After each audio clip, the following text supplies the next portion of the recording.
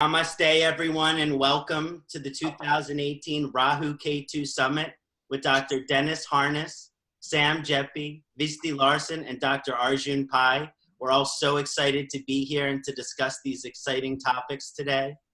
When I first started to think of these summit events, I thought there are so many different aspects of Jyotish, which all the different astrologers that I've learned from and read from have unique perspectives on. And I feel like there's this opportunity for all of us to learn together, to take a look at different perspectives, to appreciate different perspectives, to have an open mind, and have this way of studying and learning from each other, which is going to be looking at things from many different angles. So that was my original inspiration in having these summit events, is these topics which we're just going to discuss them in very comprehensive detail from many different angles. Just as far as introductions, I would first like to introduce in the top left of the screen, Dr. Dennis Harness. It is my great pleasure to introduce you, Dayananda-ji. He is joining us from lovely Sedona, Arizona. Dayananda is a founding member of the American Council of Vedic Astrology and is the writer of the quintessential Nakshatra book titled The Nakshatras, the Lunar Mansions of Vedic Astrology. Dr. Harness is also founder and organizer of the Divine Sedona Vedic Astrology Conference, which will be held November 22 to 25 of 2019, and is the experience of a lifetime. So I have to say, get your tickets, everybody. Dayananda can be reached through his website, dennisharness.com. Welcome, brother. Namaste. Thank you so much. So great meeting you in Sedona. It's just, yeah, as you know, we're brothers from many, many lifetimes. Thank you so much. Next in the south position of our screen, we have Dr. Arjun Pai. I'm deeply grateful to introduce you, Dr. Pai. You're joining us from Mumbai, India, I believe. Dr. Pai is a founding member of the astrological team and organization Cosmic Insights and is well renowned for his research and discourses on the various nakshatra. Dr. Pai can be reached through his website, cosmicinsightshop.com. Welcome, Dr. Pai. Namaste.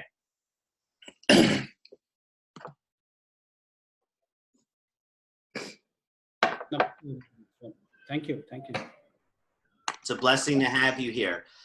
In the middle left position, we have Sam Geppi. It is with deep respect I'm able to introduce Sadasivaji, joining us from San Diego, California. Sam is the founder of the American Academy of Vedic Art and Science, which offers levels 1 to 3 certification programs in Jyotish. Sam is also known for his amazing books, Yoga and Vedic Astrology and the Ascendant, 108 Planets of Vedic Astrology. Sam can be reached through his website, VedicArtandScience.com. Welcome, Sam. Namaste. Namaste, Ksanati. Thank you for having me and having this and inviting all these esteemed teachers. I'm looking forward to it. Thank you, brother. It is also my great enthusiasm to introduce Visti Larsen, joining us all the way from Denmark. Visti is the founder of the Rama Academy for Vedic Astrological Education. Visti is also well known for his writings, including the wonderful book, Jyotisha Fundamentals, My Master's Words. Visti can be reached via his website, srigaruda.com. Namaste, Visti. Namaskar. Thank you for having me. It's a pleasure to be here. Just looking forward to some really good topics. So getting started then, right off the bat, I would like to ask Sam to start us off. Sam, would you please discuss the nodes and planetary dignity, specifically focusing on exaltation, debilitation, and natural sign and why? Sure. So let me share my screen here. Okay. So you can see my screen, everyone? Yes. So first I'll start with a little introduction because we haven't even, we haven't had an introduction yet to what the nodes are. So we just have a little bit of that first. First thing to understand about the lunar nodes, of course, is they're the points where the eclipses occur. And so we have a north and a south node. In Brihad Parashara Horasastra, they're said to be the army where the soul is conquering territory and also the territory that the soul has already conquered. So they're also akin to the outsiders, and they show energies that are really outside of the normal matrix of the senses and time, place, and person. The way we process life usually, again, is through the senses and the body-mind complex. Rahu and Ketu really exist outside of that. They're not physical grahas and, big rocks moving around. They're actually the vibrational point between the orbits of the sun, moon, and earth. And they're always there, even though they're not a physical object. Those vibrational points are kind of like a magnetic field that always exists, even though we only see them literally when the shadows occur during the eclipses. So on a functional level, they show extremes in our personality and nature that we're trying to reconcile. So reconciling the extremes of the nodes is a major theme of everyone's life. So the extremes, you'll have Rahu on one extreme, Ketu on the other. Rahu shows the territory that the soul is conquering. It's sort of that extreme that's based a lot on external stimulation. It makes us kind of immature because we haven't really done that thing so much yet. And it's akin to like eating without digesting. It's like an unembodied head. Like if you were to cut off your head and then start eating, it's like the food goes in the mouth, but then it's not attached to the body that would digest it. So that's a really good metaphor for Rahu kind of looking to devour experience because we haven't experienced that thing yet. And in this way, the soul conquers a lot of new territory in this lifetime. And it's very much about the future. That's the way Rahu feels about things, like what's coming next. Ketu, on the other hand, is the opposite end of the node. It has a lot to do with the territory that the soul has already conquered. And it's more internal and a sort of withdrawal. It sort of withdraws from the external world because we kind of feel like we've already been there and done that, sort of. Like in our past lives and whatnot, we've spent a lot of time on the area of life where Ketu is, not so much where Rahu is. So once again, we see this extreme where Rahu is fascinated with one thing and Ketu is kind of withdrawing from the opposite thing. So on a higher level, Ketu shows dispassion and sort of scrutiny of those things that have already happened. So we can become quite a master and quite a perfectionist with those things. And it's actually related to that headless body. So it's the body without the head. So think of how much that is. That includes like your past lives, your unconscious, subconscious, all of that past life experience could really be shown by Ketu. So in many ways, Ketu has a lot of that energy that you're carrying around, but sort of hidden and subconscious and unconscious. And it's very much related to the past. So that quick overview, sort of how we can understand what the nodes are in general. Now to talk about the exaltation of the nodes, I have a quote here from Dr. G.S. Kapoor in his translation from Paladipika. He talks about how Mantreshwara has expressed no opinion about the exaltation of the nodes, but according to Sarvata Chintamani, exaltation of Rahu is in Gemini and his sign of debilitation is in Sagittarius, then reverses the case with Ketu. It also says that according to Brihat Parashara Horasastra, Taurus and Scorpio are the exaltation signs of Rahu and Ketu. Apparently, B.V. Raman has also said a similar thing, at least according to his book, A Catechism in Astrology. He says that Rahu owns Virgo and Ketu owns Pisces. I haven't seen those statements in Parashara, though. Maybe some of my colleagues can tell me where they are. I've looked, and I've heard it mentioned before that Parashara puts Rahu and Ketu in exaltation in Taurus, but I haven't seen it. So that would be interesting to find out. What I will base my main theories on have to do with, number one, Jaimini Sutras, where we know that Rahu co-rules Aquarius, but interestingly, Ketu doesn't co-rule Leo. So it's always interesting to approach it from Jaimini. Ketu co-rules Scorpio, but again, the opposite, Rahu doesn't co-rule Taurus. So Jaimini is a little mysterious in this regard, as it always is. So again, we have the Sarvata Chintamani has Rahu and Ketu exalted in Gemini and Sagittarius. So kind of some mixed signals here. My synthesis and view based on the text and my experience, I would say, here's how I sort of thread the needle, because it is quite subtle. I usually expect that Rahu is exalted in Taurus, Ketu in Scorpio. And again, these are earth and water signs, and they're feminine signs, right? This is the Taurus Scorpio axis. My reasons based on the text is because of the Ketu lordship according to Jaimini. By default also shows that Rahu would be powerful in Taurus. If we listen to what Jaimini says about Ketu ruling Scorpio, then that would automatically make Rahu powerful in Taurus if it's there. Jaimini also makes Rahu the co-ruler of Aquarius, which is another fixed sign. So we see more evidence of fixed nature, which could benefit the nodes and help to stabilize them, because Taurus is also fixed. So if we put Ketu as being the co-ruler of Scorpio and then Taurus on the other end, we can see that stable influence in that axis, which Jaimini affirms twice. These are also the nodes of the moon, which would make sense that Rahu, which is the more active and worldly quality of the node, that's the one we really see, would exalt and debilitate at the same places as the moon as well, because they are the lunar nodes. So, by the way, also based on my experience with this axis, it really plays out this way, and particularly when you get them reversed, when you get Rahu in Scorpio, Ketu in Taurus. Again, it also really seems quite debilitated because Scorpio has this kind of imagined fear, almost paranoia. And so does Rahu when it gets kind of freaky. Rahu has this quality of a kind of difficult Scorpio energy when it's not, calm. So my experience with this axis of, Ketu in Scorpio, Rahu in Taurus is that this axis does indeed stabilize the nodes, but that may also lead to success and attachment. We've got to be careful if our success comes from Rahu saying, yeah, I'm eating this world and I love it. Oh, tastes so good. We're like, okay, I get it. And I'm winning. By the way, I remember Charlie Sheen, that guy, he's got exalted Rahu in the first. I've seen a lot of exalted Rahu, especially if there's eclipses or something where it becomes really powerful to succeed. It gets very stable and brings a lot of attachment with it, and especially with Rahu.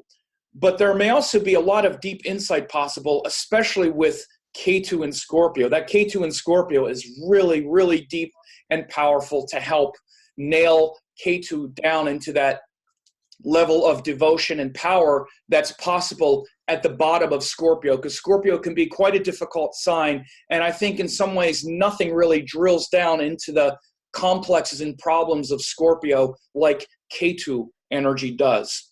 So I consider this to be the exaltation axis and a debilitation, but it's because it makes it more stable. Now, I consider Mulatrikona to be Gemini Sagittarius, and I actually like the Mulatrikona a little bit better as far as overall, because first of all, it's this air and fire and masculine nature, which I think, because the nodes are so active, it really benefits what the nodes are trying to do. Whereas the earth and water, the feminine, makes it quite psychological and can be a little more confusing.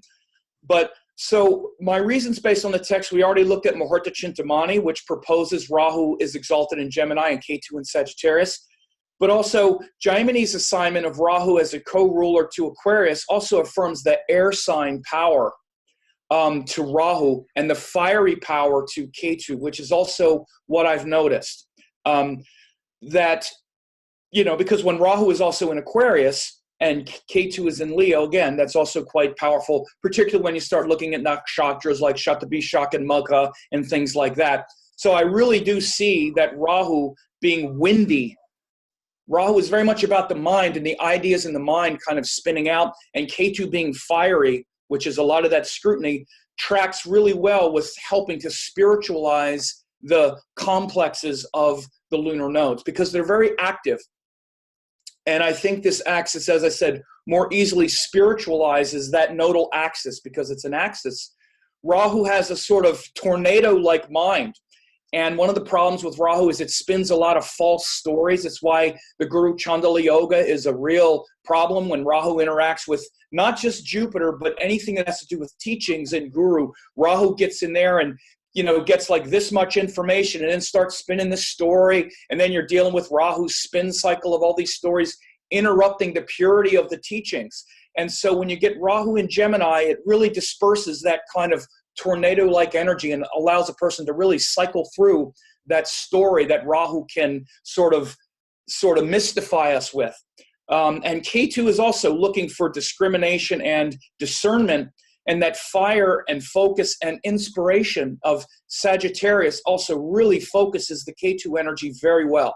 So Ketu wants to really drill down into the truth of things. Sagittarius is very inspired. One of the problems with Ketu and Scorpio is it can get a little too dark and brooding and mysterious and stuck in the negative quality of Scorpio. Sagittarius is like, searching for God, especially in the later degrees, which I'll talk about in 1 second. But it's my feeling that the nodes really need to be transformed, not like stabilized as much. So I do appreciate this axis more, as I do think it's the most transformative section of the zodiac as well, this Gemini-Sagittarius axis. And particularly when you get, like, let's say Rahu around the end of Gemini and Ketu around the end, at least about 20 degrees or higher, one might say, well, Rahu and Ardra, might be good because it's Rahu's nakshatra, but I actually kind of like Rahu a little later, like in Punarvasu, and then Ketu maybe in one of the Ashadas, Purvashada, Uttarashada, because it really helps to align a little bit more. When you get Ketu and Mula, again, it's all powerful, but sometimes you got to watch the extremes. And because the nodes are already extreme, I kind of like them a little bit later. As it relates to the own sign, I don't really assign own sign delineations with the nodes too much because, now again, if you're doing Gemini, that's a whole different thing, but then there's a formula to decide whether it's Saturn that rules Aquarius or it's Rahu that rules Aquarius or Mars that rules Scorpio and Ketu that rules Scorpio. In that case, then you can apply the formula. But other than that, I don't really look at the nodes as having their own sign.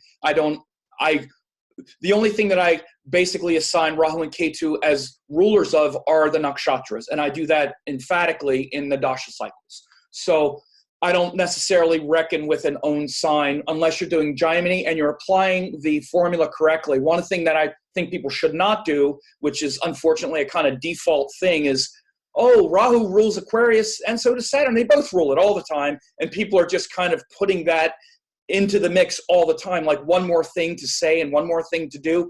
I don't think that's the way it's supposed to be applied. It's one or the other in Gemini Sutras, not both, and you have to apply the formula correctly. So I don't necessarily do that. So if I went over a little bit, sorry. I started with an overview of the nodes first, but that's what I have to say about the Exaltation and the Mulatrikona. Does that make sense? Should I turn off my screen share?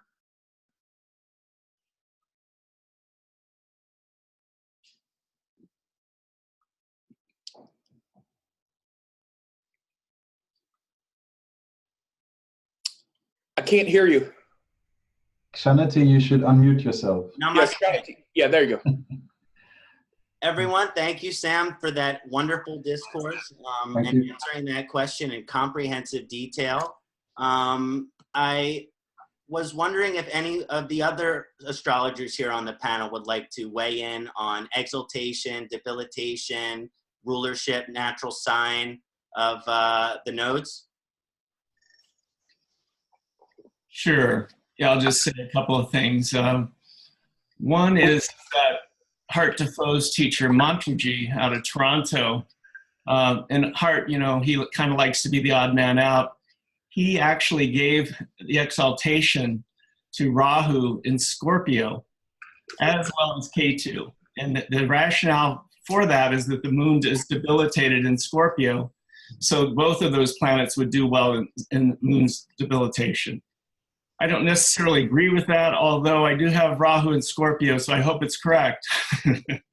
So the other factor is that Dr. Raman does, and Sam kind of alluded to this, Dr. Raman gives Rahu some real strength in the air signs because the air signs, of course, are Vata, and Rahu is a Vata planet.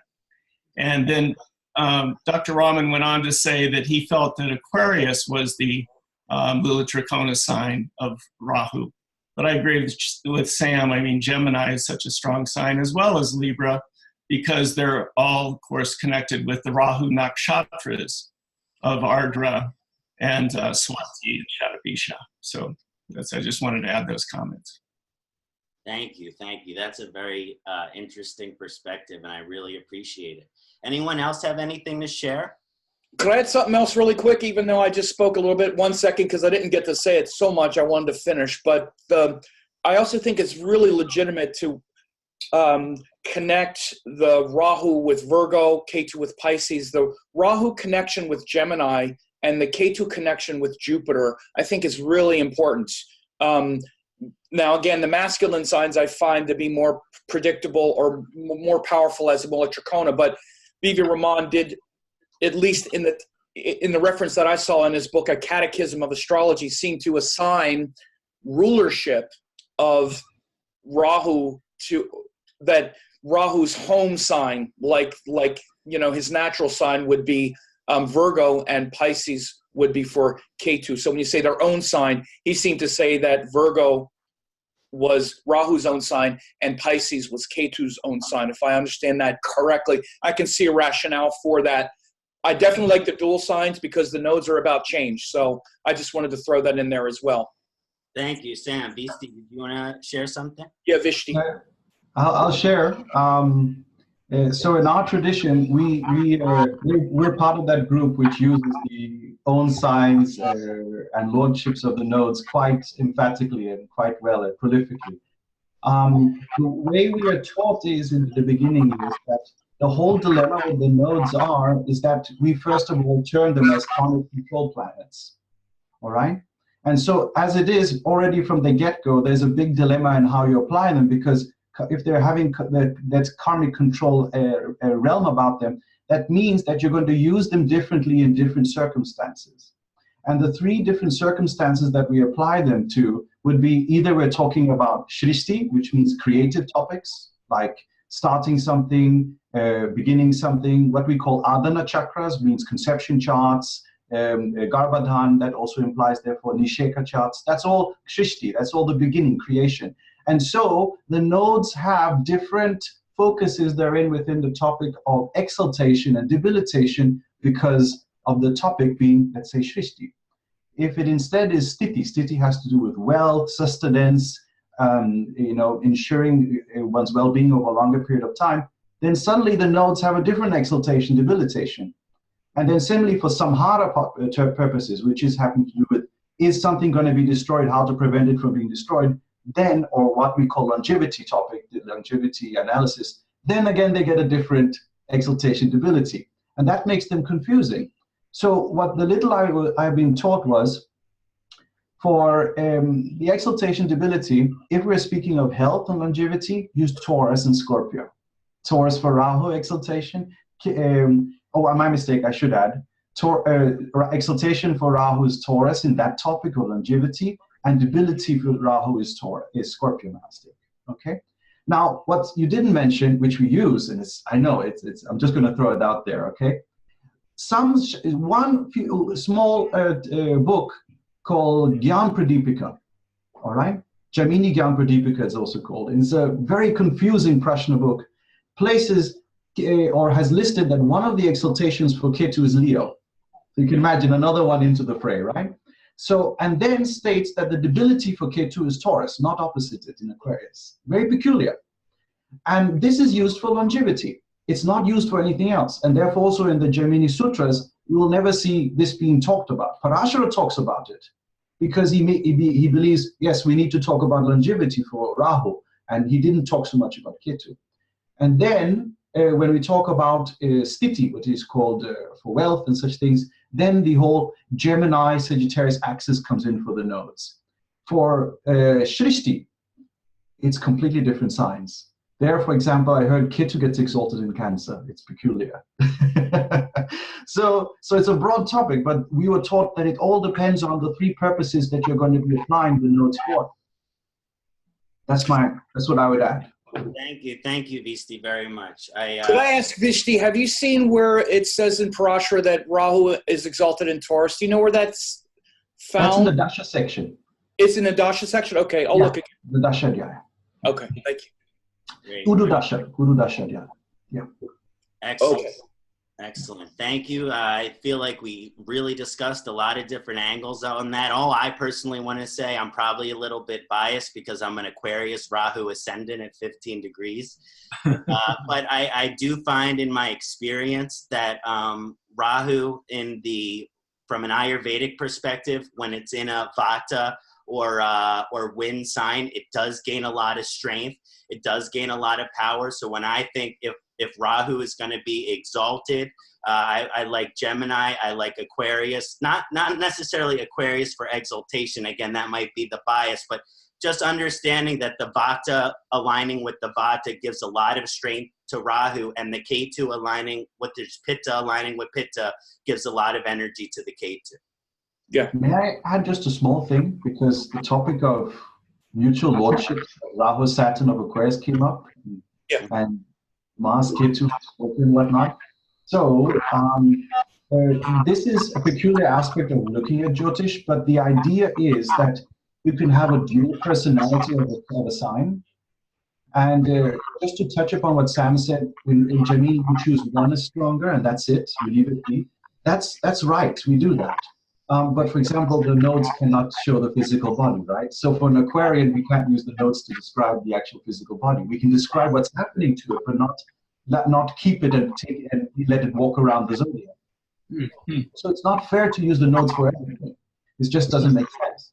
Right. But if you talk about one's intelligence, you can use Rahu as lordship of Aquarius, right? Because if your brain is functioning, Rahu can do his bidding. And there you have this dual personality. Now, let us say an Aquarius ascendant has Rahu in, let's say, Cancer, and Saturn is in Libra. So you will say at first Saturn is stronger, right? Because it's exalted, of course. And then we will say that predominantly the person's behavioral traits will be more Saturnian, they'll be independent. Now, the thing is that we do, when it comes to dual lordships, what happens if Rahu Dasha starts? Flip.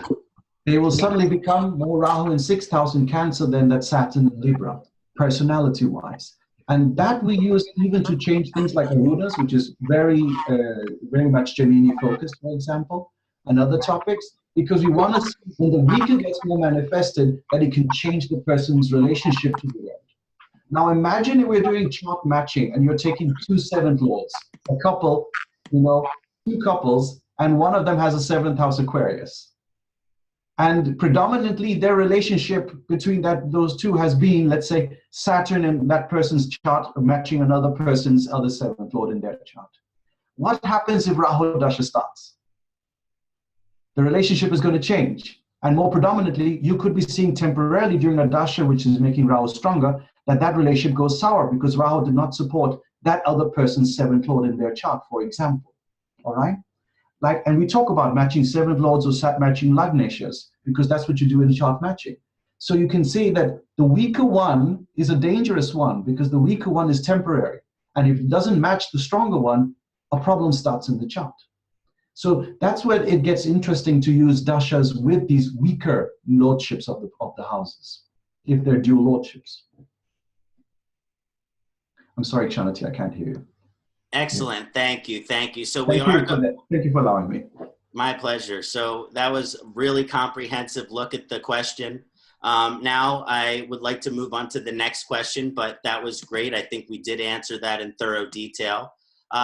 Next, I would like to ask Dr. Pai, would you please discuss the nodes and planetary relationship, specifically focusing on friendly, enemy, and neutral relationships and why?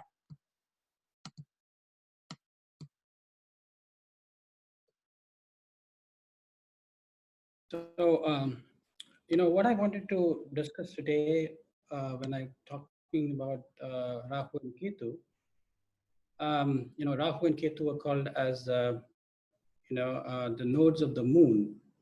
And if you really look at the moon is a significator of movement, changeability, flexibility, variability, and adjustability, right? That's what moon represents. And if you really look at the sun, the sun is more a significator of steadiness and stability, the karaka for the soul. It's about being constant stillness, you know, it's the karaka of, it's a life-giving planet, you know, and soul karaka, atma karaka, equilibrium, and all of that. So one is a planet which is moon, which is more of a significator of change, and sun is more significator of steadiness and constant. So when you look at the nodes, the nodes more signify types of forces or frictions or a kind of resistance or opposition. That's why you see both the nodes and the forces are quite opposite in vector to each other. So it's more of a force between two masses, which is more of attraction and repulsion. So I see more of the nodes and the sun and the moon from Newton's first law, which says if a thing is still, remains still, if an object will remain still, which is like the sun, which is stillness, and if there is another thing which is in motion, it will remain in motion, like the moon, until and unless another force, which is like a node, is applied on it. So, you know, when I look at Rahu, I see it's more like a gravitational pull, and Ketu is like the anti-gravitational eject. So gravitational pull because Rahu gives you the magnetism, the charismatic charisma, and also the spirit of materialism. And Ketu is more like an emotionless liberation or an unconditional surrender. So, you know, the way I was kind of looking at these things, let me share my screen to show you an image of a cobra. Can you see the cobra? Right? And can you see the sign there? You know, can you see it's the nodal sign? So typically when we look at the nodes, if a serpent like a cobra is approaching you, you would see as though Rahu is approaching you. Okay? And if you see if the cobra is moving away from you, then it's like you see a Ketu, the symbol of Ketu. It's like the symbol of Ketu, you know. So that's very fascinating because in Nadi, what they say is a serpent which is climbing a tree is like a Ketu. That's why Ketu is called as Dhwaja or Shiki, you know, the mountain, the flag, the hoist. And any snake which is, a cobra which is coming down from a tree, it's like a Rahu. So that's very strange to see even the glance of the nodes. They say, you know, Ketu has a glance which is looking upwards, and Rahu has a glance which is looking downwards. You know, Saturn and Rahu have downward glances. So, you know, that gets me to the thing of looking at, how Rahu and Ketu, you know, if you really look at them, and we can, when you're looking at the friendship and the relationship, usually you see, you know, and I think, you know, Sam and Dr. Harness has actually mentioned about it. If you see, it's friendly with Mercury, Venus, Saturn. And, you know, why is because you see, you know, Rahu's nakshatras, you can see them in, Gemini, which is Ardra. Then you have in Libra, which is, you know, Venus. And then you have it in Aquarius, which is Saturn. So you generally see that these, you know, are friendly. And in terms of, what are neutral to them, you know, I've found many places, some people say even Jupiter and Mars, and some people say it's Jupiter. And, you know, Sun and Moon are enemies. As I said, you know, one is more about stability and one is more about changeability, and the nodes are friction. They like to, you know, to show some resistance against anything which is steady and anything which is in motion. So you see, obviously, the sun and the moon would be more like the enemies. Even the mythology talks about, you know, Rahu wanted to have the nectar, you know, and the sun and the moon were obstructing. So the mythology, the legends also talk about, this contrast when you talk about, why sun and moon would be enemies to Rahu and Ketu. And what I also wanted to point out here is, some of the places I've seen, how Rahu and Ketu will operate at different levels, at the physical level, when you talk about the deity of Rahu, it's more at the physical level. It's just it's a frictional point. It's a imaginary point. It's a shadow nodes. But at the mental level, they operate with the Adi Devata, which is the overruler. And, for Rahu, they say it's the Naga Devata or the serpent god. Some of them also say it's Nairati. There are different schools of thought. But Adi Devata is the one which creates the yogas in the chart and enhances the positive effects of this, the yogas that are created, by the Navagraha Devatas. And when you look at this, the south node, which is Ketu, they say the Adi Devata is Ganesha, Lord Ganesha, or Brahma sometimes, the god of knowledge. And when you look at the Pratyadi Devata for these, they say Durga. It's very surprising to see many of the texts also talk about Rahu riding on a tiger, and Durga is also on a tiger. Her mount is a tiger. So Rahu's influence is usually like it approaches you very, very silently. If you see how a tiger hunts, it usually hunts between 3 a.m. and 5 a.m. That's around the Brahma Muhurta. That's when most of the animals are in the deepest state of rest. And that's why, whenever they take you by surprise, the tiger takes you by surprise, attacks fiercely. And the prey is, it's confused because it's in the deep state of rest. And that's why it takes a fraction of a second for it to really react to the situation. And that's when the tiger fiercely attacks. And that's the same way how Rahu behaves in our lives, isn't it? It takes you by surprise. And what is the Pratyadi Devata, which actually, helps you to come out of this Rahu influence, is Durga, because she also rides on a tiger.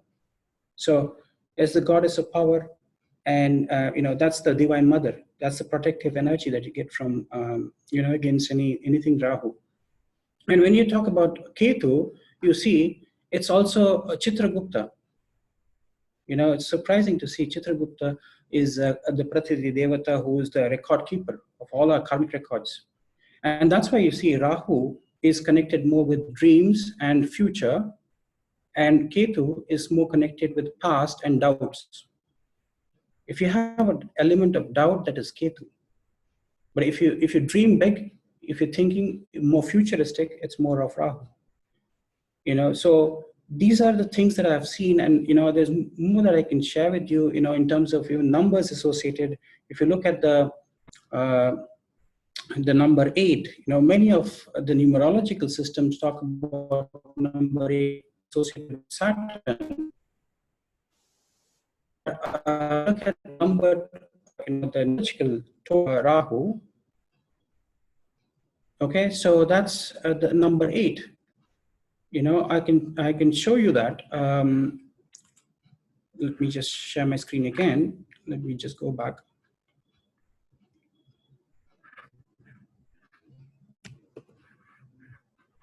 Let me share my screen just to show you. Just a 2-minute warning, Dr. Pai. Okay, so if you look at this Rahu's yantra, you see the base number here. It's number 8, the base number, the lowest number. And number 8 is the Ouroboros as well. That's the symbology of Rahu. And if you look at the Dasha avatar, it's Varaha avatar as per Parashara Rishi. So I would say number 8 will be strongly connected with with Rahu, and number 9 would be more with Ketu. And just another thing that I wanted to share you with, let me just share the screen here.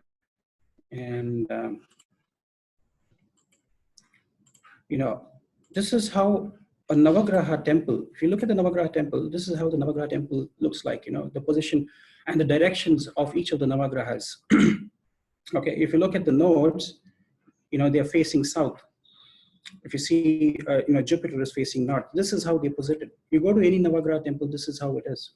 This is the the Pratishtha, how they are installed. Okay, this is the position and directions of each of the Navagrahas. And these are the symbologies associated with it and the colors associated with each of the Navagrahas. So if you see, it's the flag, it's the Dhwaja. And whenever you enter any temple in India, it's always the Dhwaja Stamba. You always have to look at the flag, or Hanuman who is sitting on the flag.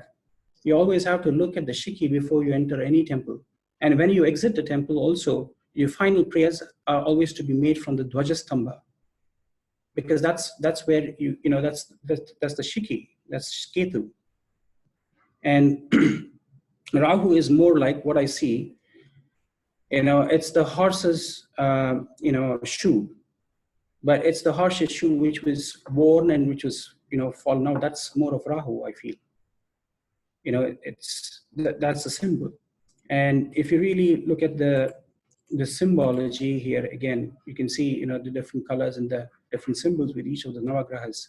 So all I wanted to show you that is, how these Navagrahas are placed and what are the directions that they're facing, and you can see both of them are facing south. But when I come to the nakshatras, I will talk more in detail about them. So. Thank you, Dr. Pai. That was an excellent presentation and a lot of unique points about the nodes there. That was very fascinating. Just to the rest of the group, if someone would like to really talk in detail about friendship, enemy position, and neutral relationship, any perspectives on that? Yeah, one thing that I would say is I think that just in a general sense, and again, it is just sort of general, I find that the group, especially Mercury and Saturn, are friendlier with Rahu energy. At least I think it's because of their neutrality. I think because Mercury is neutral, doesn't get so seduced by the spin, and Saturn also is neutral, not charged with a goal, for instance, Mars and the Sun and Jupiter are masculine charged. The Moon, which is about conquest and wanting to accomplish something. Moon and Venus are feminine charged, which is about wanting to feel good. Mercury and Saturn aren't charged with either one of those things. That's why they're neutral. I think that's really good for the Rahu energy. And I think for Ketu, for the most part, Jupiter is the friendliest because it helps to really align Ketu's scrutiny and potential disgust and discontent and harsh criticism, which is the way Ketu can come at situations and people, especially. Ketu can just be utterly disgusted and just rip into, the people especially that are influenced by Ketu. Like if you got it in the 7th house, it could be your partners. In the 5th house, it could be your kids. So Jupiter tends to bring more grace to that. Mars tends to be more focused and disciplined and have the courage, as I said before, especially if Ketu is in Scorpio. By the way, I have to say, I don't really share the view. I do like Rahu Ketu in fire and air, except when it's Rahu Libra, Ketu Aries. I really don't like that axis. That's the exception. I like it in the other two. I don't like it in that axis. I don't like Ketu in Aries or Rahu in Libra. I think it's quite disruptive.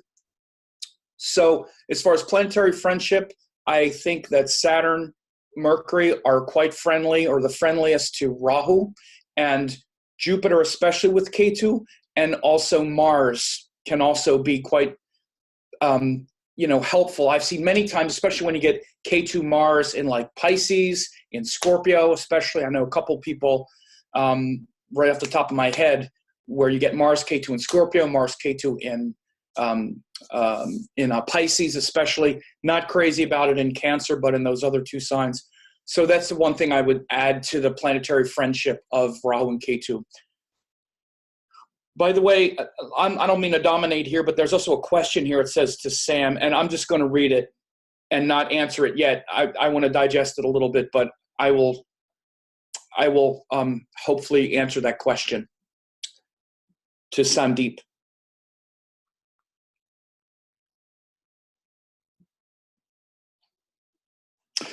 We can't hear you, Ksanati. We can't hear you. My apologies. I was going to say, if it's a question that we're not already discussing right now, maybe we can get to those questions later. Okay. Yeah. It's about dispositors. And by the way, I am going to be talking about this when I present later, because my later subject is on when Rahu and Ketu join other planets. And I'm also going to be talking about the dispositors as well. But I'll read over the question in more detail as well. So. Excellent, excellent. So does anyone else want to just add on planetary relationship and the nodes? Visti? Yes. What we do in our tradition, because this is also relevant from the balas perspective, when you start using the balas, different types of balas, shad bala and whatnot, you need to have the sambandhas in order. So you can also use sambandhas for the nodes and use balas for the nodes, but leave that aside. So we have been using Parashara's formula, which means we simply take from the Mulatrikona of the planet. So that we have to find Mulatrikona of the nodes. That's the whole dilemma. That's why we started with Sam. So we take the Mulatrikona of the nodes, and from there we simply say, from that sign, the 3rd, 6th, 10th, 11th, and 7th are enemies, all right? With variations. Who's exalted, who's debilitated where? That exaltation is friendly, debilitation is not. And you make the splits, just like you would do normally with the planets. And you will get a very different look from both the nodes. I personally use Rahu's Mulatrikona as Virgo and Ketu's in Pisces. It works very nicely, at least my view. Maybe it'll also fit with, I think, Sam's views about how some of the planets somehow have a certain preference, like Rahu tends to have a better relationship with Mercury. Of course, if Rahu's Mulatrikona is Virgo, it gets better, like that. So it's worth trying out. Yes. Oh, Sam. Where is this? I'm sorry, may I ask Visti, where do you, is this in not like it's, I mean, it's okay if it's not, but is this in Jaimini Sutras anywhere or whatever to calculate the dignity or the natural relationships with the nodes from a Mulatrikona? Or where would you, is that in a text anywhere, just out of curiosity? Or is that just it's a totally legitimate thing to do. I'm just wondering where is it written anywhere? Oh. Can you unmute Visti? Yeah, I did. It's just taking a second to read. Yeah, there we go. Yeah, there you go. It's not distinctly slated that we should do this for the nodes. I get it. Yeah. We're just using Parashara's formula, that's all. Yeah, okay. I get it. Yeah. That's the idea. Because actually I'm talking about that chapter later in my presentation, not particularly that, but how to calculate dignity. So it's very powerful to do, but yeah. Thank you. Thank you. And all I want to weigh in about this is not to oversimplify it, but Rahu is often akin to Saturn. And that is why you find the planetary friendship, I think, with Mercury, Venus, and Ketu is akin to Mars. And that's why there can be this planetary friendship between Ketu and Mars. But one thing that comes up when Ketu and Mars is together can be a lot of Pitta-type health difficulties and health problems. So while I do think Rahu does better with the Saturn-friendly planets, I'm not sure because also Ketu is, Mars is friends with the Sun. And I don't think Ketu does well with the Sun at all. So again, I do think Rahu does well with the same positions that Saturn is friends for, but it's not the same for Ketu. Okay. I mainly like Mercury with Rahu and Jupiter with Ketu. Those are the two that I like. That's like the main pair. Mars was secondary with Ketu, and Saturn is kind of secondary with Rahu. And I wasn't necessarily talking about a conjunction because now you're getting two malefics together. That's a whole other ball game. I'm also not crazy about Rahu with Venus either. I also left that one out because Venus is so much about desires, and it's not neutral. The thing I liked about Mercury and Saturn mainly is the neutrality. So Saturn is also neutral, and Mars also gives courage, but now you're getting two malefics if it's a conjunction, and it's that's a whole different ballgame than Mercury and Jupiter, which is where you get the natural status as being gentle planets and benefics. Good point. Visti? Yes, it's maybe oversimplifying a bit to get into yogas of planets, because two planets may be friendly with each other because they're in cahoots, they're bad deeds with each other. So You have two Mars and Ketu. They'll be friendly, but what are they going to do together? Which fire are they going to start? Even Saturn and Rahu, we can make them friends. That's we call it ghost attack yoga. But these two ghosts are in cahoots with each other, you know. So bandits in arms. So it's oversimplifying if you get into yoga, I'm sure. That's why I said suffering the yoga will not be happy with it. Yeah, and that's why I said I've seen Mars Ketu, especially like if it's Scorpio, it can be very powerful. If it's Pisces, I gave 2 examples. It's quite powerful. Not really crazy. Like we just had Mars Ketu exalted in Capricorn for quite a while. Not so sure I loved that so much, you know, Mars Ketu, even this exalted Ketu. So I gave a couple examples where I think this could be powerful. The rest of the time, not so crazy about it. Too much of a good thing or too much of a whatever. You know? And just to echo what Sam said, Rahu, Venus, it's traditionally said to have this friendly relationship, but in a lot of my experience, it doesn't work out that way. I just did a case study. Chester Bennington, the lead singer of Linkin Park, he had a lot of Rahu Venus stuff going on in his chart, and he recently committed suicide. So there can be this real tortured artist thing that comes up with Rahu Venus. We have a term for Rahu with Venus. Sita in Lanka. She's been kidnapped. Yeah, and it's kind of like the way I see it is like Venus is literally the external desires, like how, you know, why the senses feel good and all this stuff, you know, the world is seductive enough.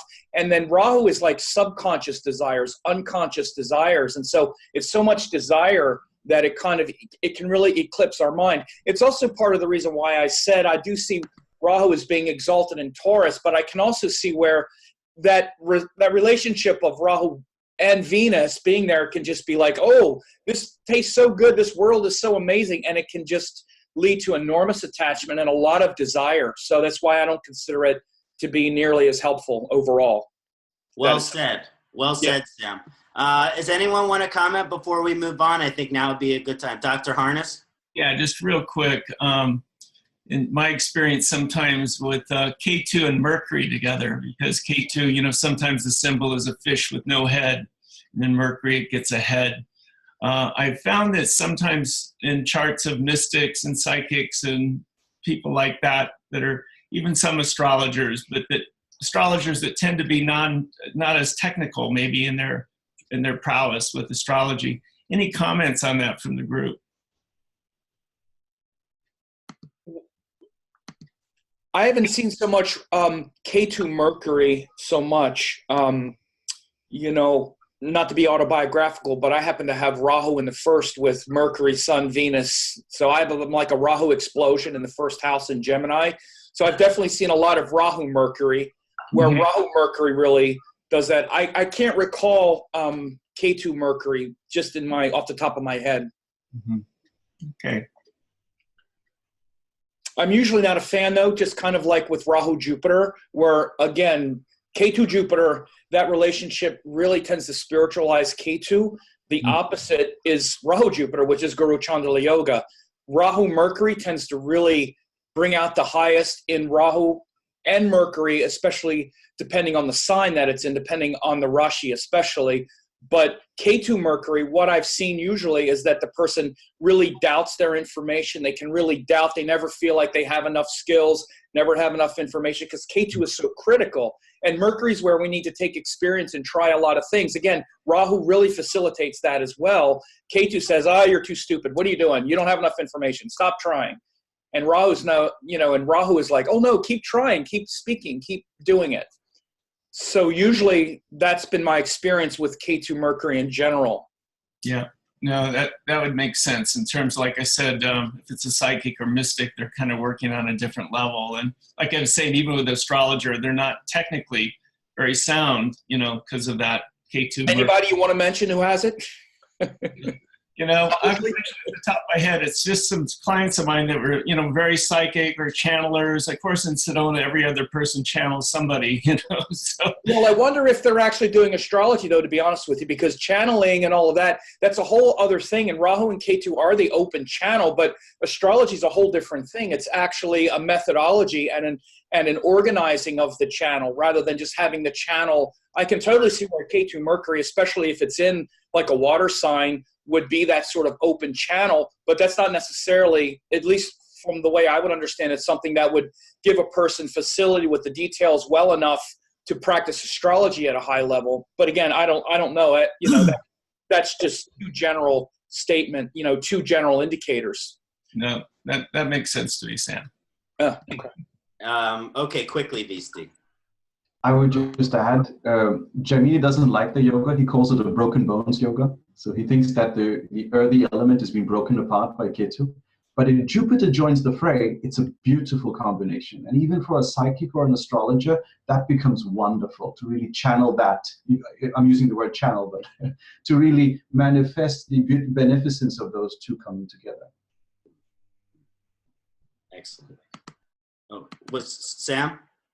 Oh, I'm sorry. And that's just Jupiter Mercury coming together as well. Even without Ketu, that would have the same kind of thing. I know Jaimini really appreciates that conjunction as well, Jupiter Mercury. The details and the bigger picture coming together, but yeah. Excellent. Wow, I really think we answered that one in comprehensive detail, and that was a lot of fun. Thank you, Dr. Pai, for your presentation as well. Next, I would like to ask Dayanandaji, Dr. Harness, would you please discuss the notorious Kala Sarpa Yoga? Well, since I have a lot of Leo in my chart, I thought I would start about talking about me. No, I actually have Kala Sarpa in my chart, so I've lived it, 63 years, and I'm still vertical. Yeah, Kala Sarpa, I think we need to begin by just talking about the term Kala Sarpa.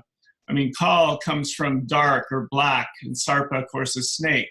So it's connected with a black snake, which is considered one of the most poisonous snakes in India. And then Kala also means time, and time is often associated with death because time is what ultimately takes us out of this body. So Kala Sarpa, defined astrologically, of course, as we know, is when all the planets are between the nodes of the moon. Now, there are some different definitions of this, which some of them are more strict, where all the planets need to be within the nodes of the moon and not even in the same signs, any of the planets in the same signs as the nodes of the moon. That's kind of more the strict definition of Kala Sarpa. Whereas some people look at Kala Sarpa, even when the planets are in the same sign as the nodes, it's still considered a Kala Sarpa. And then finally, if planets are outside, again, of the degrees and they're in the same sign, would be another form of Kala Sarpa. So we have three different ones. But looking at it from just a general level, there's a wonderful book that just came out by Alan Anand. I don't know how many of you are familiar with Alan, but he was a student of Montargis and as well as Hart Defoe in Toronto. And Alan found in his research of looking at 3,000 case studies that he found that Kala Sarpa Yoga was found in 12.5% of his clients. And that is, again, using the broader definition. So we always think of Kala Sarpa as this very, obscure kind of yoga. And yet he's finding over 10% of his clients have Kala Sarpa, again, using this broader definition. So I thought that was really interesting. He goes on to say in his book that not only is, if we look at sometimes Karma Dharma yogas or even Mahapurusha yogas, we don't even find that high a percentage as we do with Kala Sarpa. So I think takes a little bit of the mystique out of it. Now, you have people like Kapil Raj that do rants on Kala Sarpa yoga that has no bearing whatsoever an individual chart. And I beg to differ. I know, again, there are warnings about this. Even Dr. Raman talks about the use of Kala Sarpa used more in mundane astrology versus more individual charts. And you've got other people that say, that in Prashara's writings, in Prashara's writings, he doesn't talk about Kala Sarpa. I think, and also some of the other writings as well, it's not mentioned in terms of some of the classic Kaladipika as well. I think does not mention Kala Sarpa. So we do find, again, that one of the things you can look at with Kala Sarpa is to see where Rahu is in the 12 houses. And I thought it was interesting to note, and several of you have this in your chart, Rahu in the first house. And in Alan's book, which I'm blown away by, actually, it's, you know, it's over 300 pages on Kala Sarpa. So I'm very humbled, and I kind of dedicate this presentation to Alan. So I'm drawing a lot on his work, besides my own experience in life. And he talks about first, that Rahu in the first house, he talks about there's 12 different types of sarpas, or these, you know, these snake, these kind of, they're half man, half serpent energies.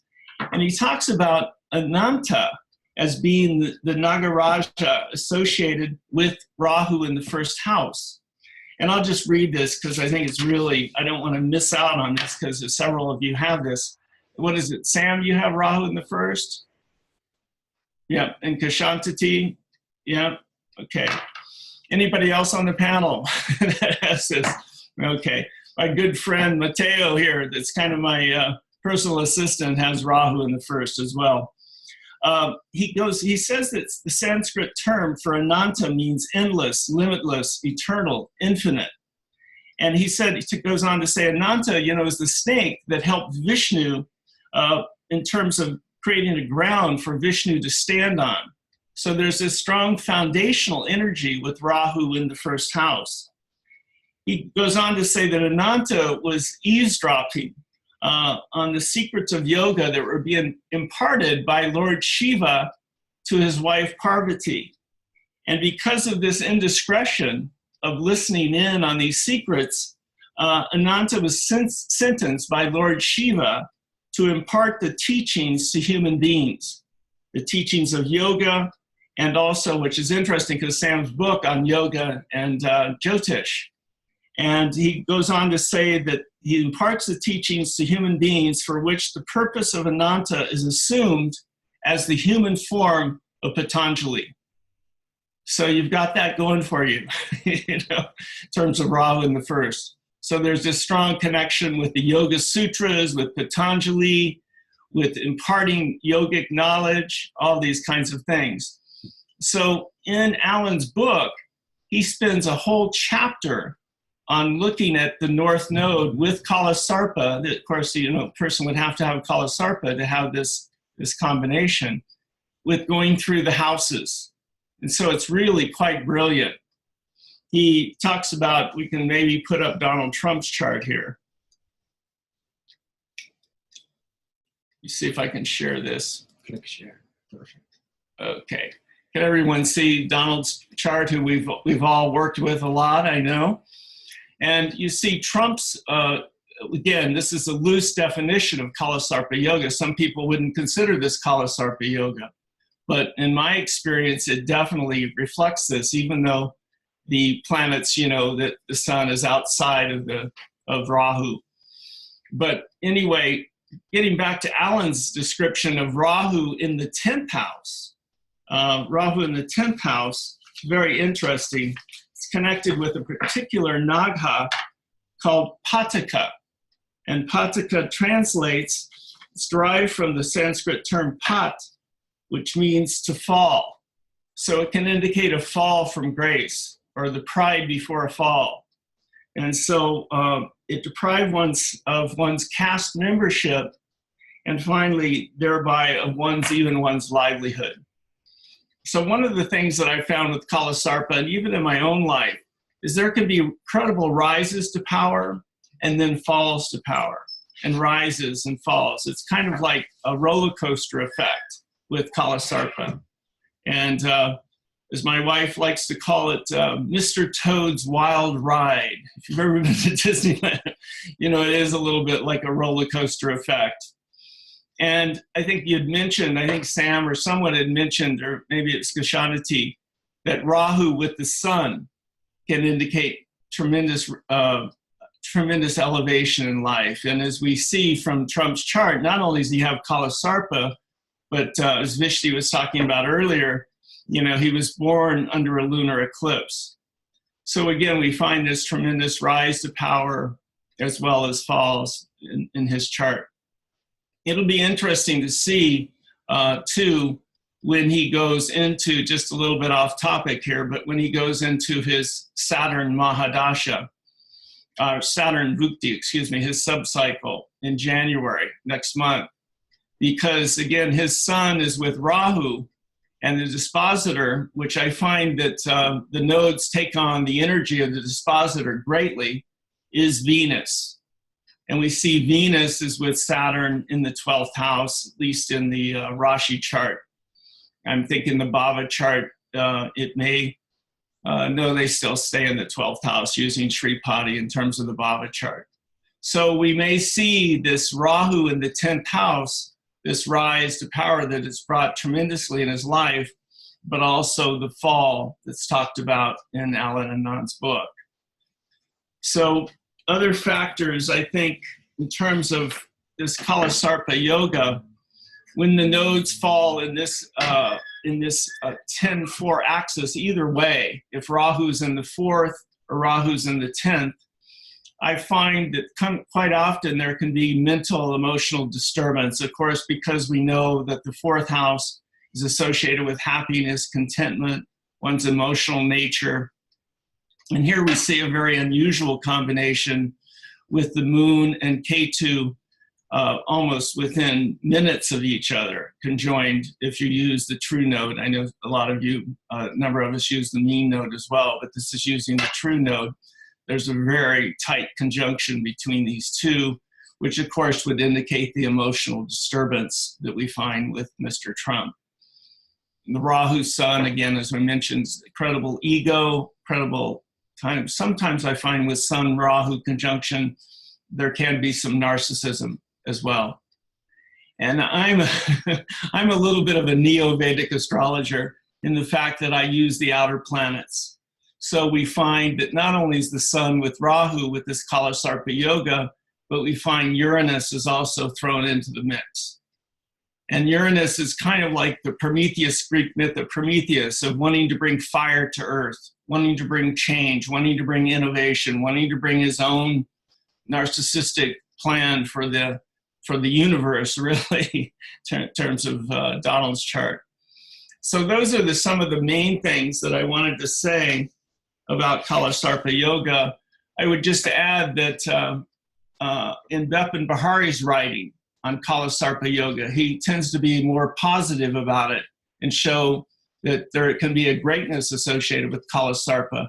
I think particularly if somehow Jupiter is in the mix, if somehow Jupiter is trining or aspecting or conjoined with Rahu, then it creates, Raja Yoga to an extent, and create some great rises to power as well. And furthermore, with Kala Sarpa, if there are planets in their own sign or exalted sign or dignified, as we were talking about earlier, I think that greatly lessens the grip of Kala Sarpa. In my own life, I call Kala Sarpa the Chinese finger puzzle yoga. The harder you try to get out of it, the tighter it gets, So there is no escape, And they say sometimes with Kala Sarpa that you owe your life to the lords of time, So they say, actually, they go on to say that that perhaps in past lives you've killed snakes. And so there is this kind of retribution that comes with Kala Sarpa. But again, I find if the chart overall is strong, it can bring tremendous, great success. I mean, like Paul McCartney, for example, has Kala Sarpa yoga. But if you look at his life, I mean, he's had tremendous rises to power and also falls. And he was even, given the the credit for breaking up the Beatles, or the discredit for breaking up the Beatles. We find Margaret Thatcher also with Kala Sarpa yoga.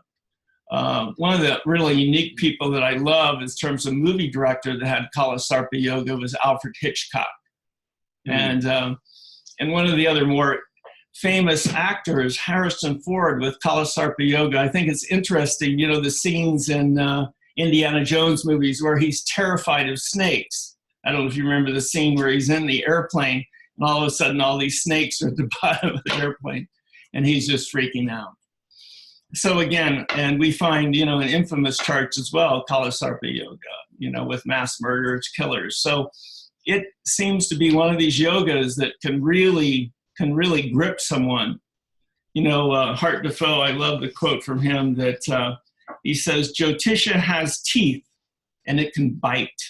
You know, we can think of Kala Sarpa as fangs and it can bite. But again, I think if one learns humility, learns to surrender to some higher power, then I think Kala Sarpa loses its grip. So those are some of the main things I wanted to share, and I really would like, you know, to hear other people's opinion and what their other experiences are connected with Kala Sarpa Yoga.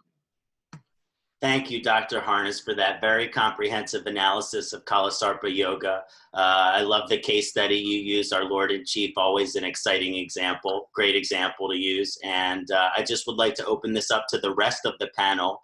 Who would like to comment on Kala Sarpa?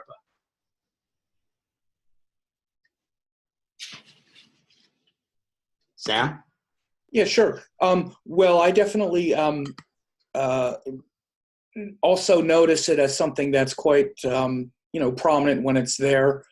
And it mainly revolves the way I would see it around the house, you know, around the house axis. I also look mainly at the direction that the nodes are moving. So, for example, in Trump's chart, because of the direction of the nodes moving backwards, they're actually between Ketu and Rahu because of the direction of the nodes. Because the nodes are moving backwards, they're actually in between Ketu and Rahu. This is the way I perceive it. So it's a lot of finishing of karma. The way I would look at it, kind of in a more metaphysical way, would be a lot of finishing of 4th house to 10th house. You know, again, because the nodes are moving backwards. I can let me just do this because I can also share. Oh, maybe I could share my screen too I have Trump's chart, and I could move my cursor back to, if I get like a few minutes to do it as well. If you could put it up there. Go ahead, Sam. Okay. So here's the chart as well, the same one. I don't have the outer planets. But you would see that they're in between here because this is the direction of the nodes moving back this way, right? It would keep going back that way. So it's like Ketu is gobbling up the nodes. I'm sorry, Ketu is gobbling up the planets because of his direction, so to speak. So this is actually the leading edge of the Kala Sarpa, would be from the 4th to the 10th. So it's like, and it's Ketu finishing. So if it's Rahu, which is on the leading end, then it's Rahu's edge, and Rahu is advancing. So this is a distinction I would make, is that Rahu would be advancing and starting a bunch of karma based on the house that it's in. So if all the planets were over here, it would be Rahu on the leading edge and starting a whole new cycle of 10th house stuff, whole new cycle of responsibility, pressure, duty, blah, blah. In this case, it would be Ketu is finishing a bunch of 4th house emotional crap problems, and the Rahu end of the node is the one that it's almost sort of like a lot of consequences from the past, because again, it's a past karma, Kala Sarpa, more than a future. So it's almost like he's ending a bunch of karma with the Ketu, because it's a Ketu Kala Sarpa, if that makes sense. This is how I've thought of it. It's hard to test this stuff. These are theories. So I'm by no means saying this is absolutely sure, because I don't know people's past lives. And one of the things that I'm always a little bit weird about even talking about, my students know this too, is getting into things like what someone did in their past lives and all the stuff, their future lifetimes. What I would base this on, though, would be more of like, you see so much in Donald Trump, even we see with this kind of legacy. His whole life comes from this legacy model. He was born into these circumstances. And so much of his power comes from his past family, his past karma, to be incarnated as the son of Fred Trump, the family, the this, the that, the this, the that. All that is shown by this entrenched power that starts with Ketu, and a powerful Ketu in Scorpio. And it's finishing up. It's like torching that legacy, that cycle of karma that he came in with, to burn through it and start a new one. So it's a finishing, and so it's a Kala Sarpa that's more related to finishing karma. So that's what I would say. That's how I would sort of reckon with this. Does that make sense? Thank you, Sam. And when looking at Donald Trump's chart, it's also that Moon and Ketu are in Visti Nakshatra, which has to do with inherited ancestral splendor. So that's definitely emphasized there. One thing Ketu is also ancestral for sure. Ketu is about our past lives and the incarnate. I mean, Ketu is all about the past lives for sure. Yeah, so I think he inherited a lot of that, and the one thing I really want to say about Kala Sarpa is that I find that it can be kind of demonized. Probably not by any astrologers on this panel, I would like to think, but a lot of clients, they've come to me and they have Kala Sarpa in their chart, and they've been absolutely traumatized by other astrologers who, when they got a reading with them, told them that their chart was cursed. And I don't know what we're doing if this is the type of service that we're offering, but this is the wrong direction. I don't think that's what Kala Sarpa Yoga is. It is a strong, powerful karmic axis, which has a lot of implications as far as Sam mentions our past lifetime and a lot of our unfulfilled karma and our desires in this lifetime. And that becomes hyper-concentrated by the Kala Sarpa Yoga. But I certainly don't think it should be demonized, and I do think that's something that happens. Anyone else? Visti? Thank you, Ksanati. And thank you, Dr. Hannes. It was lovely. Thank you for that. I would like to share a small anecdote, maybe is the right term. It's actually a story from the Puranas, so anecdote, Puranic story mixed. So there is this story you've heard before, the Samudra Manthan, right, Dr. Pai? It's the story of the churning of the ocean, all right? So you have 54 asuras and you have 54 devas, okay? And the 54 asuras are now being asked, so you guys over there, you hold the head of the Naga, of Vasuki, okay? You hold him, and the devas, you get to hold the tail. Now the 54 Nakshatra Pada, which are there holding one end of the Naga, are those which are holding Rahu, obviously, right? And the other 54 are holding the tail, which they're holding Ketu, right? We've heard that before. Now, you can see that in the chart, that just like Sam was pointing out, though when you see the grahas, you know, Ketu is moving backwards to eat the grahas, but actually those grahas are moving forward to touch Ketu, right? That's the other way around. So when they're heading towards Ketu, it means they're holding the tail. So we call that the Deva part of the zodiac. They're going to be in one of those 54 Nakshatra Pada holding the tail, right? That's called, so what we in our tradition call that is Kala Amrita Yoga, because the Devas got to taste the Amrita. All right? And the Asuras, they got distracted holding the head. And then you have to add that Mohini Rupa entered into there, Vishnu through the chakra, the sun and moon were discovering the Asuras and all that. If you see that the person's graha is on the Asura side, and then you get a whole story about the chart based on that. Small anecdote. Thank you. That was really enjoyable. I appreciate that a lot. It was great imagery. Does anyone else like to quickly share on Kala Sarpa before we move on to the next question? Okay, looks all good. So next, I would like to ask Visti G, would you please discuss the significance of nodal transits and nodal returns, and also the opposite of the nodal return when Ketu transits Rahu and Rahu transits Ketu? My pleasure, thank you. So to begin with, the nodal returns. So like everyone has spoken of so far, the nodes have distinct qualities. Rahu is distinctly different from Ketu in its nature, all right? And so when we talk about the nodes as a whole in one group, or as in one connection of let's say a Naga, like I was pointing out before, they are supposed to represent these karmic control elements to the chart.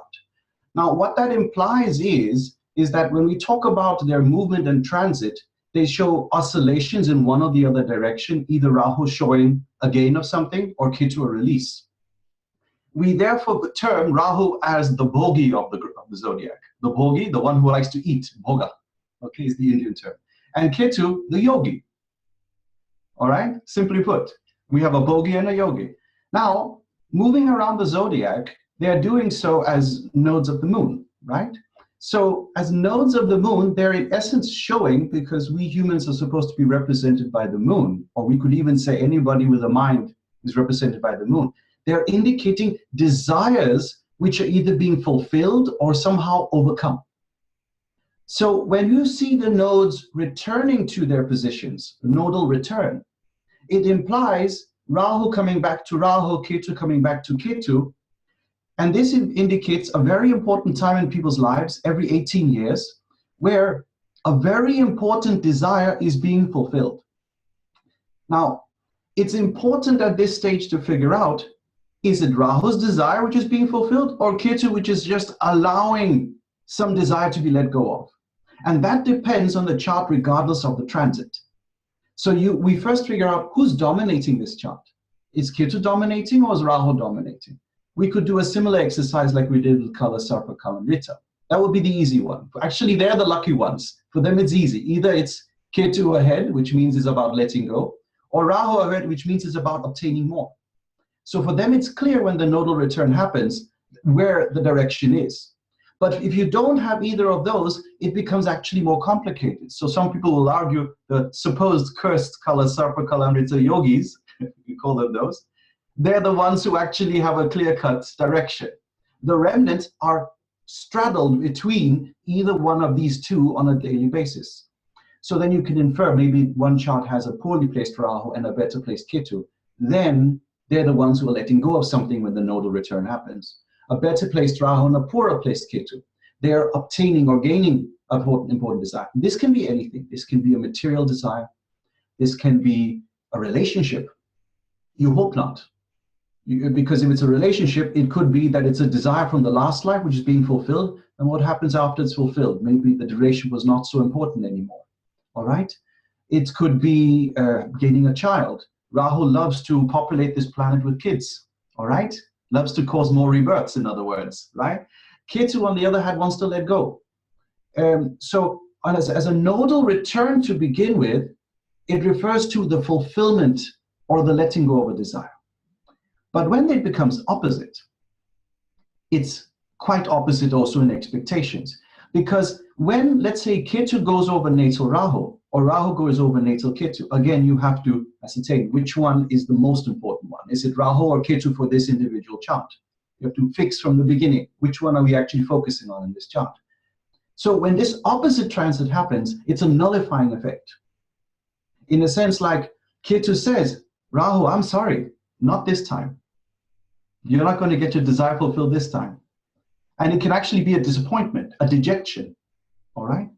For some people, it can be a time when they are somehow feeling as if they don't know what they're doing on this planet. They feel as if they're moving in a time where they're not sure what was the purpose of their life. So for a temporary period of time, they may have a, what's it called, a lackadaisical type of experience, all right? Lack of motivation, not really sure of direction. That will be the experience.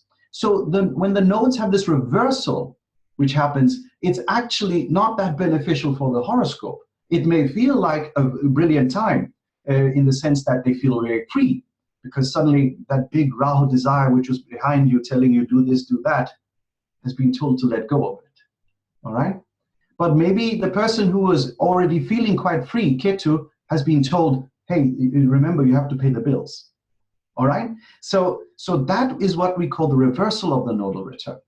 And my experience is with charts that when this occurs, it can be quite drastic in some cases. If, let's say, you had Rahu well placed from something we use a lot in Gemini aspects of astrology, or generally our tradition, the Aruda Lagna. If Ketu goes to the trines to the Aruda Lagna, this can be quite devastating in transit, because it can show a massive loss of wealth. Whereas Rahu transiting those trines is very good for wealth. But imagine you had a Rahu or Ketu already placed there in your birth chart. That could be quite drastic, where you are seeing a dejected time period if, let's say, Rahu was in trines to the Aruda and Ketu transited over him. Okay? So we start with trying to ascertain what did these Rahu or Ketu want for this chart? Who's dominating the chart? All right? Is the crook dominating or is the yogi dominating? All right? The bhogi and the yogi. So that's where we start when it comes to nodal returns. Admittedly, the concept of nodal returns is really a big topic in Western astrology, and for good reasons. In Vedic astrology, we are very interested in their transits regardless of the nodal, the return position. And I would like to speak a little bit on the transits in addition to this with some slides I prepared. So how do I do that, Ksanati? Can I do that right away? Yes, if you hit the green button on the bottom of the screen that says share. Great, got it. So I'll just pick this up and 1 second. Is this, there it is. Here we go. So I think I'll just prepare the annotation. Here we go. So Rahu the bhogi. Can you all see this? Yeah, thumbs, okay. So when we talk about the Shastric views on the nodes, then the methodology used is to look at the moon. This is standard transit principle. When this is given in Prashnamarga, Phaladipika, when we speak about the transits, we look at the moon. And therein, in Prashnamarga and Phaladipika, it states, Rahu's transits are auspicious in the same places as Saturn's, namely the 3rd, 6th, or 11th houses. We traditionally call these Trika houses, Trika, all right? So 3rd, 6th, and 11th. Parashara doesn't like these houses. He considers these very negative houses. He considers these as problematic houses. And when transits of Rahu or Saturn are in these houses, it's very beneficial. It's like amassing more from this planet. It's like an upachaya. An upachaya means growth, growing, 3rd, 6th, 10th, 11th. And when the nodes or Saturn or malefics go there, they eat even more of the planet. And so, to begin with, when they talk about transits, they speak of the 3, 6, and 11 being auspicious for Rahu. Now, the only dilemma is anybody who has worked on a little bit of the Shastra on transit will say, these transits of the moon, they don't really work that well. That means taking the moon as the Lagna and seeing transits therefrom, astrologers who have some experience will not swear by this, unless you're going to only follow the book. And we know how it is with book throwing. It only hurts. It doesn't actually benefit anybody. So, what I would like to add to this, a traditional approach, what we do in our tradition is, we follow a principle of Parashara, which is, Parashara says in the Daridra Yoga Dhyaya, the chapter for financial downfall or losses, penury or whatnot, he speaks of that the moon's Navamsha is very pivotal for wealth. And so when we add that to the analysis of the chart, these transits of Rahu, or let's say Saturn, in 3, 6, or 11 become very, very easy to spot. All right, and they become clear also in the analysis.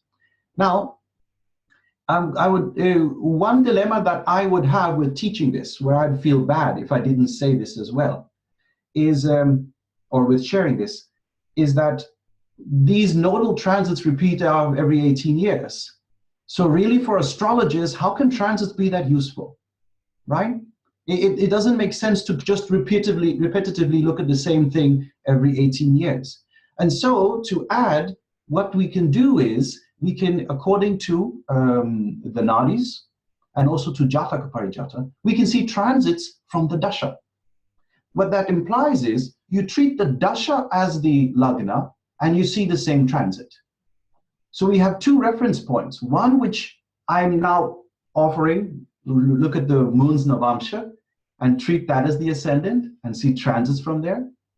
And the other is take this Dasha and see the same transit from there.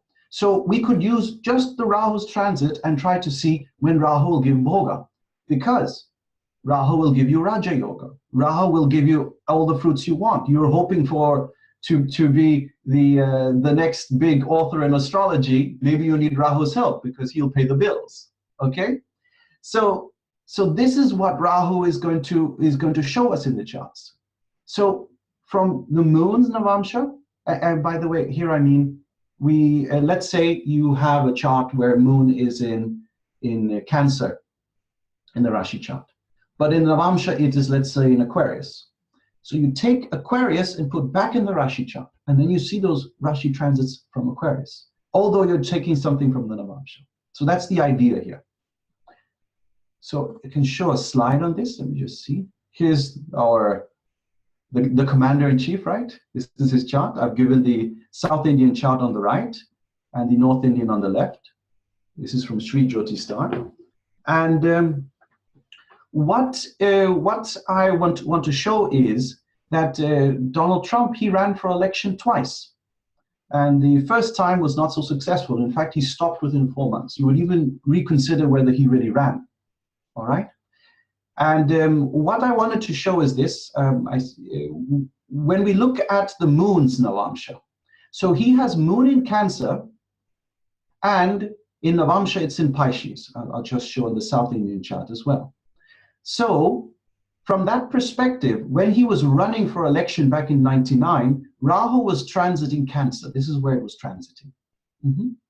Now, from that moon's Navamsha, this is poorly placed because it's a fifth house. That's not allowed. It should be in 3rd, 6th, or 11th for it to be beneficial. And so also it was not beneficial for Trump back then. All right? Now, so this is one step in the analysis. That is, it doesn't seem to be working for him during this time to run for election. Now, another principle that I wanted to show is the Dasha principle. And the Dasha was Rahu Mahadasha also. Okay? It was also Rahu Mahadasha. Now, some people, they take the Mahadasha and see the transit of that. I'm going to show Jupiter Mahadasha with the same Rahu transit. So I'm not using the transit of the Mahadasha, I'm just using Rahu. That's all. And Rahu was placed here. Now, we could argue that because Rahu is placed here in Taurus, that Rahu's transit in the 3rd Dafram should be beneficial, because 3, 6, and 11 are auspicious. But when it comes to the Shastra, when you see Parashara's Dasha Dhyaya, when you see Jataka Parijata, they speak of that you should not only be using the Dasha, but you should be using what is called the Bhaya Rashi. This Bhaya Rashi is like an exterior Rashi. It's an exterior sign. You could argue the Dasha itself, the Dasha Graha, is like the person themselves. With them themselves. In fact, the term used is Dwara, which means the door to yourself, the door to the house. But there's a Bhaya, which is outside the door, which is in the world. It's the exterior. It's where you roam. It's where you interact. And this is very useful for topics like career, for wealth, because that's what's happening outside in your social interaction. So to find that, what you do is you count from the ascendants to the Mahadasha. So if I count from Leo until Taurus, where Rahu is, I'll get 10.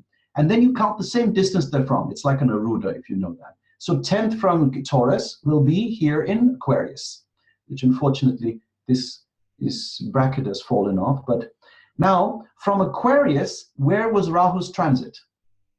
It was in 6th therefrom. This is a very beneficial transit. Now, the only dilemma was it was not well placed from the moon, so he did not benefit from this. There was no benefit financially, if you will, from this. So let's come to this current time. This is the current transit, or it was the recent transit when he was elected president. Now, we are looking at Rahu because Rahu enables people to gain Raja Yoga. He's the bogey, okay? And Ketu's results will be opposite. Obviously, because if Rahu is in one place, Ketu will be opposite. So to just see how he obtained this, let's look at the current, his current Dasha is Jupiter. So if I count from the ascendant to Jupiter is here, and the Jupiter Bhaya, the Dasha Bhaya, is here in Libra. Now from here, we'll look at the same transit. But now in 2016, Rahu is in Leo. This is supposed to be beneficial. It's the 11th from Libra, 11th from the Bhaya. Similarly, look at the same from Moon's Navamsha. And now it's 6th from Pisces, the Moon's Navamsha. Brilliant. It works. So we have a double whammy here, if you will. We have a simple formula from two perspectives to see how does the Dasha suit this transit. Jupiter Dasha is 16 years long, all right? How does this transit suit my wealth, if my fortune, Moon's Navamsha, okay? Conversely, if I had used Moon's Rashi position, it's in Scorpio over here. From here, Rahu is in the 10th. That's not beneficial. We want it to be in 3rd, 6th, or 11th.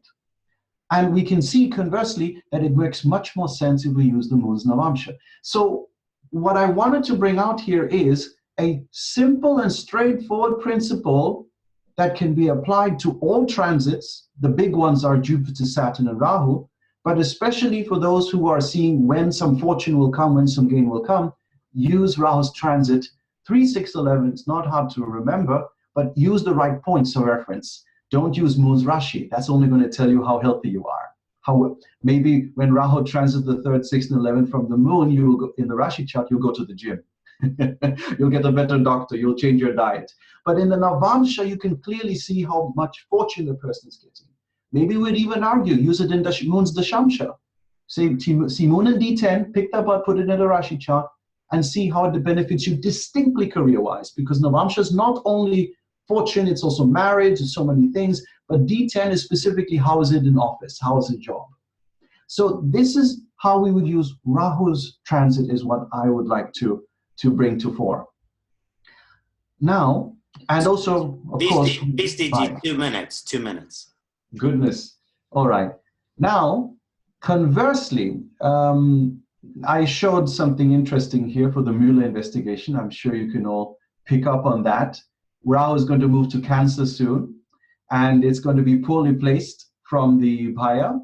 It's going to be in 10th from there, and from the Moon it's going to be in 5th from there. Very poor transit. And it's soon going to enter Gemini. In fact, the Mueller investigation began during this time. It's soon going to enter Gemini. It will be in 4th from the Moon in Navamsha, and the 9th from the Bhaya. Both quite terrible positions. So that was Rahu's transit, all right? And to give some simplicity and also to avoid it being a disconnect from Ketu's transit, I wanted to show how Ketu ruins finances. Because if Rahu benefits you, Ketu will do the opposite. In the tradition, we are more focused on Ketu's transit from the Aruda Lagna, admittedly. You can use Rahu's transit from the Aruda Lagna, and whatever I say for Ketu will apply in reverse for Rahu. But the essence of which is, when Ketu transits the trines to the Aruda Lagna, then it will definitely cause a fall. It can ruin finances. I have some notes here. I'm sure I'll send it to anybody who wants to see it later. But I have some notes here on that it's probably smart to check Jupiter's transit at the same time and Saturn's. They're the big transits. Because if Jupiter transits bad houses from the Aruda, he'll remove your safety net. If Saturn transits bad house from the Aruda, he'll give you serious obstacles. And then you don't need Ketu to give you problems. Okay? And showing this, I picked up some times when the same Trump had to declare bankruptcy in his businesses. And this is just the initial one of these slides. I've shown here that the Aruda Lagna is in the sign of Scorpio for him. The AL is here. If you do the numbers, you'll figure this out. And Ketu in 1991 and in 2009 was in Cancer, in trines to this, a very non-beneficial transit. The other times when he had to declare bankruptcy, you see Ketu and the year listed here, it wasn't in trines to the Aruda Lagna. So this is not a foolproof principle. But you can see twice it was in the same place. To show why it wasn't the case all the time, you'll see this different slide here. From the Aruda Lagna, Ketu was in 12th. This is not supposed to be bad. But you will notice that Aruda Lagna here is joined Ketu. So we say Ketu reverses things in the natal chart, wherever is reversed. So from here, it's as if Jupiter is in the 3rd, as if the whole zodiac is in reverse for this sign of Scorpio. And so Jupiter is as if in the 3rd. It's like a safety net being removed. This is something to work with. Similarly, in the year 92, he also had to declare bankruptcy. Jupiter transited back to the same position over here, and Saturn was in the 6th therefrom. Again, the safety net was removed. So Ketu worked in half of the cases here, and the other half we saw Jupiter was in a bad position. So never ignore the other transits, but you can see how Ketu was in a very non-beneficial transit. In fact, the worst was, if I go back just a little bit, to this 1991, where he almost personally went bankrupt as well. So this was the first one, and he learned from that and ensured he was never in a position to go bankrupt again after that.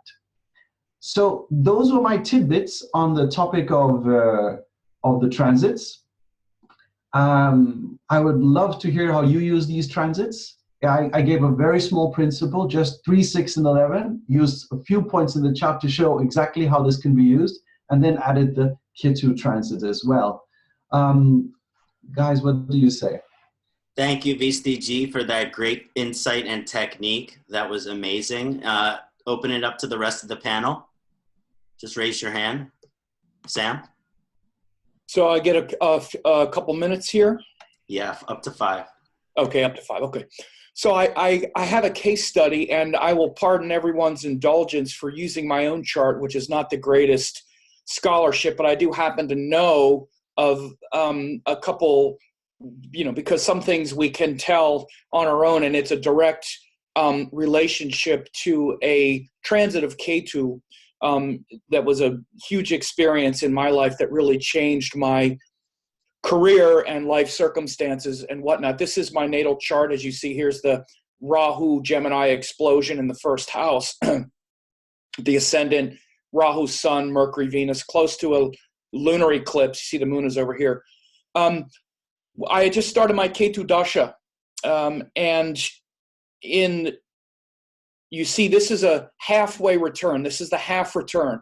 Now, I actually started studying Jyotish full on when Rahu went through this, when at the earlier Rahu conjunction, actually the one that was about 18 years ago, because Rahu is about to go into Gemini again right now. And that's when I really went full bore into studying Jyotish. I was actually in Mercury Moon Dasha, then Mercury Mars, Mercury Rahu. But at the halfway return, when Ketu went, literally almost exact degree of Ketu transiting my natal Rahu and all those planets in the first, I was hired by an Indian spiritual teacher, very famous one named Dattatreya Shiva Baba. He's also known as Dr. Pillai, to teach the certification program to his school. They're the people that run Astroved out of Chennai, India. Now, they had hired me to teach the course, and during this period of time, this was the end of 2009, a little bit earlier, I had been hired, and then I was teaching some courses around the country to get people interested in taking the course. And on this day, I don't know if it was exactly this day, but it was right around the time when Ketu was literally 27, and my Rahu is also 27.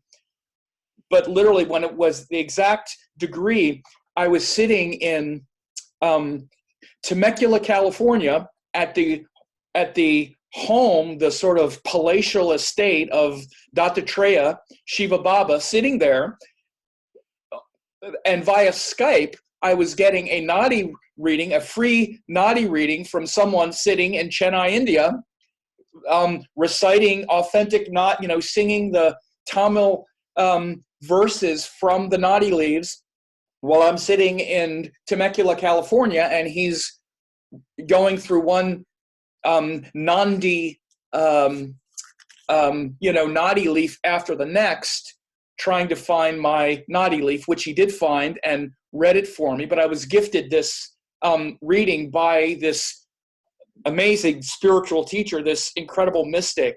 So I was sitting there at the time going, man, if this isn't a out-of-body, mystical, metaphysical, crazy experience not of this earth, I don't know what is. And it was exactly when Ketu had gone in the halfway point of my Rahu return.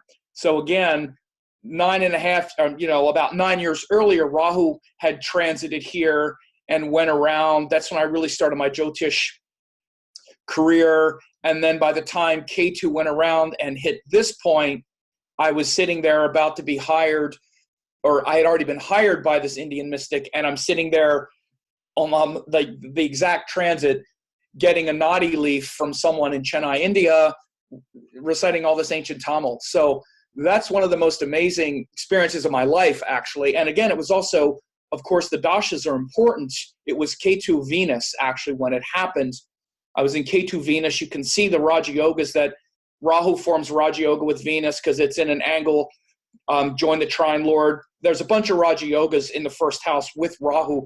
So one of the things that I also wanted to do, not just to share the experience, but also one of the things that I've often, and, you know, I actually don't really think of Rahu and Ketu as necessarily malefic. I look at them, I definitely look at the dignity of their rulers. I look at if they're forming Raja Yogas.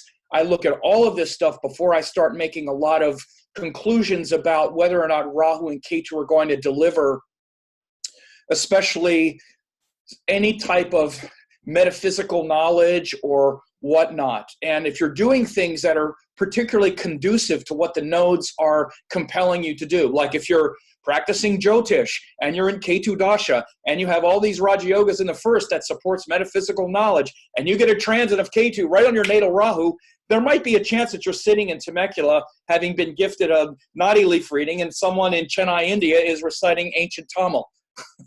Or you might be in jail. It depends on, you know, so you have to really assess and evaluate the dignity of the nodes, the Raja Yogas that are being formed, and whether or not you're doing something that's conducive with the nature of the node in general. And certainly Ketu is out of this world knowledge. And again, it's really the legacy of the past karma, perhaps that I've accrued somehow in a past life to be able to do astrology, to be able to find the good fortune to be hired to do this thing, and then in that Ketu Dasha when it started, and then being gifted this reading, have all of that sort of coalesce with this exact half nodal return where Ketu exactly returned over natal Rahu. So I thought that is an interesting experience to share. Certainly for me, one of the most amazing thing that's ever happened in my life. That's absolutely fascinating, Sam. Crazy story, right? Really, really cool. That's the blessing of Rahu, I would say. It's the blessing of my Rahu. So yeah, and it actually reminds me of something I experienced when my Rahu was transiting my Ketu and my Ketu was transiting my Rahu. That's just had it not long ago. Yeah, that's when Sunil John was originally was like, I want you to come join Saptarishi Astrology. Same kind of thing, right? And again, this is why I say Ketu is very much about the legacy of the past. I was just saying, even with Trump, where he inherited this past good fortune. Now, again, you have Rahu in the first in Aquarius. Again, this is a very powerful place. When Ketu went over that Rahu, that half nodal return, again, you're doing things that are conducive to what Rahu and Ketu are doing. What is the Dasha, Ksanati? What Dasha was I in? Yeah, because the Dasha, of course, is everything as well. It was Saturn. It was either Saturn Moon or Saturn Mars. Yeah, so Saturn is the ruler of that Rahu in the first. So again, lordship is everything. Rulership is everything. And yeah, what nakshatra is Ketu in your natal chart? It's in Purva Falguni. Or Falguni, okay. So, but yeah, that rulership is everything because you're in Saturn Dasha, you're getting the karmas of that first house Aquarius and Rahu. Do you have anything else in the first house? No. Okay. But yeah, it's the same kind of thing, right? Look at the similarity. Gifted by this guru from another country to like, boom, have this thing happen, right? Fascinating. So maybe if you had 5 other planets in there. No, but that's a wonderful story.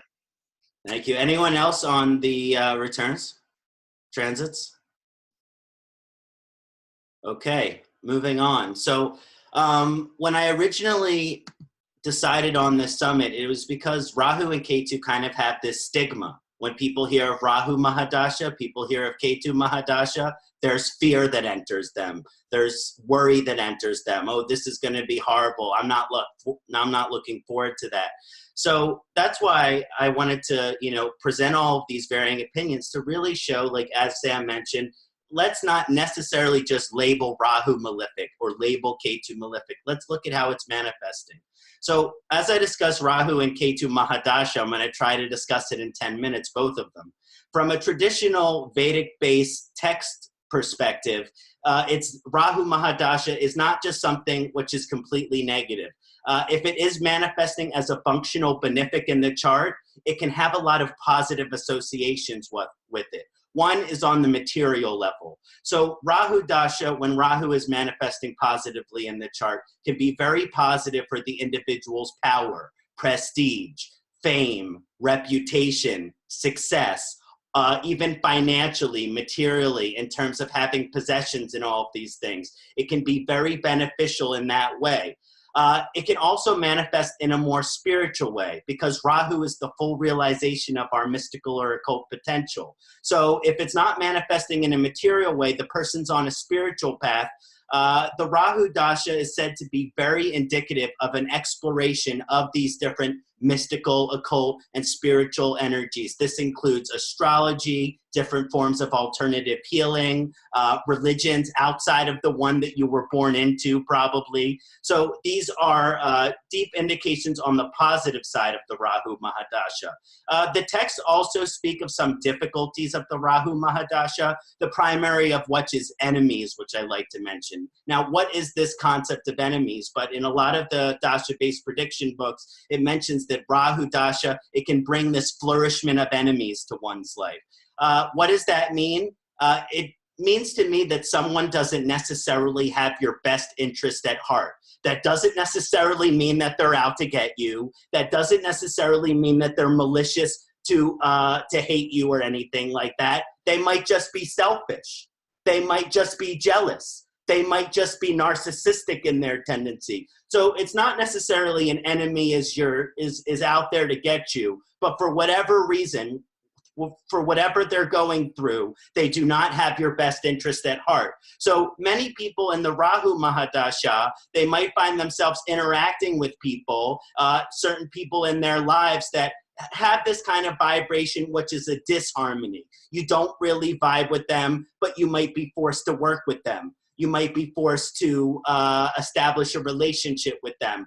But at the end of the day, they might not have your best interest at heart. So working with this concept of enemies is something that I like to mention.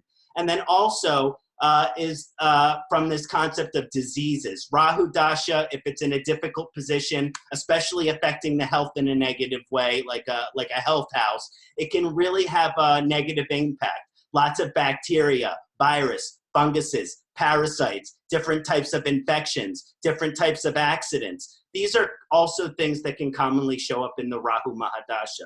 Now, from a karmic perspective, when looking at the Rahu Dasha, we're looking at all of this unfulfilled desire. We've talked about it a lot today. All of this unfulfilled energy. So I like to describe Rahu Mahadasha as the greatest time for the fulfillment of our experiences, or the Dasha, which is the time of life for the most concentrated experience. But the part of the Rahu Mahadasha is that it's the great illusion. Rahu can be smoke, it can be deception, it can be Maya, it can be illusion. So even though we have this unfulfilled desire, and that desire is there for a reason, because maybe we put too much emphasis in a certain area or aim of life in our past lifetimes. Again, this is speculative, but we can look at Ketu to understand where maybe we have put too much energy in one area of the life in the past. So what is that unfulfilled energy in this lifetime? But also Rahu is that head which has no body.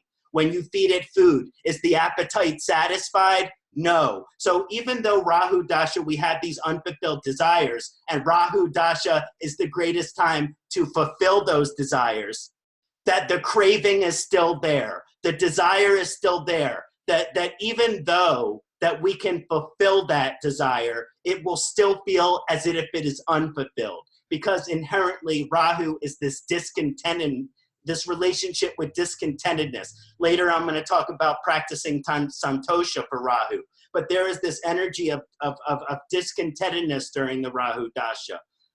And this has to do with these unfulfilled energies. So that's why I think it pushes someone along a spiritual path, which is this indicative of this full realization of our mystical or occult potential. Because when we think contentedness is going to be fine from satisfying our desires, there's no greater illusion than that. Oh, let's go around satisfying our material desires, and all of a sudden I'm going to feel content. That's not the way that it works. So it pushes someone into more of a mystical path, hopefully. It pushes someone into more of a spiritual path, hopefully. Because even though it is the greatest dasha, for the fulfillment of these material desires, it's still going to not satisfy the discontentedness on a spiritual level. Other themes which I notice about Rahu Mahadasha is this fog and smoke, which means if you've ever been somewhere where there's a lot of fog and smoke, it's hard to see around you, which means the Rahu Dasha makes it hard for each individual to accurately perceive their own future. It actually makes it hard to understand the confusing or undistinguished past as well.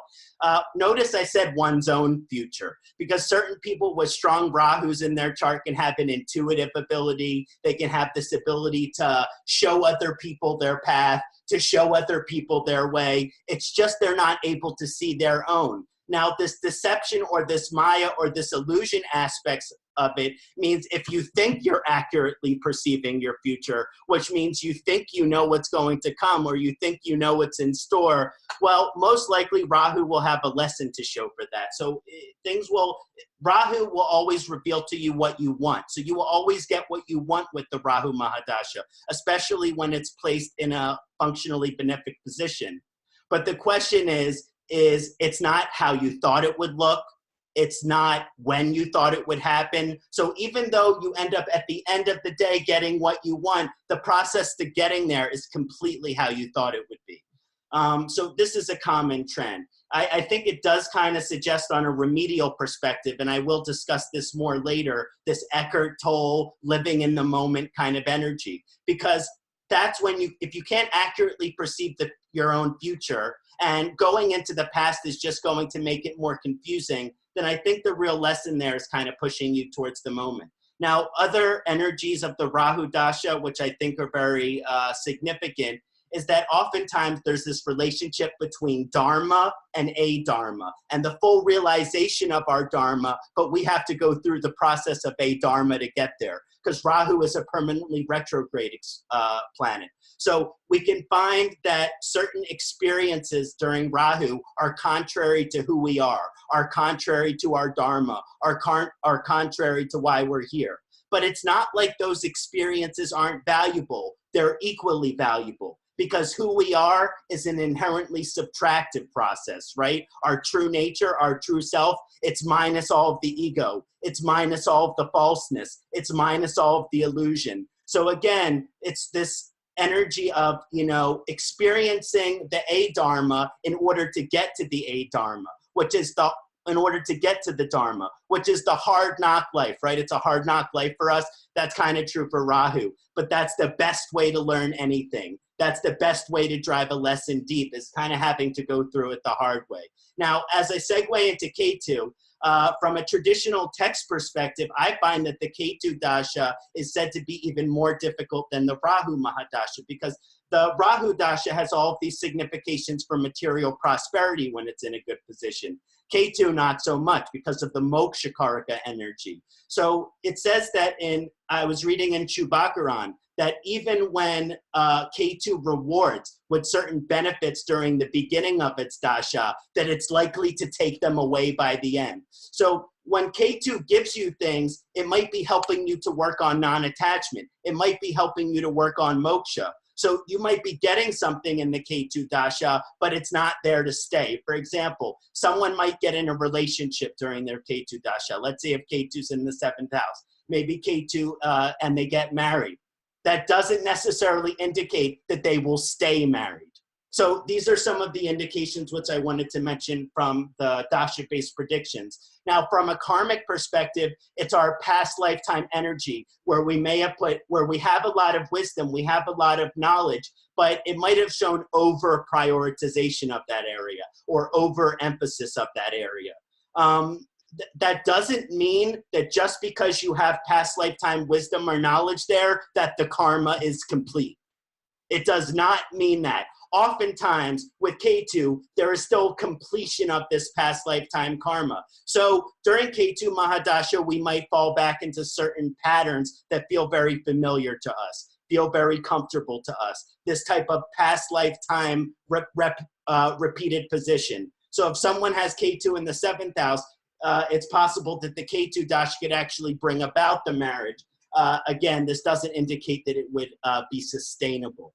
But yes, there is this diving back into our past lifetime karma and finishing what we started. I like to think of Ketu Mahadasha as this dasha of finishing what we started from a spiritual and a karmic perspective. With the Rahu Dasha, it's that which is unfulfilled, which is something that we haven't really done enough for yet. So it's something that we have with Ketu, we've done a lot of, but that doesn't mean that the karma is complete. Now, a few other things that I notice about Ketu Mahadasha trends is that a lot of people, when they hear the term moksha, that sounds wonderful, because I'm on a spiritual path and I just think that moksha would be great. That's what I'm striving for. But they don't seem to understand the loss, the detachment, the surrender, the letting go. So a lot of this I've noticed during Ketu Mahadasha, the things which people have the closest attachment to, those are usually the things which Ketu will rip away. Because that is the greatest path towards moksha, is to rip away the things which we have the deepest attachment to. And that could be shown with Rahu, some of those attachments, some of those desires. Another thing which is really interesting about the Ketu Mahadasha is it's not always spiritual. One way I've kind of looked at redescribing it is Ketu is this force which is radically trying to reorganize and realign our lives so we're in alignment with our highest spiritual frequency and dharma, or else. There's a very interesting case study I did for a Supreme Court justice. She is a Ketu in the Ascendant. And there was this energy that Ketu actually brought her to being that position of a Supreme Court justice. So there is this higher calling we talked about earlier, inherited ancestral karma. So Ketu can reward you with that inherited ancestral karma from the past lifetime. Now, the thing is with Ketu, either you're going to align to your highest potential or you're going to align to your highest frequency, or else. And Ketu is destructive in its sense when we are not aligned to our highest potential. When we have certain attachments, then Ketu can act like a demon in this destructive sense. But really, it is benefiting us in a deep way. You know, every planet has a direction which it likes to travel. Ketu's direction is towards heaven. So the Ketu Mahadasha can bring us to heaven, but not always is that the spiritual, mystical. It can have this kind of higher calling sense to it as well. So thank you all for listening to me share about that. Really appreciate it. Who else would like to share on Rahu and Ketu Mahadasha?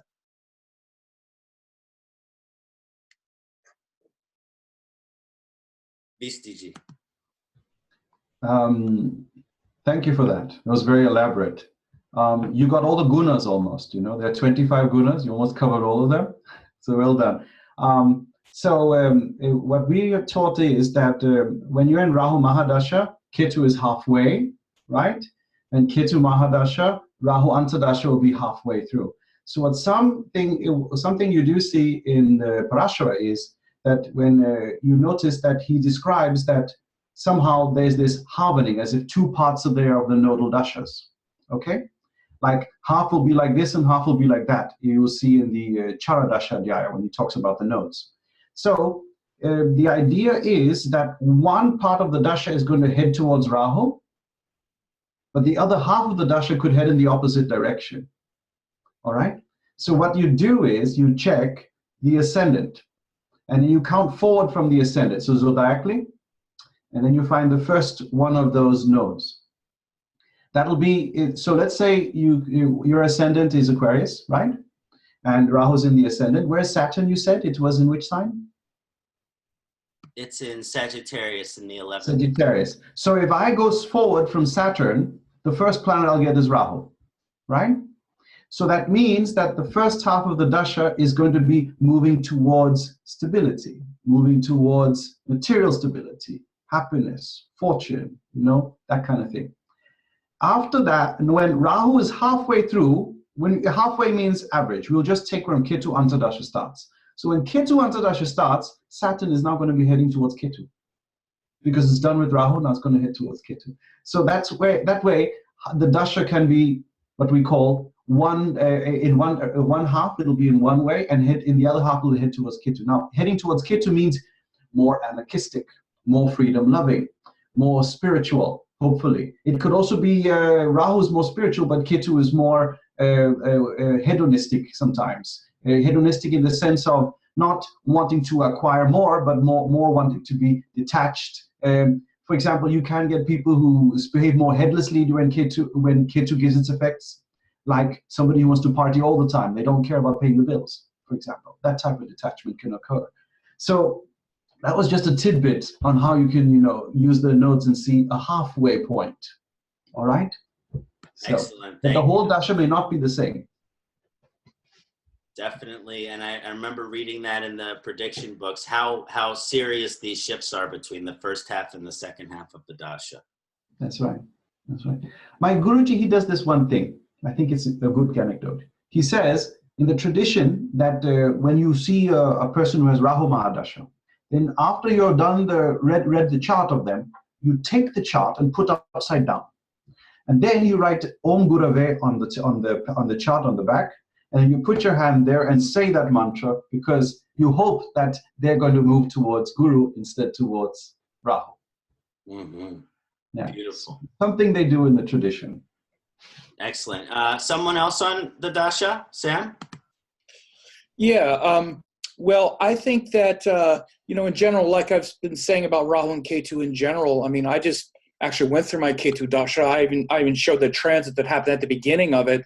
Again, and it was very auspicious. My work and all my desires, quote, because my desires don't really have a lot to do with desire. They had to do with like teaching and sharing sort of metaphysical wisdom. That was kind of my desire. Ketu really fulfilled it. If you're doing things that are conducive to what the node is trying to do, which is kind of take you out of the normal matrix, and it's set up that way in the chart, it can be enormously insightful and bring enormous insight and this sort of perspective or this sort of perceptive awareness.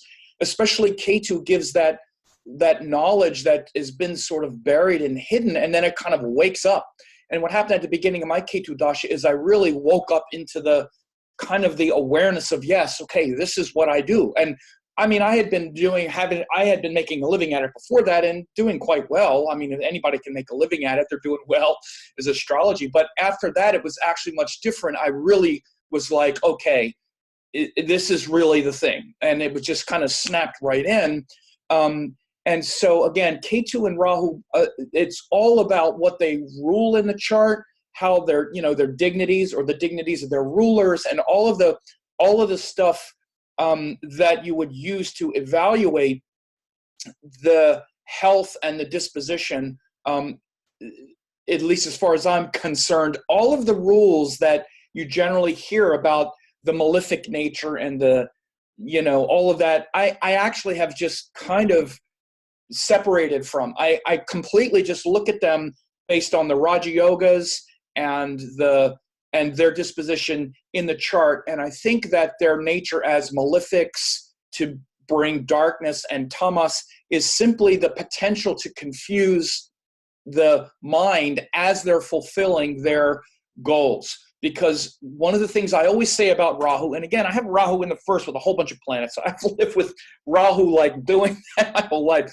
is one of the things that it does is even when you're fulfilling your wishes and your goals, what Rahu does is it's always accelerating things. So even when you're getting what you want, you feel unprepared for it. Like you're always kind of on the verge of something in the Dasha cycle, or it can be just, with life in general. Even when you're getting what you want, you feel like you're not established in it yet because Rahu is always accelerating things ahead. So I always tell people in the Rahu Dasha that even as you're fulfilling your goal, because I can see you're getting this Raja Yoga here, it's going to be hard for you to relax into it because you're going to feel unprepared for the thing that you're getting. So be careful what you get, because you will probably get it because I see Rahu is forming this Raja Yoga, blah, blah. But even as you're getting it, you're going to feel unprepared for it in the Rahu Dasha.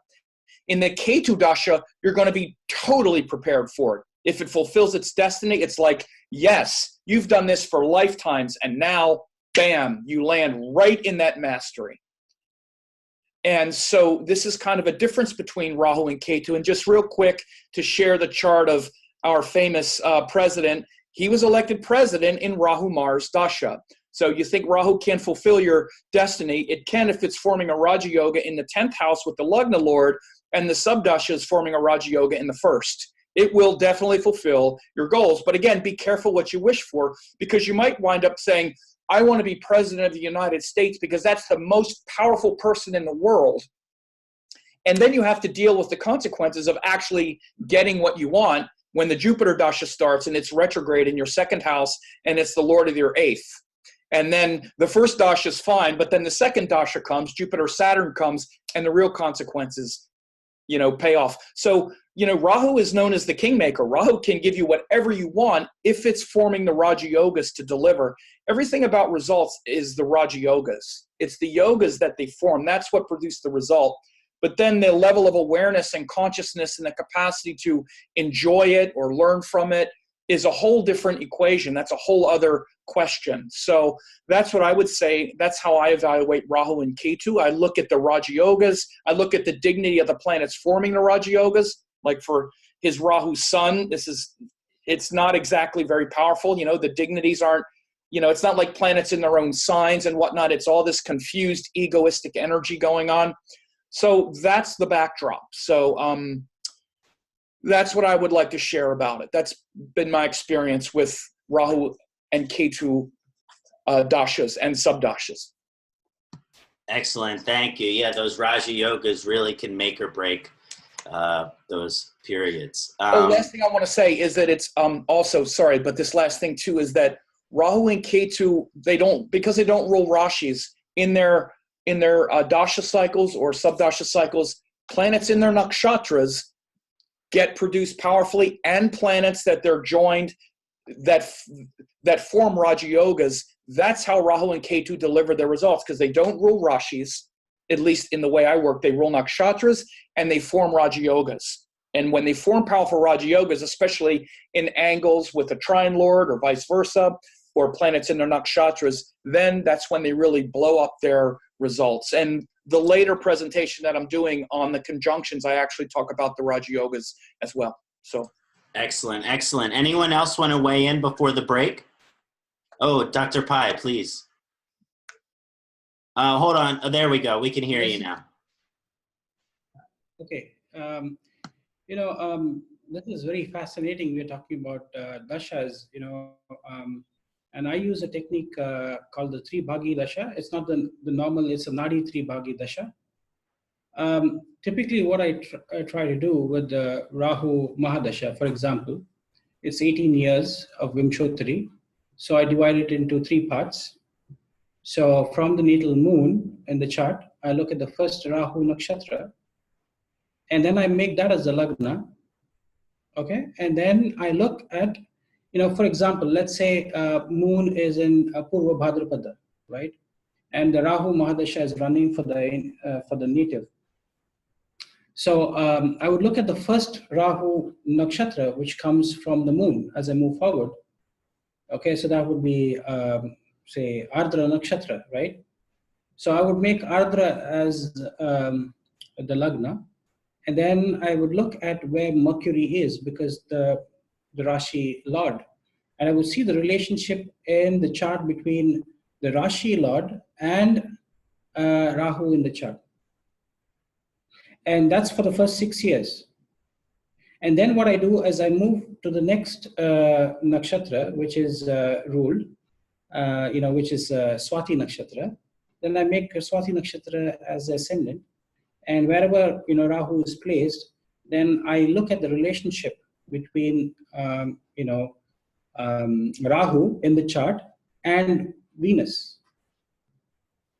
Okay, I usually see whether it's 3-11, it's 6-8 relationship, and then finally the last 6 years I look at the the next Satabhishak, and all the flavors of that nakshatra will definitely play out. And as Sam has mentioned, any planets which are sitting in the natal chart in Rahu's nakshatras, they will definitely give the flavor.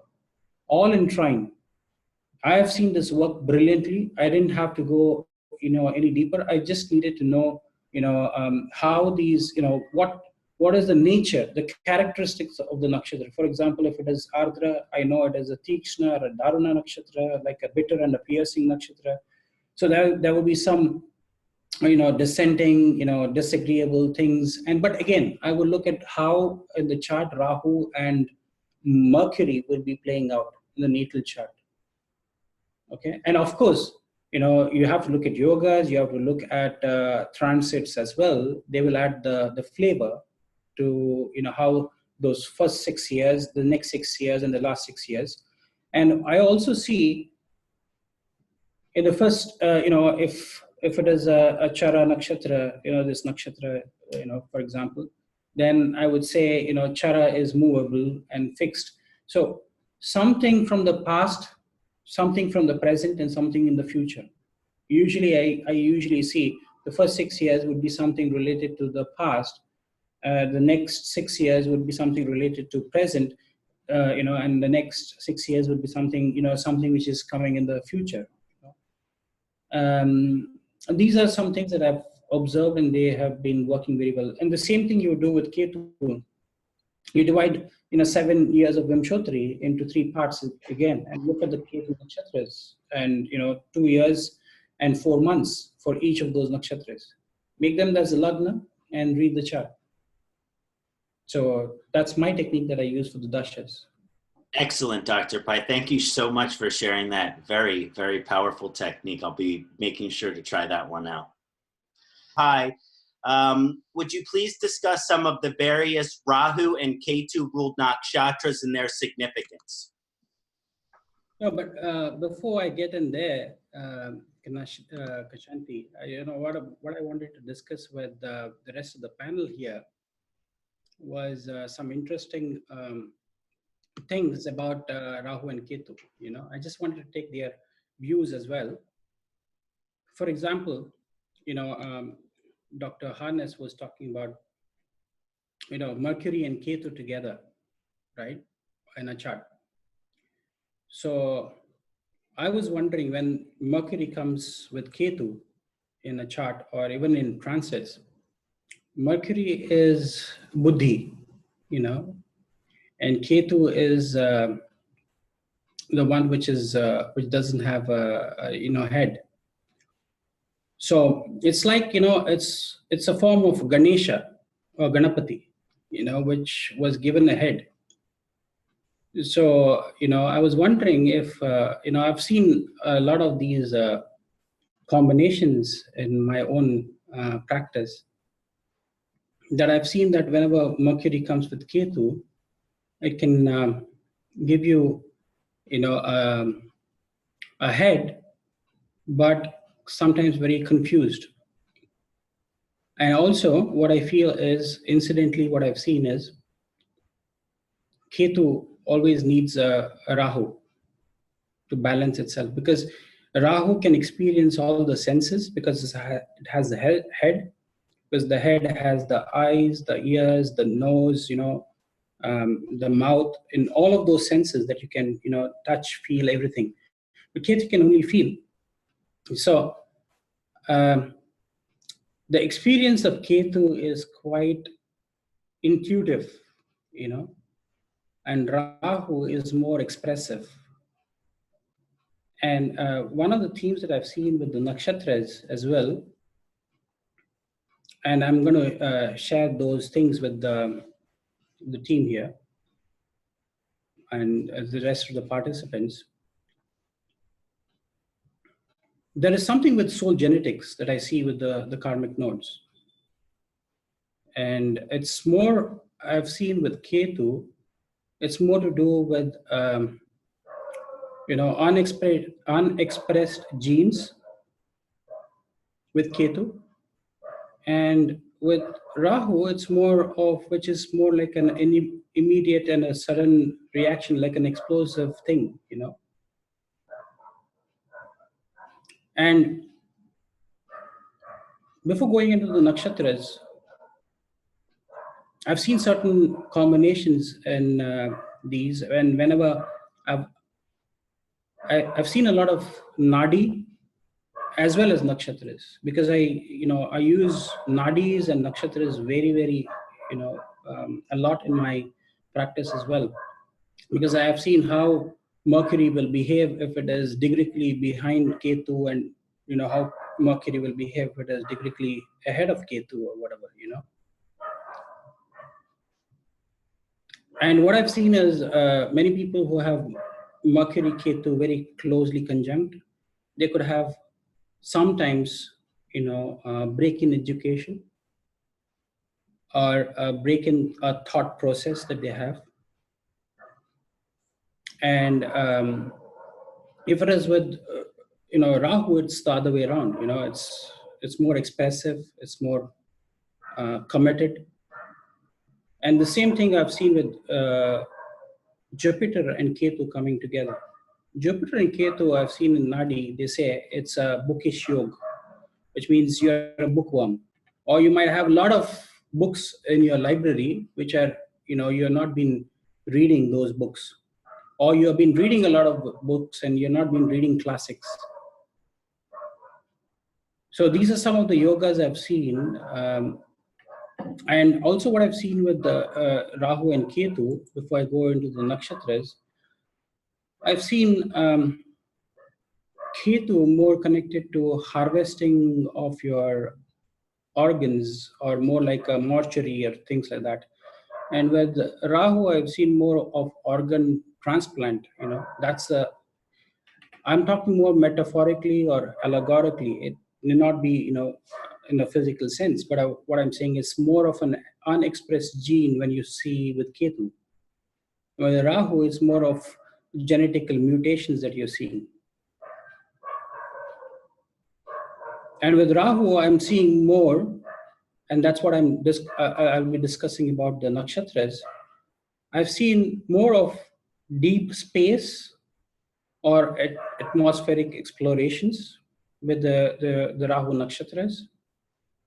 And with Ketu nakshatras, I've seen more of subatomic or quantum realm of, underground laws of deep physics, and these are the sort of biological or organic chemistry more with Ketu.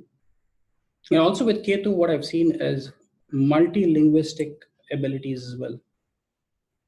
You will be surprised to see mathematics and linguistic abilities I've seen more with Ketu. Especially when Ketu comes in the second house, I've seen, I'm generalizing the thing, but I'm just saying many people who can be interested in learning about languages and different linguistic abilities and things like that. Because I think we can't talk about Rahu and not talk about Ketu, because they are all dependent, I feel.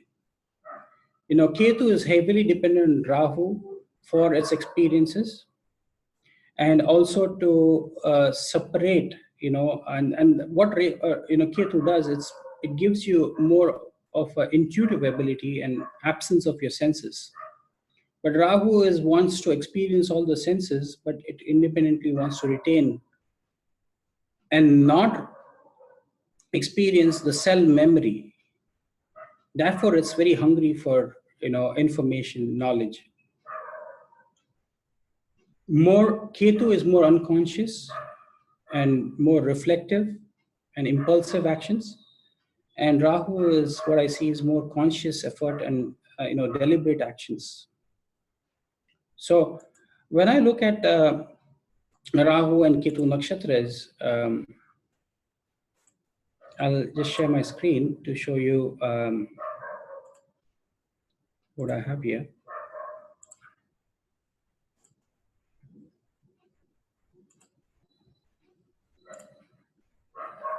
Okay, can you see my screen? Is everybody? Yeah. So if you look at Rahu-based nakshatras, right? You see that two of the nakshatras, which is Adar nakshatra, which is Betelgeuse, it's represented Betelgeuse as one star. And then you look at Swati nakshatra, which is again another star, Arcturus. So these two nakshatras are very well defined by, single stars or single nakshatras. I mean, single stars in the constellations. They don't have multiple stars. And when you go to Satabhishak Nakshatra, it's multiple stars. So Rahu is showing you the extremes rather. That's what I feel. And if you look at Ardra Nakshatra, it's a Tikshna and a Daruna. Daruna means it's a bitter and a very piercing nakshatra. And you can see the themes of being disagreeable, going against the grain. Also, what I see with Ardra Nakshatra is unconventional or going against the traditions or norms. Ardra is some nakshatra which will, and all of these nakshatras are defined, if you really see, they're all in the Trimurti principle of nakshatras. You see that they're all Shiva nakshatras. So there is a very great element of Shiva. Shiva doesn't mean only it's about self-realization as well. It's also about, Shiva is Adi Yogi. Adi means the first yogi. And Shiva is, when we say dissolution, it's only something which is a continuation of something. Something has to end to something to start. So Rahu is all about beginning something new. And when you look at Ardra Nakshatra, some of the commonalities you see with all the Rahu Nakshatras is, look at this thing. The arrows which are showing you is the face of the nakshatras, which means the face is which way they are facing. And this is something which gave me an indication of how the Ganantas usually operate. Okay, this is my way of looking at how the Gandantas operate. Is even if you look at this nakshatra, you see here all Rahu, two of the Rahu nakshatras, if you can see, they are facing upwards. Okay, Adho Mukha means which is facing downwards. Triyanga Mukha means which is facing forward. Okay, and this is facing upwards. And one of the nakshatra is Swati, which is Chara. If you see Chara means agile and mobile, right? So it brings in an element of wanting to be more ambitious, wanting to travel far, and even astronomically, if you see the delineation of Swati, Arcturus, it's very far away from the ecliptic of the sun, very far away. That's why it was called as Nistya, or something which was called as outcast. So something that you need to bring in expedition, dexterity. Swati, is that element that brings you that. But when you look at Ardra, you're looking at, you'll be surprised. Lot of saints are born in Ardra. And very surprisingly, you see that even in Egypt, the pyramids that were built and all the channel of, wherever the pharaoh's body was placed, there was a channel which was just going through Sirius. It was just looking at Sirius, the star, in a particular season of the year. And Sirius was a star which is called as Mragha Vadhya in Sanskrit. Mragha Vadhya means the slayer of Mragha, which means deer. So initially, if you see, most of Ardra was associated with Sirius. The word Sirius also can be taken as Ardra, as the nature of Ardra, which is Sirius. Literally, English translation of Sirius. But later on, you see this transformation which has happened to Betelgeuse, the red one, the stormy one. So that's one of the commonalities I've seen with these Rahu Nakshatras. And then you go to Satabhishak. Satabhishak, again, when you talk about 100 healers, people talk about 100 healers or 100 cures. It actually is the 100 enlightened masters. The 100 enlightened masters who will help you in your progress towards Purva Bhadrapada and the other nakshatras.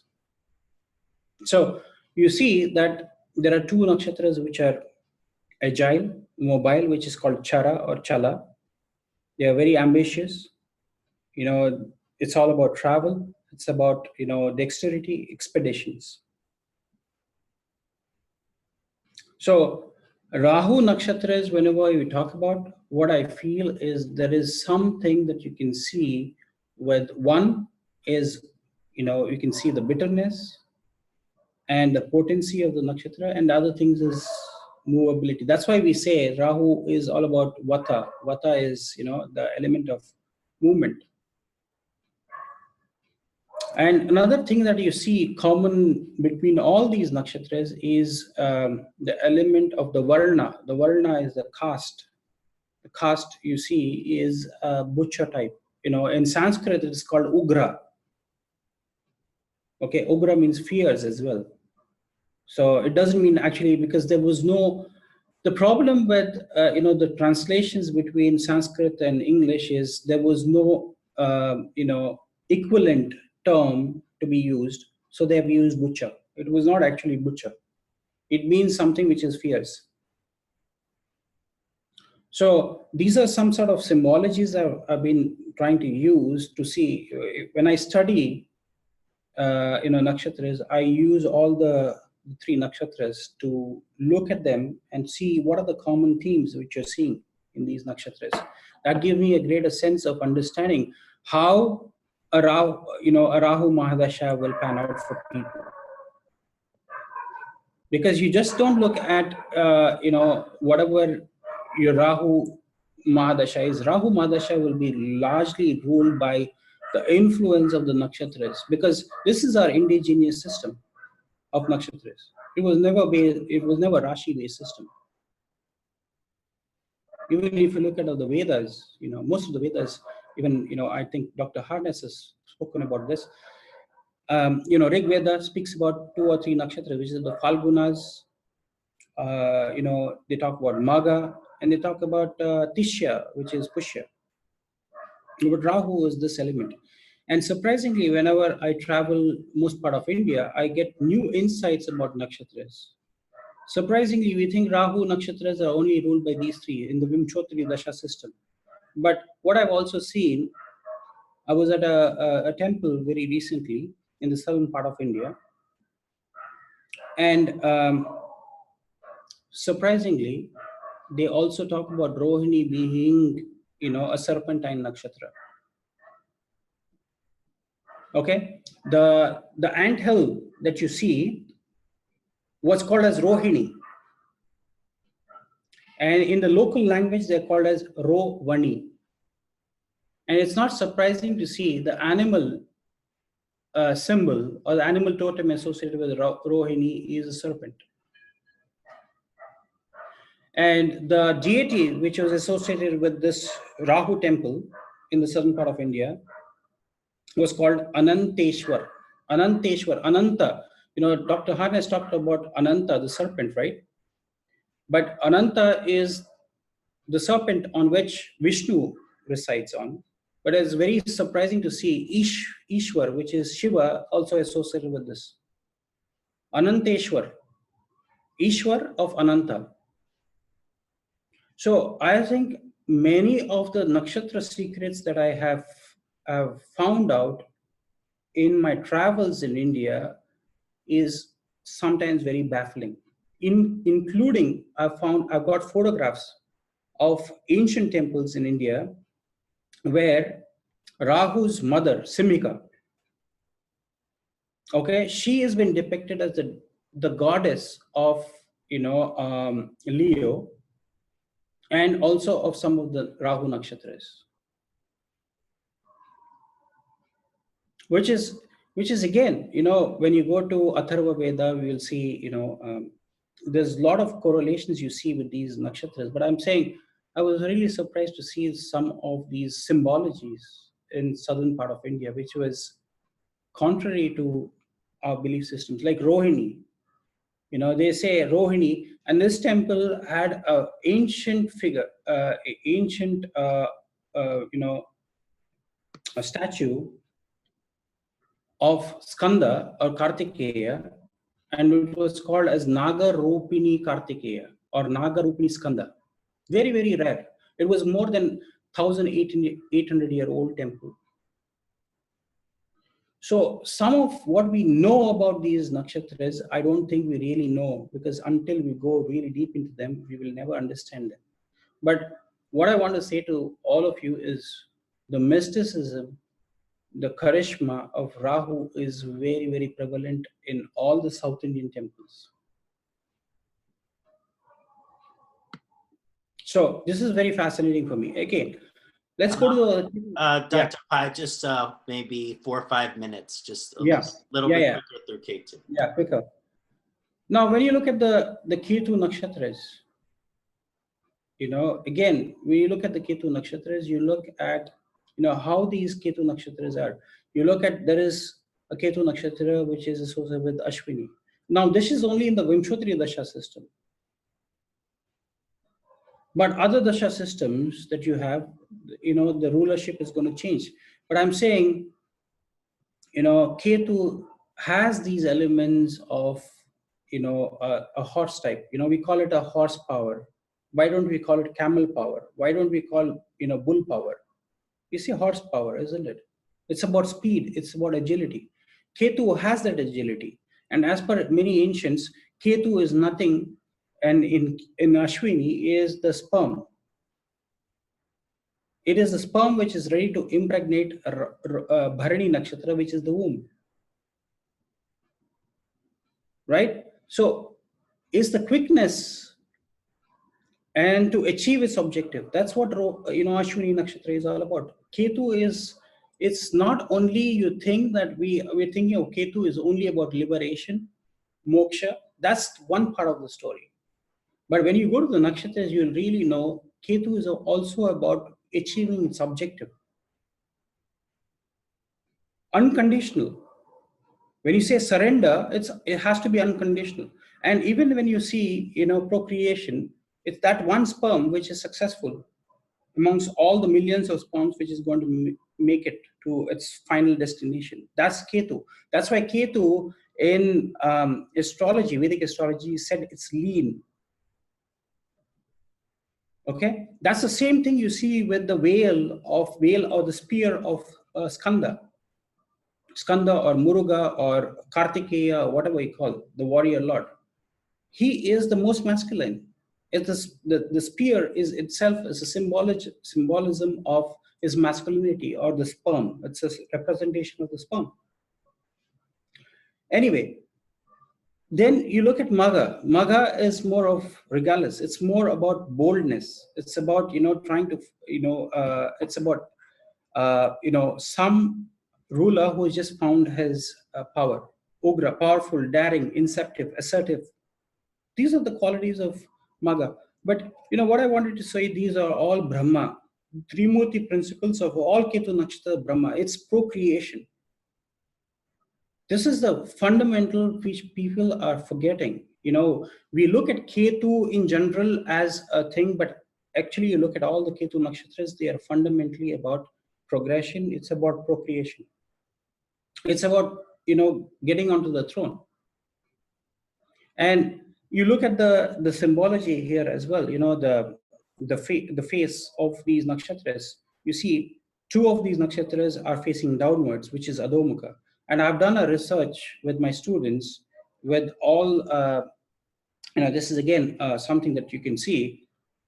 With all the satellite launches that have happened in the world, we had taken a data set of 72 launches which happened from India. And surprisingly, you see the Indian satellite agencies are using nakshatra-based systems very heavily, very heavily.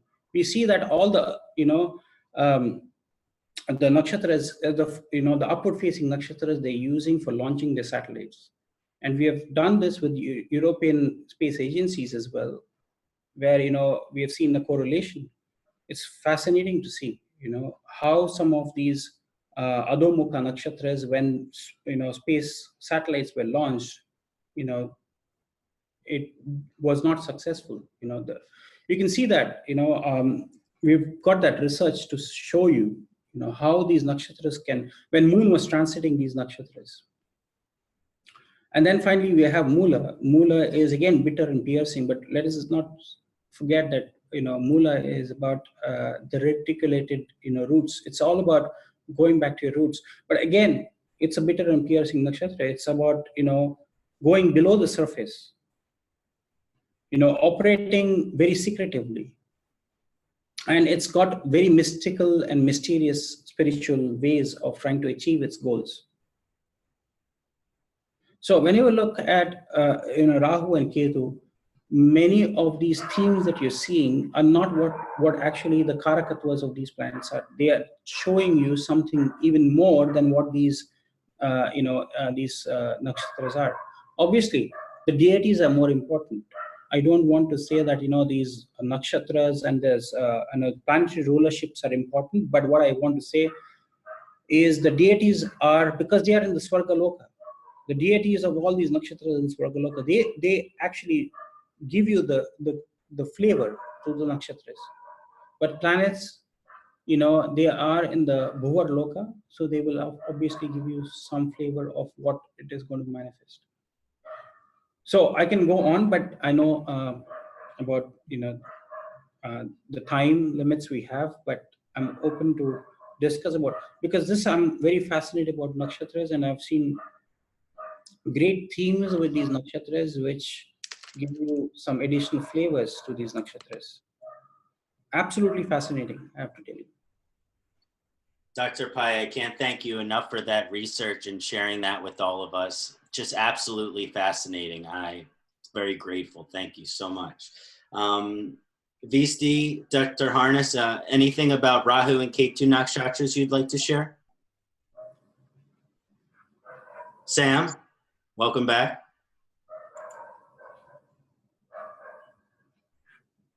Okay, Sam. Oh, one sec. Yeah, the only thing I wanted to say was that, I definitely make a distinction, and of course, I connect the nodes with the rulership of nakshatras in Vimshotri Dasha cycle. They're assigned a correlation, and the way I see it is that in the Vimshotri Dasha cycle, they're obviously connected to nakshatras. Obviously, when the Ketu Dasha runs, it's going to trigger any planets in Ashwini, Magha, or Mula. When Rahu Dasha or Subdasha runs, it's going to activate any planets in Ardra, Swati, or Shatabishak. But the nakshatras themselves are ruled by deities, as Dr. Pai just said.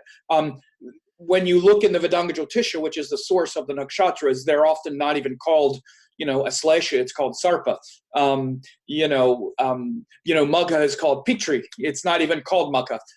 Now the month is Magha. So there's all kinds of ways. We have to remember that the distinction that I make is that nakshatras are ruled by deities. And, I make this clear to my students that planets rule rashis. Deities rule nakshatras, but they're all connected through Vimshotri Dasha, which is one of many nakshatra-based dasha cycles. So I try to not make a direct correlation between Rahu and the qualities of Ardra, Swati and the qualities of Rahu, or what have you, although it's easy to make the correlation. And again, as Dr. Pai also said, there, within the lokas, we can certainly see the correlation there, but it's also an important distinction to make as well. And I would also say this last thing is that I definitely notice, especially with the Rahu dashas and the Ketu dashas, the difference that what the Rahu dashas tend to do is very similar to what you would see Rahu do, which is to explosively scatter energy, like for example, Swati, which is to scatter like the wind, which is good for public relations. And again, things that have to do with the future, getting the word out, that kind of thing. that disperses energy again toward the future. Ardra as well, to explosively change and transform things. This is where the plane of the galaxy runs, which is also very important. The Ardra Mula section of the sky astronomically is where the plane of the galaxy runs. And again, Ardra is where energy blows apart in this kind of wild frenzied transformation. Shatabishak is where energy gets changed and transformed as we become a self-healer and we connect directly to the source of healing itself. So again, this is very much related to Rahu type energy. Ketu again is more looking back to the past, Ashwini, and that embedded wisdom of the Ashwin Kumars and Ayurveda, and that deeply embedded wisdom that comes from the rishis. Also, of course, Magha, which is related to the Pitris, and the divine ancestors are literally the deity, and then also Mula, which is that embedded power. And again, when we're looking at Mula Nakshatra, we're looking at the galactic core. It's literally like the Vishnu Nabi.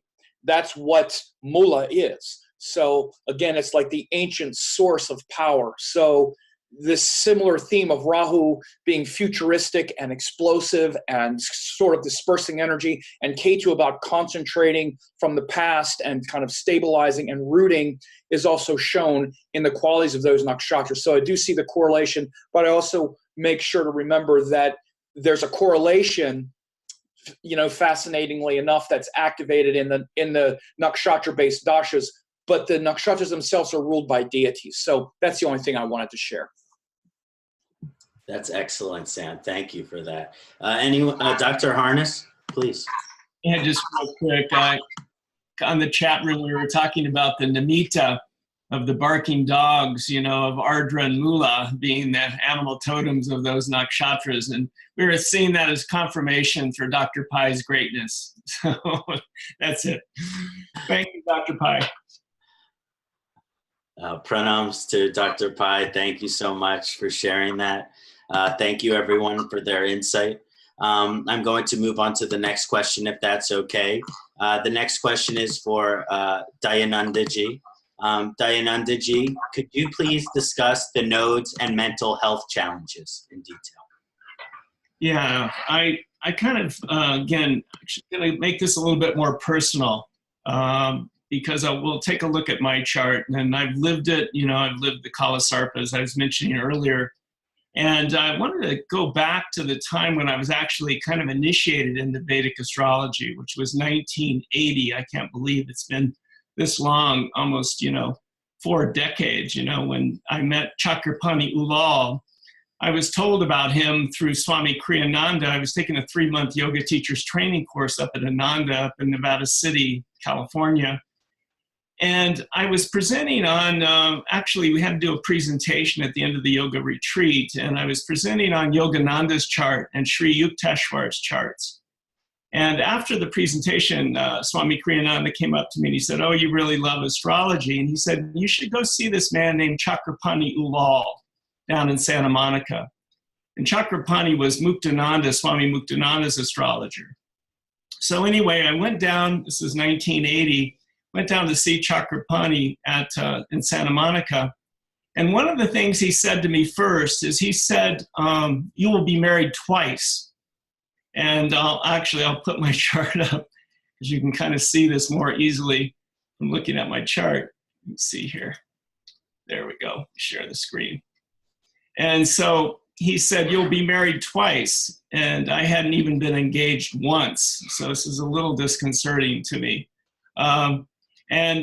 He went on to say that you have Rahu in the 4th house. And he said, this is very disruptive because of the Kala Sarpa yoga. It can be disruptive emotionally. He said, there's no end to you moving, changing residence. He said, you move all the time. And the truth was I had been moving every year, changing residence. And he says, the trick is to stay on with one residence. So he says, what you should do is every 6 months, you should rearrange the furniture in your house, and then you'll feel like you've moved. So I thought it was a good upaya for me. And anyway, getting back to what happened to me as a child, when I was 12 years old, I went into the Ketu Mahadasha. And I think it's very important to talk about the dispositors of the nodes, because in my case, Ketu is ruled by Venus. And if you see the Venus in my chart, it's pretty trashed. I mean, it's combust the sun. It's almost into its debilitated sign of Virgo. It is Atmakaraka, but again, I feel like it's kind of a weak Atmakaraka in certain ways, And so anyway, during that Ketu Mahadasha, I was at the top of my game. I was at Mercury's Mahadasha, finishing up Mercury. And I was like the president of student council. I was first string in basketball. I had all these things going for me. And when I went into Ketu, we moved to a different town. And because Ketu, Rahu are in that 4th, 10th axis, I kind of had this fall from grace through the change of residence. So that all occurred. And I was in that cycle of 7 years, of course, Ketu, till about the age of 19. And it was kind of a cycle, especially as I got a little older, in the Ketu of kind of sex, drugs, and rock and roll. So it was definitely kind of Ketu-like experiences during that period. Now, going forward into my life, what happened later is that I had Saturn transiting over my ascendant exactly. And Saturn, as Parashara says, you know, Rahu acts like Saturn. And so even though I wasn't going through Rahu's Mahadasha, I had Saturn going over the ascendant exactly, and I had a near-death experience during that time. I was actually laying on my bed at home in Sedona, and all of a sudden I had a piercing energy in my chest. And if you see Rahu in my 4th house, Rahu representing 4th house representing the chest, I thought I was having a heart attack. And the pain was excruciating, and I couldn't feel my body. My whole body went numb.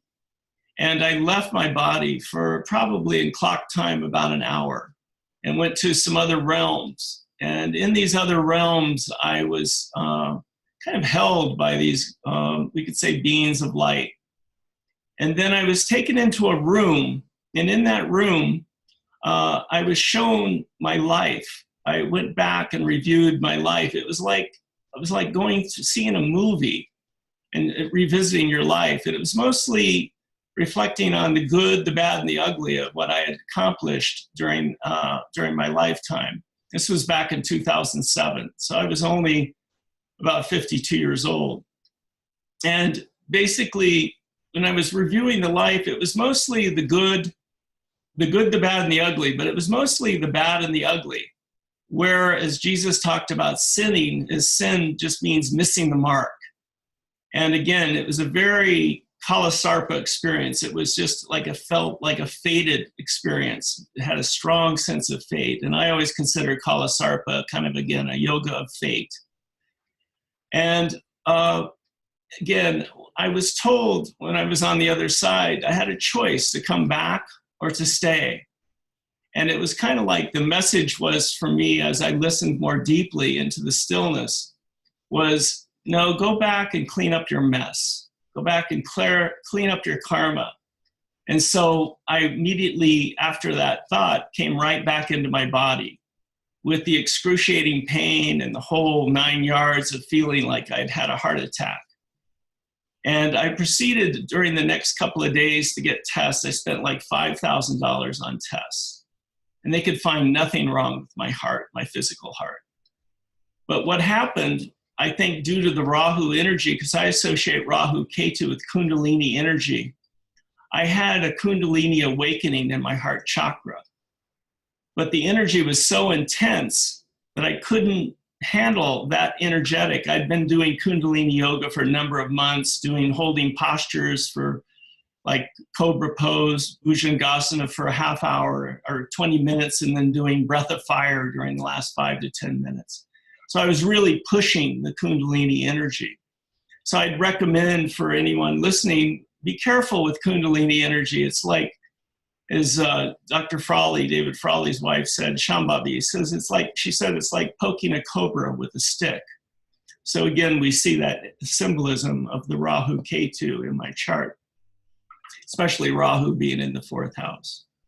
So anyway, I came back and this is kind of more personal, what ended up happening is I had a full emotional breakdown. And at the time, I was running Moon Mercury. And you would look at my chart, you'd say, oh, Moon's in Cancer. Of course, it's in Ascalation, the Sarpa, the serpent energy.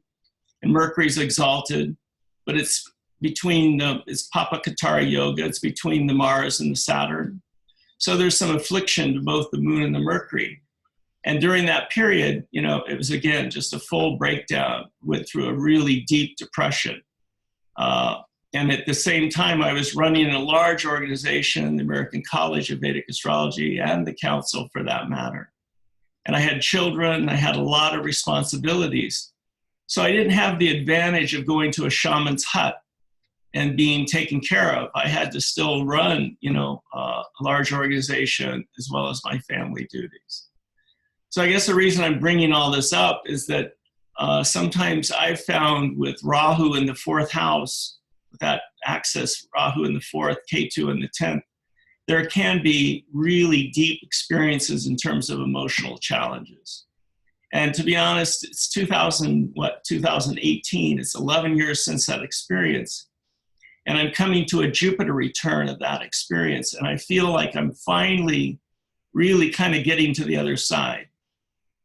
As they say, the mystic swims in the same waters that the psychotic drowns in. Now, I'm not quite psychotic, but maybe, as Carl Jung would say, I went through a psychoid process, So anyway, I wanted to share that with all of you. I know it's a little personal, but I feel like sometimes really we need to look at our own charts and understand, kind of like the Greeks said, know thyself. I would say also that, as I mentioned with Kala Sarpa earlier, I know I'm repeating a little bit, but it's about service, surrender, and humility. I think it's very deeply about humility. And again, I think that's what Shani teaches too, teaches humility. And of course, Robert Svoboda's book, The Greatness of Saturn, really spells this out in detail. So those are some of the main things I want to share. I think, again, afflictions to the Moon, of course, afflictions to Mercury, afflictions to the 4th house, which I think of the house of emotional contentment, happiness, the subconscious mind. The 1st house, of course, the stamba, the root, the pillar on which the chart is built. And Chakrapani also said the 5th house is connected with psychological issues, because the 5th house is the house of discrimination, discernment, Purva Punya, past life credit, and one's creative intelligence. So I'd kind of like to open it up now to see what other panelists have their experiences with it, and any remedial measures I think can be talked about too. With Rahu, they say sometimes Hessonite garnet can be used, but I associate Rahu with Durga. So I think the importance of doing Durga pujas and doing chants to Durga can be used. And then Ketu I associate with Ganesha. And so again, Ganesha mantras can be used during Ketu. The gemstone is cat's eye. But I find with gemstones is sometimes I think they're way overprescribed. And I still think the greatest remedial measure is to work on one's own state of consciousness, as well as being of service and doing dana, doing charitable kinds of activities, I think are really important in terms of remedial measures. When in doubt, I think just to do charitable work is probably one of the greatest upayas. And again, can definitely help with these chayagrahas, these shadow planets that are sometimes difficult to really work with. So those are the main things I wanted to share. Thank you, Dr. Harness, so much for sharing that and being vulnerable with all of us and opening up your chart to all of us. It's deeply appreciated. I think we all learned a lot from that, so very grateful.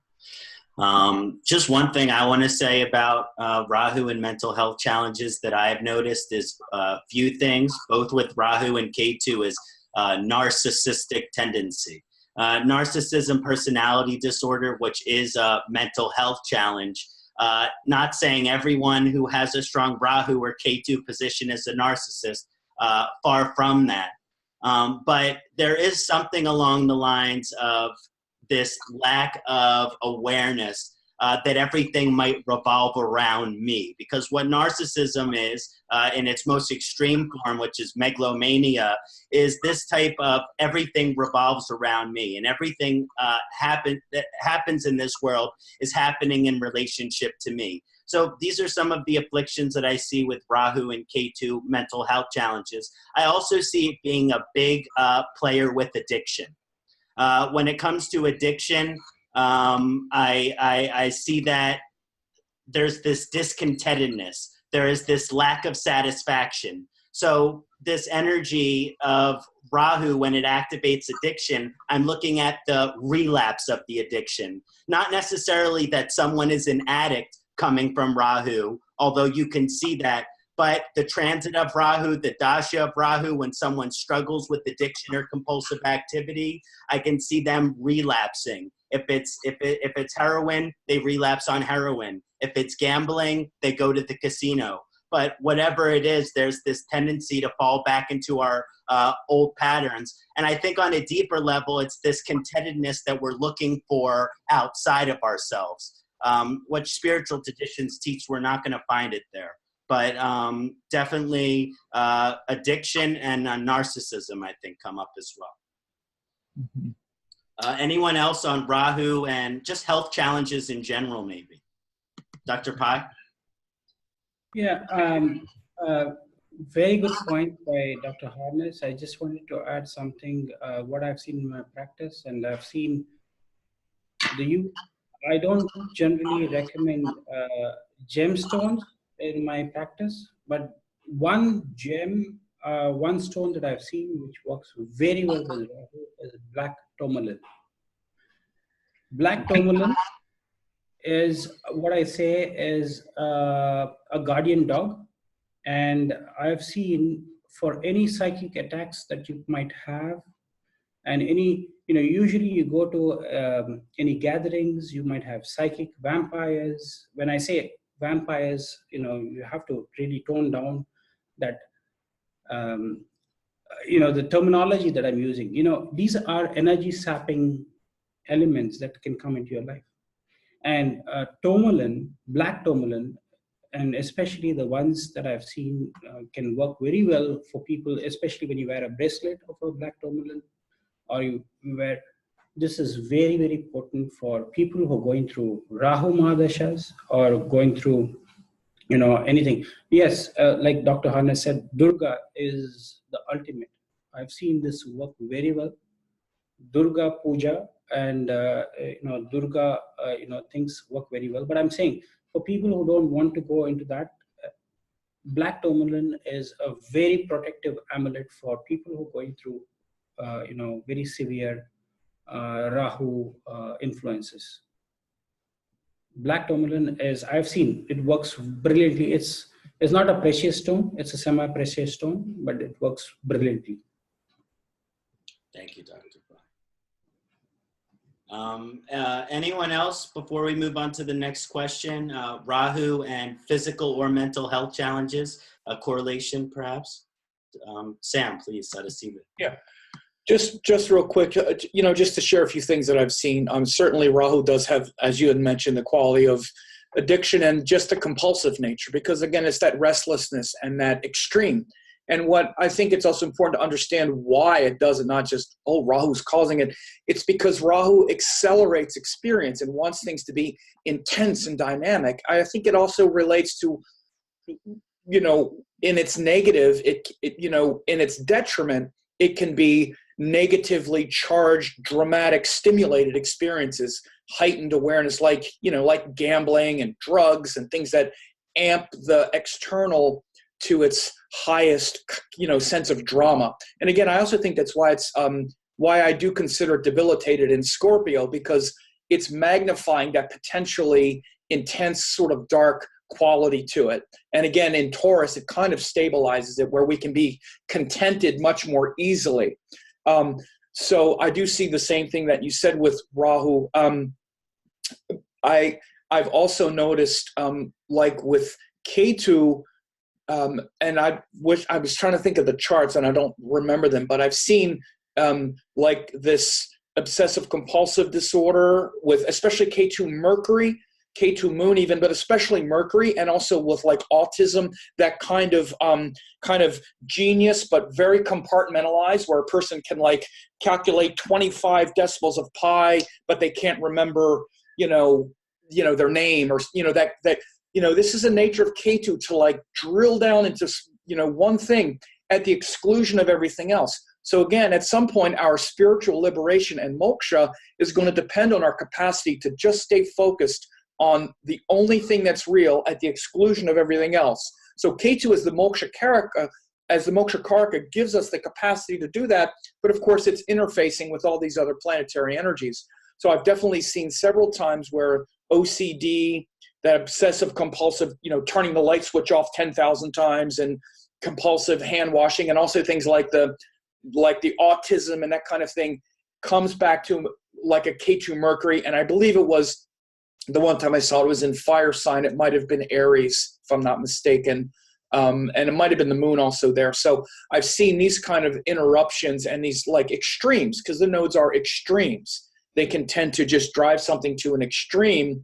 Also part of as we're talking about sort of mental health, that kind of thing. The last thing, and it's not necessarily mental health, but I will also say as it relates to things like sexuality, they're also related to fetishes, especially when they interact with Venus. And by the way, I've also looked at this too, that can even relate to body parts and other kinds of things without getting all that graphic. But like maybe if you would say, for example, Rahu Venus, Ketu Venus, maybe in the 12th, you might see foot fetish or something. But you see a kind of, again, because both Rahu and Ketu have an obsessive quality. And of course, Venus is about sexuality, what we find attractive. And if it's predisposed, I'm also remembering Ketu Mars. And again, this isn't mental health, so to speak, like it's an illness, but I've also seen several times with dominant, play, like maybe BDSM, that kind of, dominance power play kind of thing. Mars Ketu, I've seen it several times in Leo, where this kind of power play, especially around sexuality, fetishizing, and those kinds of things. Again, I'm not calling those mental health issues, but just to open up that same kind of category of like obsessive, overstimulated, extremely focused and narrow, because these things can turn into, especially if they're sexual, they can turn into problems where the only way that a person can relate to another person sexually is through some fetish that can lead to, things that make a normal sexuality maybe a little different. So those are other things that I've noticed about the nodes, those kinds of things. Excellent. Thank you, Sadasivaji. Visti, please. Specifically picking up from what Sam said about autism, I did a bit of study and research on this.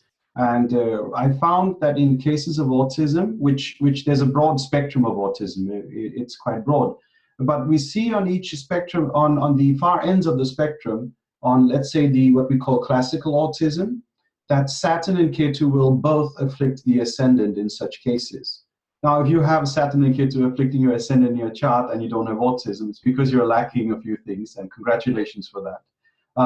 For example, you will see the ascendant Lord being afflicted, and it'll be linked to the 11th from Sun, and the ascendant Lord and the D30 will also be linked to this, sort of like a compiling factor.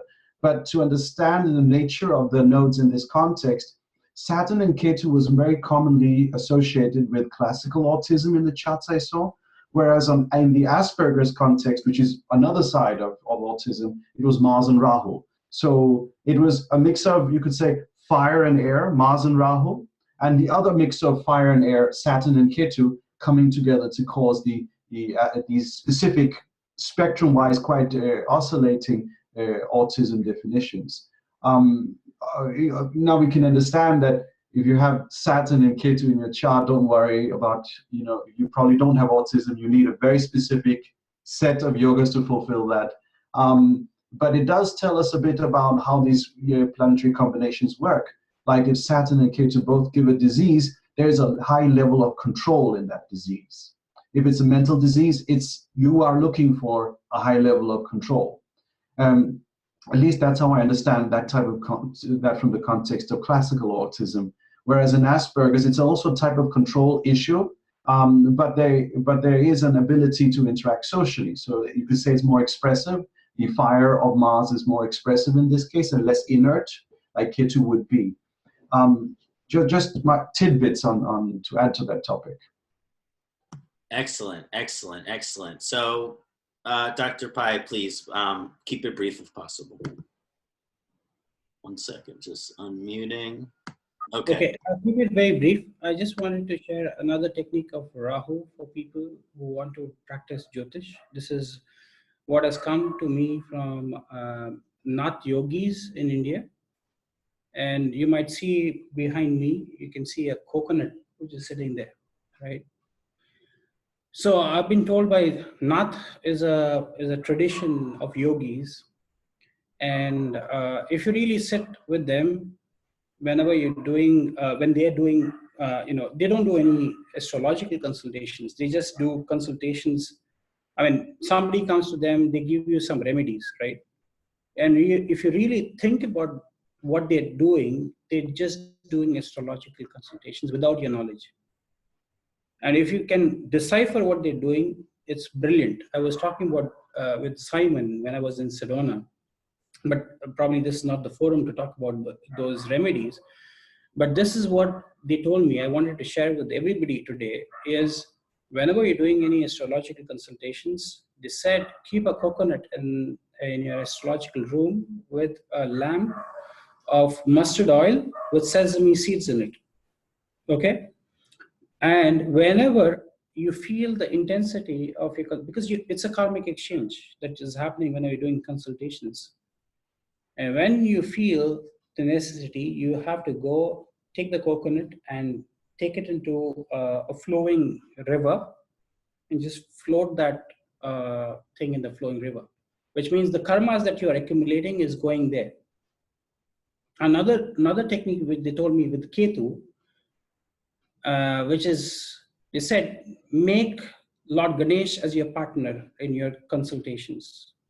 Give them a part of the consultations as a fee to Lord Ganesh, and go to any Ganesh temple and give this offering. Whatever you can make him a partner. Like many people in India make Lord Venkateshwara or Lord in Tirupati, Venkateshwara as your partner.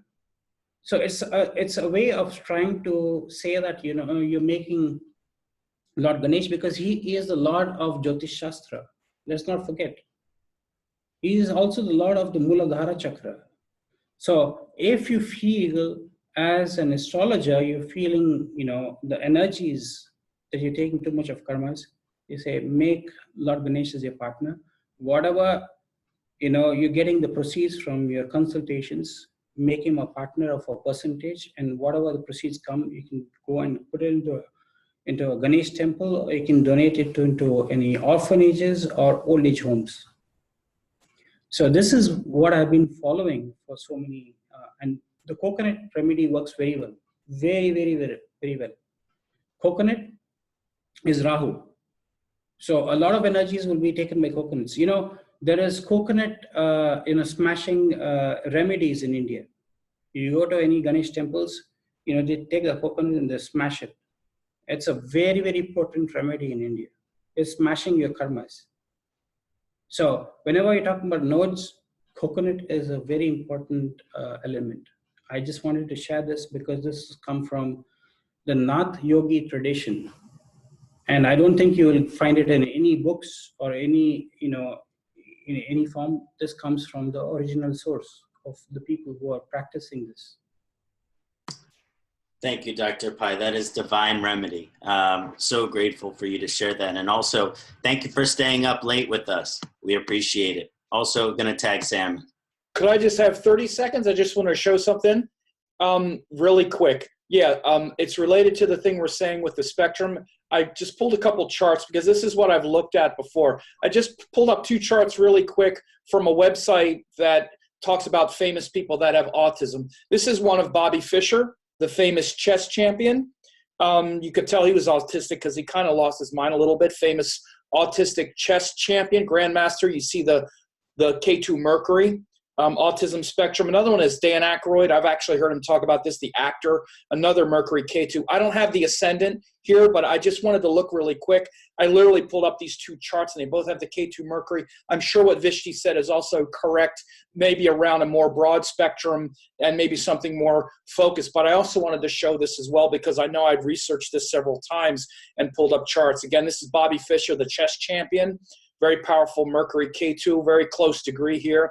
And this is Dan Aykroyd, the actor. It's a little wider, but it's still very close in a general sense. So I just wanted to show that as well because I had done some research on that, and I wanted to also double check. So thank you. Just wanted to show that. Thank you. That's an excellent case study, and I think this is a great area of research for us as astrologers to keep studying. So next, I'd like to ask Visti ji, if you would please discuss mean node versus true node. Oh, 1 second. Okay, thank you. Thank you. So I'll start off by saying I use mean nodes.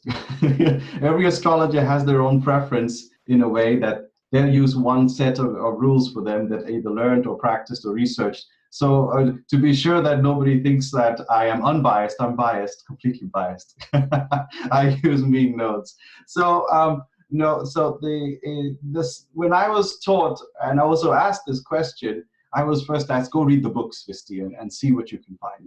That's make the student first do the hard work, then they'll appreciate the answer more, So out there reading the books and then ending up starting with the Siddhantas. The Siddhantas are the books with all the calculations in astronomy, the Vedic astronomy, if you will, if you can use that term, but astronomical calculations which were used for a very long time in calculating charts. Now, the beauty of looking into those books are you get to see the methodology that they use for calculating the different planetary positions, and you get to also understand a few things about their approach. And one thing that becomes evident there is that they did know back in the ancient days how to calculate the true nodes. Because the mean node is sort of a linear calculation. You start it from somewhere and it just continues out into eternity. You don't change it, you don't adjust it. But then when you need to find out when an eclipse is happening, you need to know if you need to make an adjustment to the nodes to compensate for the wobble of the moon, because the moon is supposed to be direct all the time, it's supposed to be linear all the time, but it sometimes slows down and it sometimes speeds up, and quite a bit, to that extent that it affects the node's actual transit, if you will, from the perspective of the exact eclipse position. And so the Siddhantas, and here I'm quoting distinctly Surya Siddhanta, speaks of that when you have done the linear calculation of all the planets, calculate the chart. Okay? Draw the chart. And that means you've done the linear node calculation, the mean nodes, then you've adjusted the true calculation of the 5 planets, the grahas, you've done some adjustments to sun and moon to get their exact position. Now calculate the chart and start reading it. And then that's it. You're ending up with that, and you think, well, does that mean they didn't know how to calculate true nodes? Because you would be left with a chart with mean nodes, and the rest of the planets would be fine as per our current math, at least the way we would approach it. But then you get to another chapter, and then you get to see, well, there you go. Here's how to calculate eclipses, and here's how to adjust the node's position to get the exact eclipse. So the Shastras did know how to calculate true nodes. They just didn't use it for astrological purposes. Okay? So that's the initial basis that we get to say, maybe they did know, and it seems as if they're using mean nodes. Now, and then why would they do that? What's the point of omitting something like that? Now, books which discuss topics like this a lot, like, for example, oscillating ideas about friendships between planets, who are the different opinions on that? What are the different opinions on balas? What are the opinions on that? One book which does this and really debates astrology and the different views of the different sources, rishis and whatnot, is Hora Ratnam. Okay, And so this book, Hora Ratnam, discusses almost every aspect of astrology, even the parts where there are disagreements between different views. And it's completely silent about the nodes calculation. All right? In essence, saying there was no debate about the nodes calculation. There was no debate about the astronomical calculations. There are debates about how to calculate all the planetary positions, but none about the nodes. For example, one of the debates is, well, if you have calculated one thing with the planets, but you see on the sky it's different, what should you trust? And they say, look at the sky, that's right, you have to redo your math. All right? So they even get into that nitty-gritty in, for example, Hora Ratnam. And Varamahira also attempted a similar debate when he wrote Brihajataka. So the mean node seems to be an automatic preference, but there's nobody telling us why in the Shastra. They seem to say, yes, do it, but they don't say why. And when I then asked into that, then we get into the philosophy of the nodes, okay? The philosophy behind them. And so what we're taught in the tradition is that when you read Parashara, and specifically his Karaka Adhyaya, which refers to the Charakarakas, he gives one statement about Rahu. He says, when you find the Charakaraka for Rahu, always count him from the end of the sign. Okay? The end of the sign. So what does that mean? For all the planets, you would not do this, but for Rahu, you carry for the end of the sign, and Ketu is completely ignored. He doesn't even speak about Ketu. So in essence, he's just talking about Rahu, but he's interested in Rahu from the end of the sign. That means that it's inferring that the other planets are on their own, but Rahu somehow has to be considered by his placement from the end of the sign, because unlike the others, he's always retrograde. Okay? It's like saying, well, if the sun is at 29 degrees, he could be among the oldest planets in the chart. But if the Rahu is at 1 degree, he's considered very old because he's close to the end of his transit in the chart. So in the Charakaraka Adhyaya, or Karaka Adhyaya, it's speaking of that the nodes should be considered as always retrograde, as if it's an inference that they should always be retrograde, because their age is considered until in reverse, that is, in reverse. So then we get some introduction into the philosophy of why the nodes are supposed to be considered what we call mean all the time, because true nodes sometimes go direct, and mean nodes never go direct. They're always retrograde, all right? So this is where the tradition enters and says, why do we have that paradigm? It's because grouping of the planets is like this, according to astrology from some philosophies. That is, among the 9 grahas, 2 of them are the sun and moon. These are the luminaries. They light up the zodiac. They give life. All right? They act like the Hora chart, giving all the wealth and fruits and prana to the body. Whereas the nodes are on the other end, and what they're doing is eclipsing these sun and moon.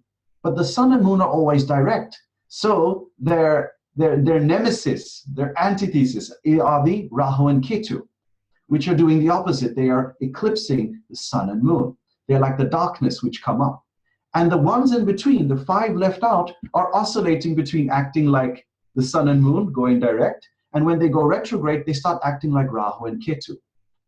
So the idea is in this, that the philosophy says, consider the nodes as being constantly retrograde, which only happens, like I said, with mean nodes. True nodes, it doesn't happen. Now, at the end of the day, you can hear the philosophy and you can see the calculations, and then at the end you want to experiment, right? And the thing is about using true versus mean nodes, like some of us have worked with, is the difference between the two is sometimes very minimum.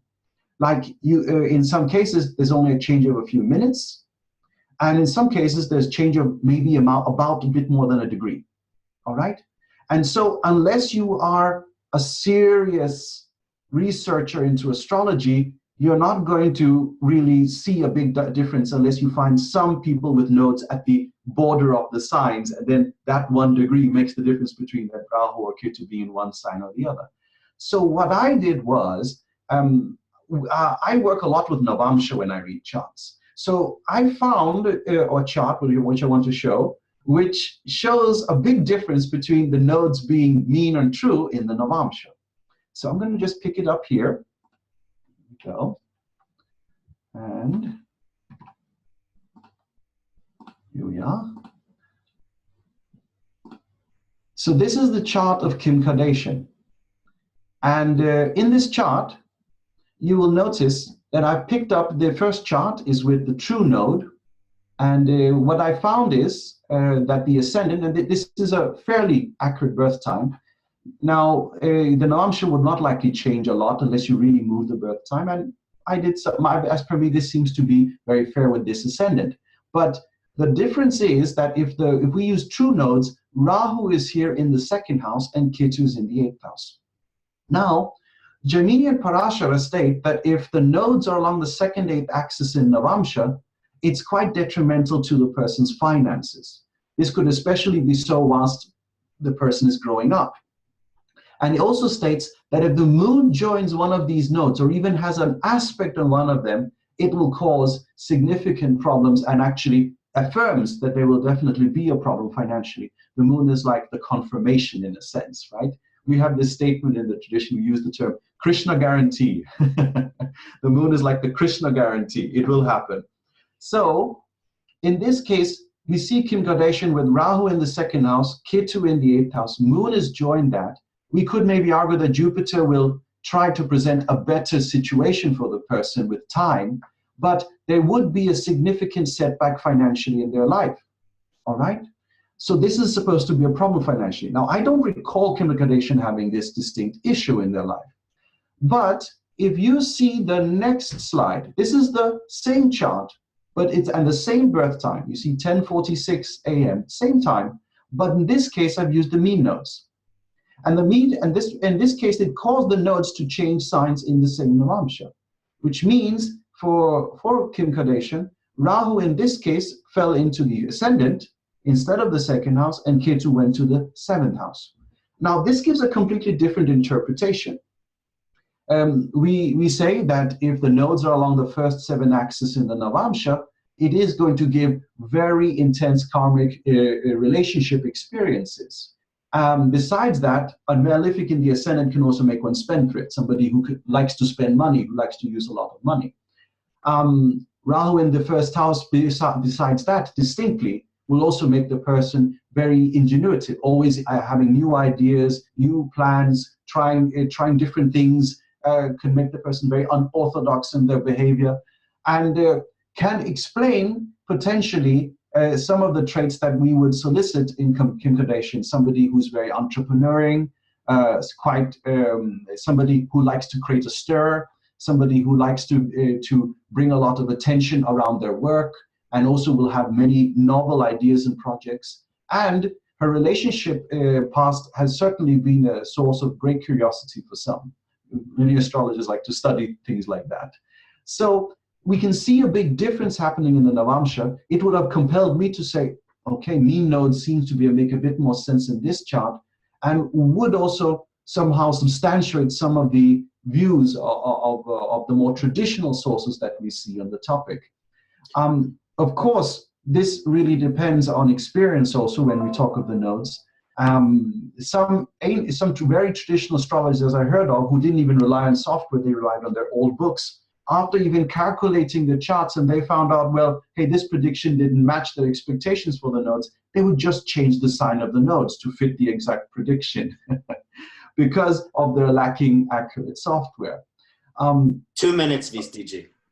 I was going to say that, so in conclusion, about the topic of true versus mean nodes, I find mean nodes working quite well. I have some examples to substantiate that. But the tradition seems to also support this. The classics seem to support this. But it doesn't mean we can't get smarter about some aspects of the nodal calculations. Because when we talk about calculating something in a linear direction, starting from one point and ending at another, you start wondering, well, where is the end? Because if it's a linear calculation, there should be an end point. So when is that end? You're adding more and more to that transit for an end point, and then you're simply taking average of that distance between to get the actual nodal positions. Maybe there is a smarter way to do this, which is more accurate, but so far it seems, and in my experience, the mean nodes make a lot of sense. So that was what I wanted to share on this topic, and my biased opinion. What is your experience? I'd love to hear, and please do share. Visti, thank you for sharing, and I think you did an excellent job of being unbiased and also presenting both sides of it. So I want to thank you for that. Would anyone else like to comment on mean versus true node, Sam? Yeah, thank you. Thank you, Visti, as well. I was able to pull up a chart which from a case study that I noticed several years ago. I'll share my chart really quick. For some reason, I can't find the thing in Parashara's light to change the node from the mean to the true node, but I do know that this is correct because I tested it when it happened a couple years ago. So I have a chart here.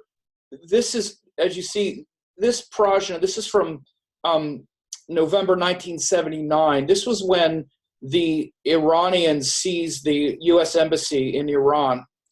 And at that time, U.S. imposed sanctions on them and seized their assets and all of that. When the Iranian deal was negotiated in early 2016, it literally closed this day, January 16th, 2016. We can see this exact conjunction of Rahu Jupiter. It's a recurrence transit from this. Look at how close. 1234 when the U.S. embassy was seized in Iran of Rahu, 1244 of Jupiter. That's when it started. And this is the recurrence transit when the Iranian deal was finally struck. Now this is using true node. Mean node, Rahu is still in Virgo. So this is the only case study. I've researched this several times. I can't find the mean node calculation in Parashara's light, or I'd pull it up for you. And again, Visti G, that's not to prove you wrong. I'm just, this is an example, and a lot of the work that I do where I have case studies is because I track transits all the time and do a lot of mundane events and see things like this. This is what informs my decisions about this because I'm totally open as well. And when I see nodes stop and progress and go back and forth, several years ago when there was a bunch of wildfires in California, when I was still living in Northern California, Rahu stationed and went back and forth over Mars. I believe it was in Leo. I don't have the charts. I don't remember, but I remembered this. And if I could pull up the mean node calculation on Parashara's light, I would show you that mean node. Maybe someone is helping me out here. It could show me where it is and how to find it. Rahu Nakshatra, okay. But under calculation options, calculations. So let me just look again here. I looked calculation options, and I looked at calculations, and I don't see mean node. Oh, again, I looked under these. Anyway, we don't need to wait for me to do this. I'll keep trying to find it, but I remember at the time when it came up, I was like, this is mean node and true node, and here's an example of how I see it work, because it's moved into Leo, the same recurrence transit as well, because it's the same degrees as when the U.S. embassy was seized.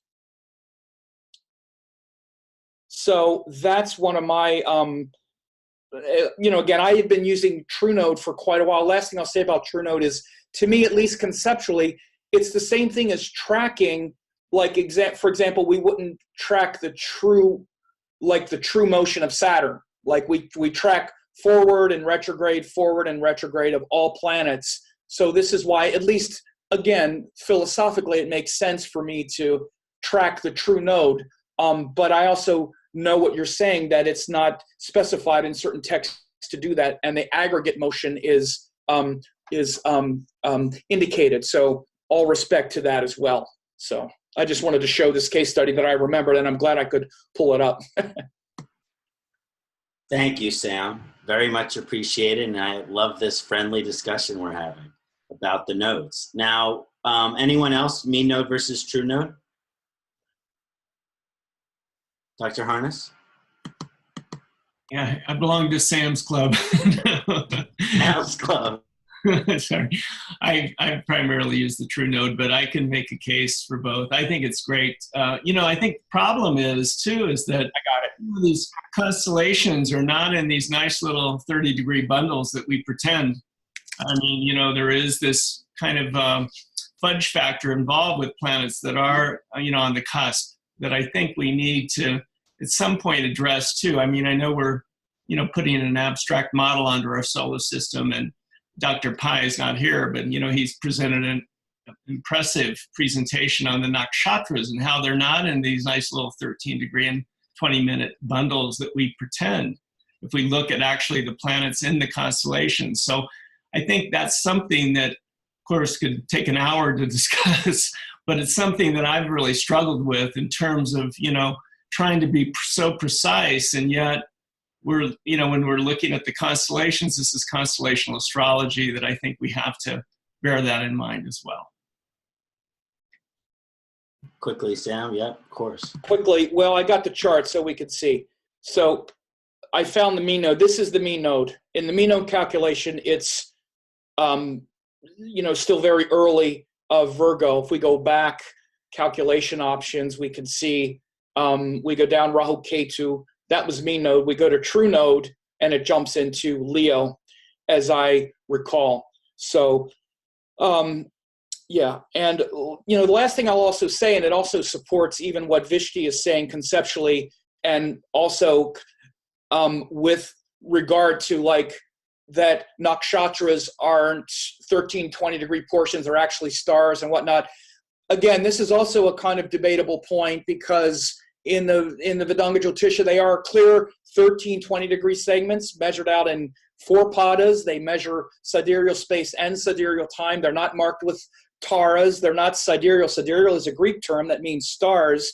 The Narayan zodiac, which is what they use in India, is actually measuring space in 27, 13, 20-degree portions and 108, padas, that they're measuring space with reference stars along the ecliptic, which are called taras. So we have to also be careful not to say that nakshatras are all connected to those taras. Sidereal is a Greek term, which means the star. So not to say that that research is wrong, because I certainly know that Garga and Aryabhata and other Indian astronomers also took the Vedic sidereal zodiac and started to make it sidereal rather than the 12 30-degree portions and the 27 12-degree 30-degree portions of space, and started to turn it into more secular star sections. So all of these are open discussions, and so we'll keep it on that level. So thank you, Sam. Deeply appreciate. Thank you, Visti, Dr. Harness, Sam, everyone who weighed in on that. I used mean node. I did experiment with true node for a little bit, but because mean node was what I used when I first started learning astrology, that's just what feels comfortable for me. So that's the honest truth for me there. Next, I would like to put the question to Sadasiva-ji. Would you please discuss the significance of nodal planetary conjunctions? And let me get the, all righty. So we're going to talk about the conjunctions of, and Raja Yogas also with the nodes. So I included Raja Yogas in this because I find that the most compelling sutras and directions to follow relative to describe how Rahu and Ketu interact with planets is in the same chapter in Parashara on Yoga Karakas, which also is the chapter that gives a directive on Raja Yogas. And I find that the sutras really mix together and give us very strong indicator of how to proceed. And so I'll share that with you right now. So in Bharat Parashara Horasastra, chapter 34, Yoga Karakas, there are 2 sutras on Rahu and Ketu, and it kind of unlocks the whole kind of key. Just these 2 sutras are like really this sort of foundation, and in some ways all you need, or at least all I need as a real foundation. Verse 16 says Rahu and Ketu, it says Rahu Ketu give predominantly the effects as due to their yuti with a bhava lord, or as due to the bhava they occupy. And then it says if Rahu and or Ketu are in a Kendra receiving drishti from or an association with the Lord of a Kona or of a Kendra, it will become Yoga Karaka. So this is the famous rules for Raja Yoga for Rahu and Ketu as well. If they're in an angle with a trine lord or in a trine with an angle lord, they form a Raja Yoga. But what is also significant is that they give the effects predominantly due to their yuti, means conjunction, with the Baba lord.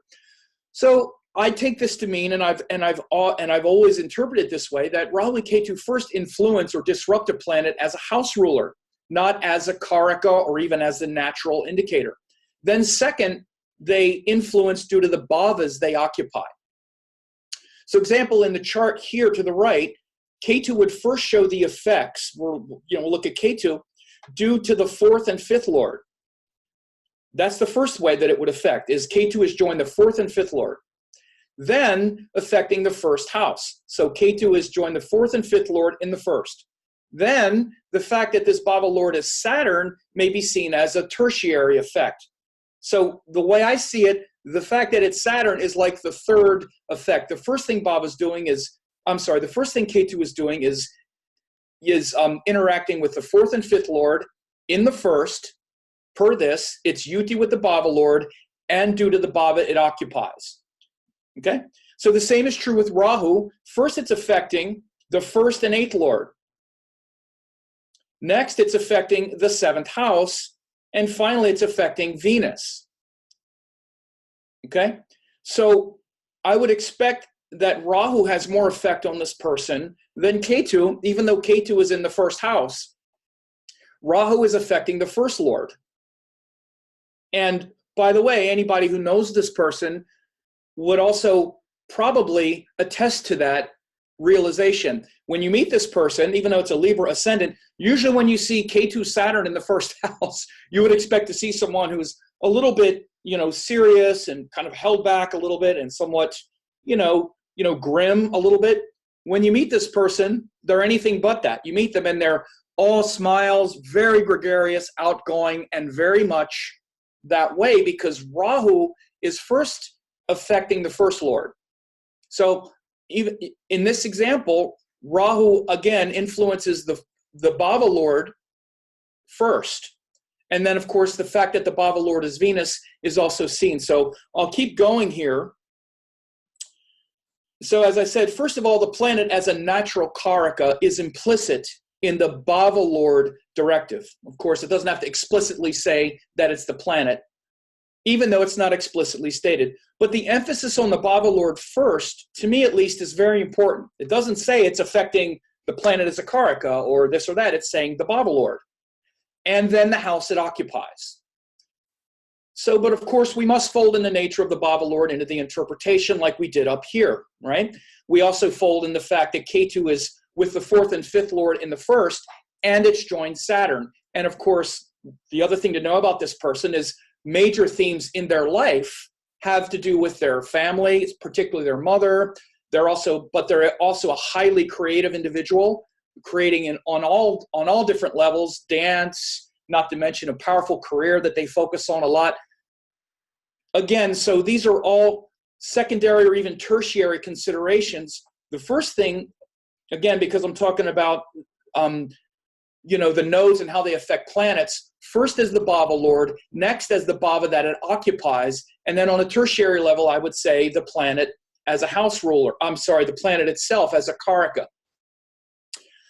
So again, what I noticed though is that there's no rule directly connecting the ruler of the node, which all astrologers mention as being very important, and it is. For example, I haven't even mentioned that this Rahu Venus, well, it's ruled by Mars. Of course we know that's important, but you don't see anything up here really connecting the node to the ruler. So why do we always talk about it? Because it is important.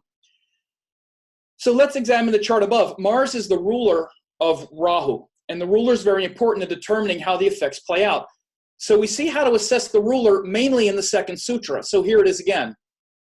If Rahu and or Ketu are in a Kendra, receiving a drishti from or association with the lord of a Kona or of a Kendra, it will become a Yoga Karaka.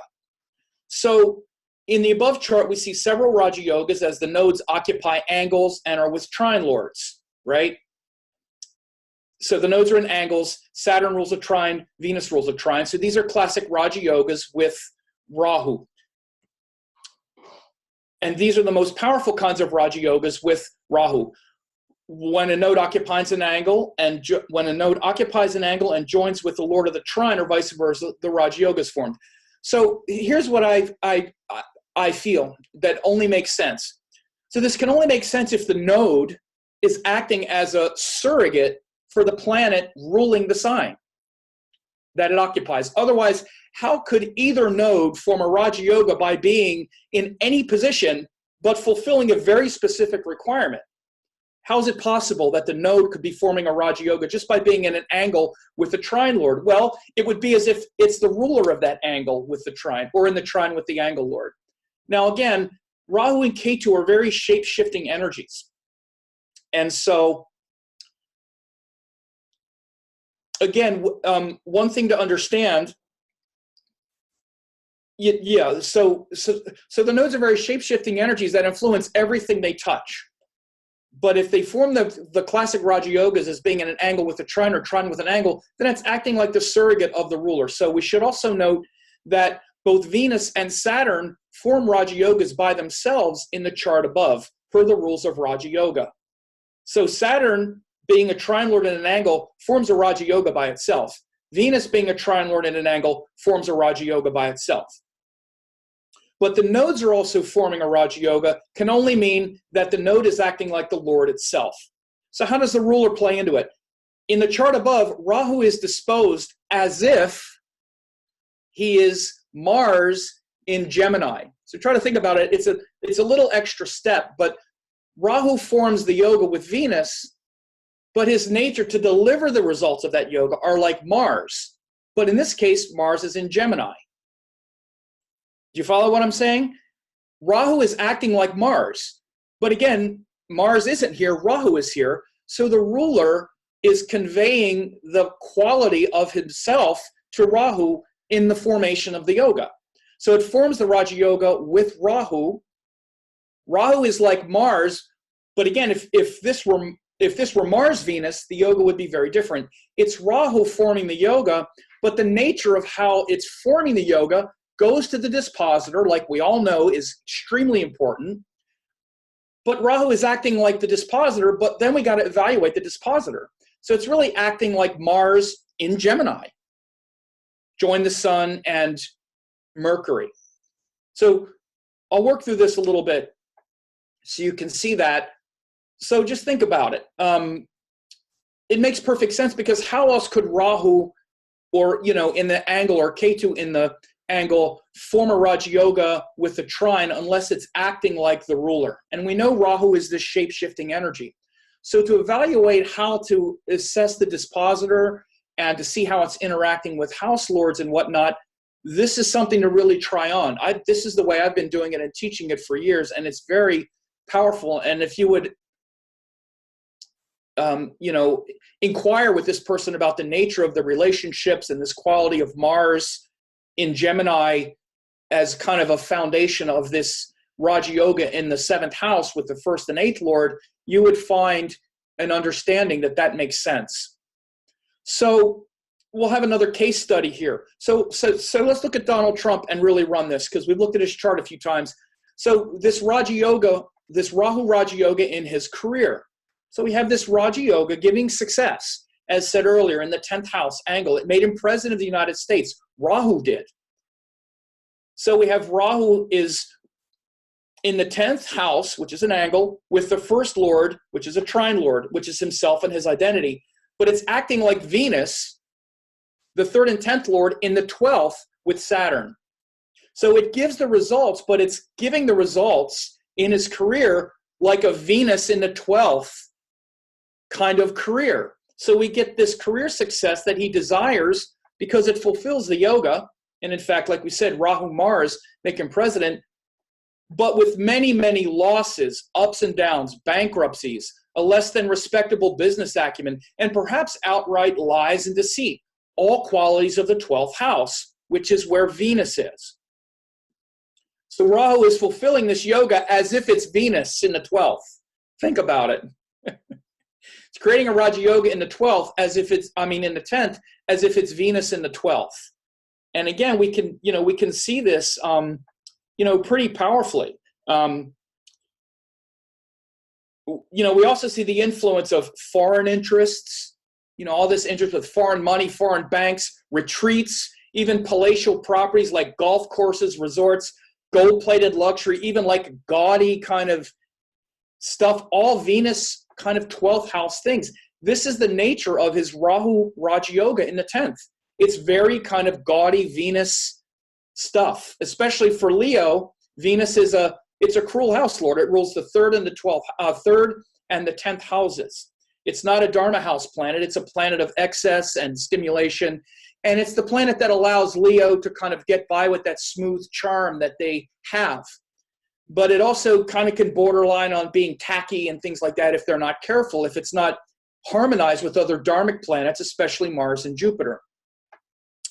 So even when we look at a situation where there's not a Raja Yoga and we're looking at the nature of Ketu joined another planet, or Rahu or Ketu joined another planet, we see Ketu conjunct the moon. So first we see it as Ketu with the 12th lord in the 4th. That's the first way we would evaluate it. It's Ketu interrupting the 12th lord in the 4th. This is the first thing Ketu is going to do. All right? This could mean a greater stillness and solitude and introspection if it were expressed in a healthy way and very spiritualizing and whatnot. Instead, we've seen many secrets and lies that he tells others and himself. Lying to ourselves is a major thing of the 12th lord and the 4th. First, we lie to ourselves. Then we don't think we're lying to anybody because we're already completely delusional at that point. Most everyone knows him, reports he has no introspection at all. He's all external appetite, like he's just very much an external creature. And this Ketu is joined the 12th lord in the 4th. Then we can know that this 12th lord is also the moon. So it affects the mind, moon, relationship with mother, an emotional state that gets his feelings hurt so easily, very negative moon in Scorpio, tendencies for revenge and all of that stuff.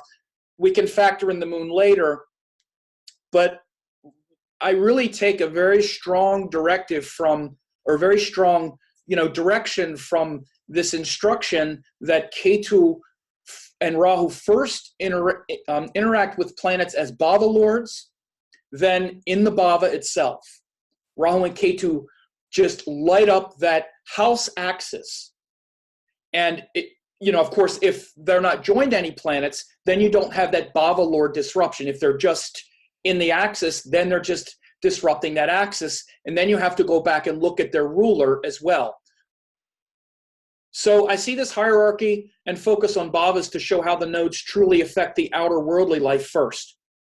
So this is how I approach it. And so, we must evaluate the external disruptions first, then we can analyze the psychology and the karakas later. So it's a little unconventional in that way, but I think these sutras are really worth a lot of pondering, in my opinion. And again, I've been doing it like this for a long time, and hair splitting and sort of delineating these, these indications. I could take a 2-hour class to teach this with case studies, but that's the overview of what I think is pretty interesting to ponder. And especially from Parashara, you do see this emphasis first on its conjunction with the Bhava Lord, or as do the Bhava it occupies. Then you see the rules for the classic Raja Yoga. So when we look at the conjunctions of the nodes, I think this is a real good place to start. And I'd love to hear some feedback. Sam, thank you so much, Sadasivaji, for that very compelling presentation. Everything you said made so much sense to me and really resonated with me. I feel that there was this understanding it as a surrogate that really resonates with me, that makes a lot of sense to me. And also these, the rulers and the houses that are affected when these nodes are conjunct with these planets, and the signs that planet rules, how those are severely affected is incredible. So thank you for sharing that. Vistiji, something on Rahu Ketu conjunctions you'd like to share? Okay. Sure. I wouldn't want to add to what Sadashiva did because it was quite elaborate and it's quite sensible and straightforward. You pretty much hit the nail on the head with that one. What I notice is that when I was taught this shloka in specificity, the focus was a lot on Dasha. All right. So another focus can be on how you interpret from Dasha perspectives, because you also see this type of shloka being reiterated when the topic comes up about Dasha, about how the node's going to behave in the Dasha. And so in a similar vein, in that sense, that it becomes a hierarchy of trying to figure out, is the node going to behave like the planet is conjoined? Well, if there's a planet conjoined, yes. If it's joined multiple planets, then it becomes tricky, because it's going to only behave like one of them, not all of them. And then if they're non-joined, see if there's any planet aspecting it. Then it'll start behaving like it. And then when I was taught that, I said, well, if Rahu is going to behave like somebody else, then that somebody else is going to start behaving like Rahu. And vice versa for Ketu, you know? So you get this reversal in Dasha results also. And then you get the scenario, what if nobody is joining or aspecting a node? Then in that ulterior circumstance, choose its dispositor, and then do the work from there. So in a different context from Dasha, it's used a little bit differently. And this comes back to that when you read Parashara, I was told you can read it 3 times and it'll have 3 different meanings. And that's because you need to know all 3 meanings, because that's the way Parashara is. So there are 3 readings of all the shlokas, which is amazing for Parashara. So I didn't know, were you going to touch on the topic of other conjunctions like sun conjoined, moon conjoined? Because I know that becomes a topic at one point when it comes to conjunctions with the nodes, because there are specific yogas which also arise from there, right? Yeah. Yeah, okay, that's fine. Yeah, so this is just I'm just talking in this case. This is what I wanted to present was the directives. Just I would say that if it's conjunct any graha, it's going to affect the same way. It doesn't. I mean, of course, each planet is separate, and it's going to influence. Like even in the chart that we have here, the fact that then we drill down into what's specific. Like for example, the Ketu in the chart. Just real quick, just to share it again. Like in the chart, we're talking about. And of course, everything is Dasha specific, Visti, just like you said. I was just showing how to see what the node is influencing. The rules of Dasha activation show that when the Dashas run that activate the planet in its Rashi or Nakshatra, that's when the karmas fructify. That's, of course, a different discussion. That's why I say if it were a longer presentation, I'd show when things activate and whatnot. But, of course, when you get the baseline place to start, and also, as far as I'm concerned, where you can then bring out a lot of depth is in these rules, because it really doesn't matter. If we're assessing Ketu, then we're first starting with the fact that it's joined the 4th and 5th lord in the 1st. And then we build out from there that it's Saturn. And then you bring what Ketu and Saturn and what that effect would have. Of course, Rahu and Venus, it's first Rahu, the 1st, and 8th lord. And in fact, the 8th house is dominant to the 1st. There's all kinds of rules in this chapter of Parashara that shows what are the dominant bhavas and all of that other thing. So it can get really, really granular. And you would see these karmas ripen when we're in Mars Dasha, or in this case, when we're in Venus Dasha, because they're the rulers in Vimshotri of this, because they're in Bharani Nakshatra in Mars Rashi. So those are separate things. But as far as I'm concerned, these rules pretty much encompass the scenarios that shows the hierarchy of effects, at least their effects on the Bhava Lord, which is what the subject was, how to evaluate the conjunctions of Rahu with planets, Rahu and Ketu with different planets.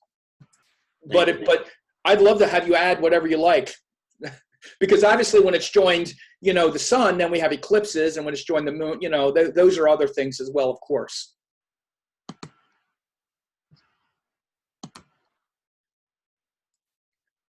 I have nothing to add. It's just excellent. I mean, yeah. Thank you. And there's some people want to ask us questions. I don't know if this is the time for it. Ksanati, don't you have something that you also want to share? Yeah. So I just wanted to say too that, you know, traditionally Rahu and Ketu are enemies with the sun and the moon.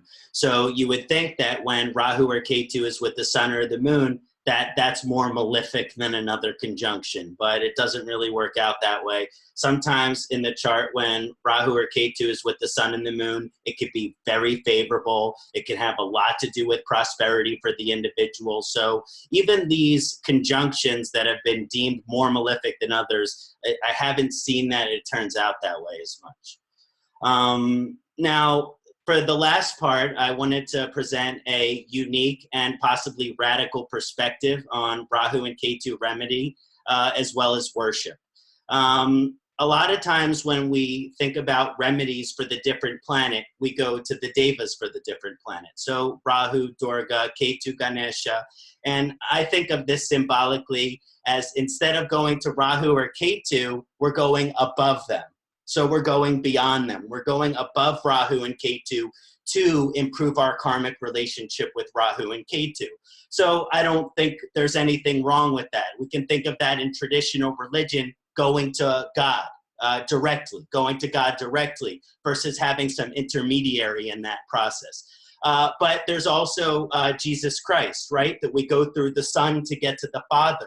So I don't think that there is anything inappropriate or wrong, and other astrologers might disagree about worshiping Rahu and Ketu and going directly towards Rahu and Ketu and honoring them and worshiping them and increasing a direct relationship with them to improve our spiritual relationship with them as being something that is actually quite positive. So I have some different remedies. I like to break the remedies down into three different areas. One is, what are these more traditional remedies that we can that are given in the text? Also, Ayurvedic remedies, because the different Rahu and Ketu are influencing the different doshas in a severe way. So how can we balance that from an Ayurvedic perspective? And then also lifestyle remedy. How can we change our life on a daily basis? How can we change the way that we think about things? How can we change the way that we approach things to improve our karmic relationship with that planet? So from a traditional perspective, you know, Rahu is akin to Saturn. So the best day to honor Rahu is on Saturday. Again, this is just using the day of the week.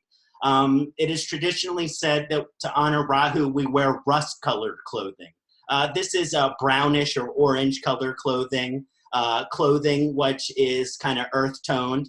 And the gem of Hessonite is traditionally recommended for Rahu. I'm going to talk a little bit about this because I've seen it go really negatively. In other words, I've seen the Hessonite have a really negative impact on a native. A lot of times the way that Hessonites come, they're raw.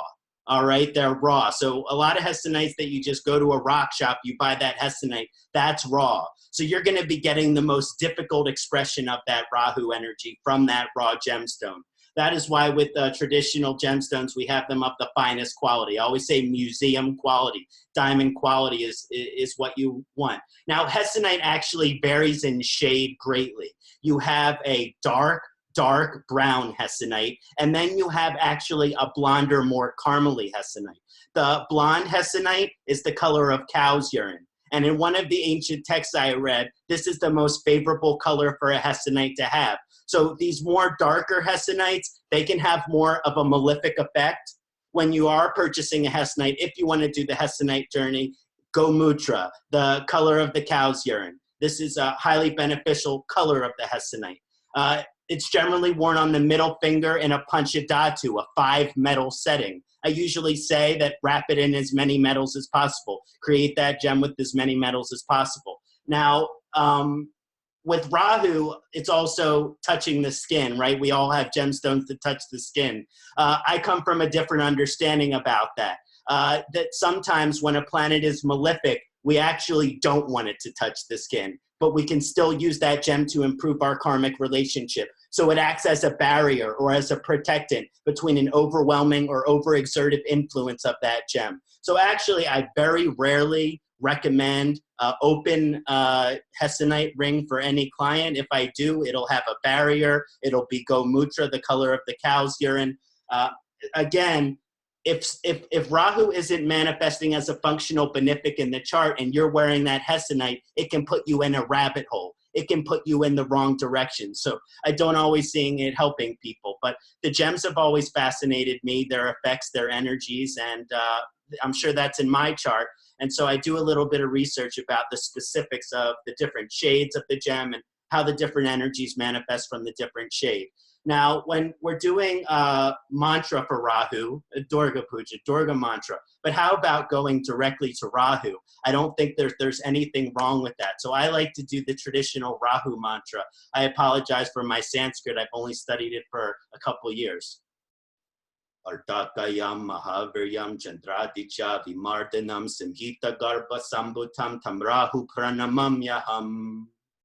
And then I do 108 of the either seed sound or the tantric sound with the mala bead. So Om Bram Brim Bram Saharahu Namaha, Om Bram Brim Bram Saharahu Namaha, so on and so forth. And there's different seed sounds, tantric mantras for the nodes. I like the Mercury energy there when I'm bringing it with Rahu. So that's the energy that I like to use when I'm doing the mantra for Rahu. Now getting more into the Ayurvedic kind of remedy. Now Rahu is tamasic. It can create a heavy tamasic influence on the mind. And so it's important from a perspective when we're in a Rahu Dasha or working with Rahu remedy to have a sattvic diet. Because we basically want to do everything in our life to reduce this hyper-concentrated amount of tamas. The only way to do that is to have a sattvic diet. Lots of basmati rice, lots of ghee, lots of mangoes. These are examples of sattvic foods, and avoiding things like meat, like cheese, like excess of sugar, all of these overly indulgent things. You know, we're foodies in this world, but that's not good remedy to improve our karma with Rahu. So there is this understanding of the Ayurvedic side to reduce the tamas. The tamas with Rahu is often in the mind, which is why there's confusion, there can be deception, there can also sometimes be doubt, lack of motivation. So we want to increase the sattvic influence of the mind. So my favorite herb for this is Jadamansi. Jadamansi. Jadamansi is a great herb because it actually clears tamasic energy from the mind. So if someone is overly influenced by this tamasic, difficult side of Rahu, working with sattvic herbs like Jadamansi could be really beneficial for the individual. Then getting more into a lifestyle perspective, right? Rahu is foreign and exotic experiences. That is why the greatest foreign and exotic experience that we can have is a travel to a foreign country. I always say, if you're sometimes when Rahu is very active and you're not having success locally, you can go outside of your country and experience success. So oftentimes I encourage people in a Rahu Dasha, travel out of the country. If you're traveling domestically within this country, go to someplace new. Go to someplace you haven't done before. But as much as possible to, in a healthy and a positive, more sattvic way, invite these foreign and exotic experiences into our life. What is foreign and exotic? It means that we haven't done it before. So on a lifestyle energy, one of my greatest remedies for Rahu is to try new things. A lot of people with a Rahu mentality, they'll tell you that they'll try anything once. This means that when we're working to improve our karma with Rahu, we want to try to be open-minded to trying new things. But the issue with Rahu is 8 out of 10 things that we try, we're not going to like them. We're not going to enjoy them. They're not who we are. They're not our dharma. They're not what support us. But as I said earlier, those experiences are equally valuable. The 2 out of 10 things that you are open-minded to trying that are new, and when you try them, you really like them, they will change your life. They will change your perception, and they will show you on a deeper level who you really are. If you're never willing to explore all of the possibilities and opportunities with Rahu, then none of them will be left explored. But if you're willing to be open to trying all of these different possibilities, then even though you have to hit your knees on the ground on the way, eventually it will lead to this awareness as to this thing that I've been searching for. I would like to now incorporate it into my life. Now, when we're working with Ketu, Ketu is akin to Mars, which is a Tuesday is the best day. Multicolored and striped clothing for Ketu. I always say Joseph and the Technicolor Dreamcoat, he must have had a Ketu ascendant. So there is this energy of this multicolored and striped, very vibrant, many colors. And this can often be good for Rahu as well, this kind of psychedelic type of clothing or this psychedelic kind of dress. The gem for cat's eye is, the gem for Ketu is cat's eye.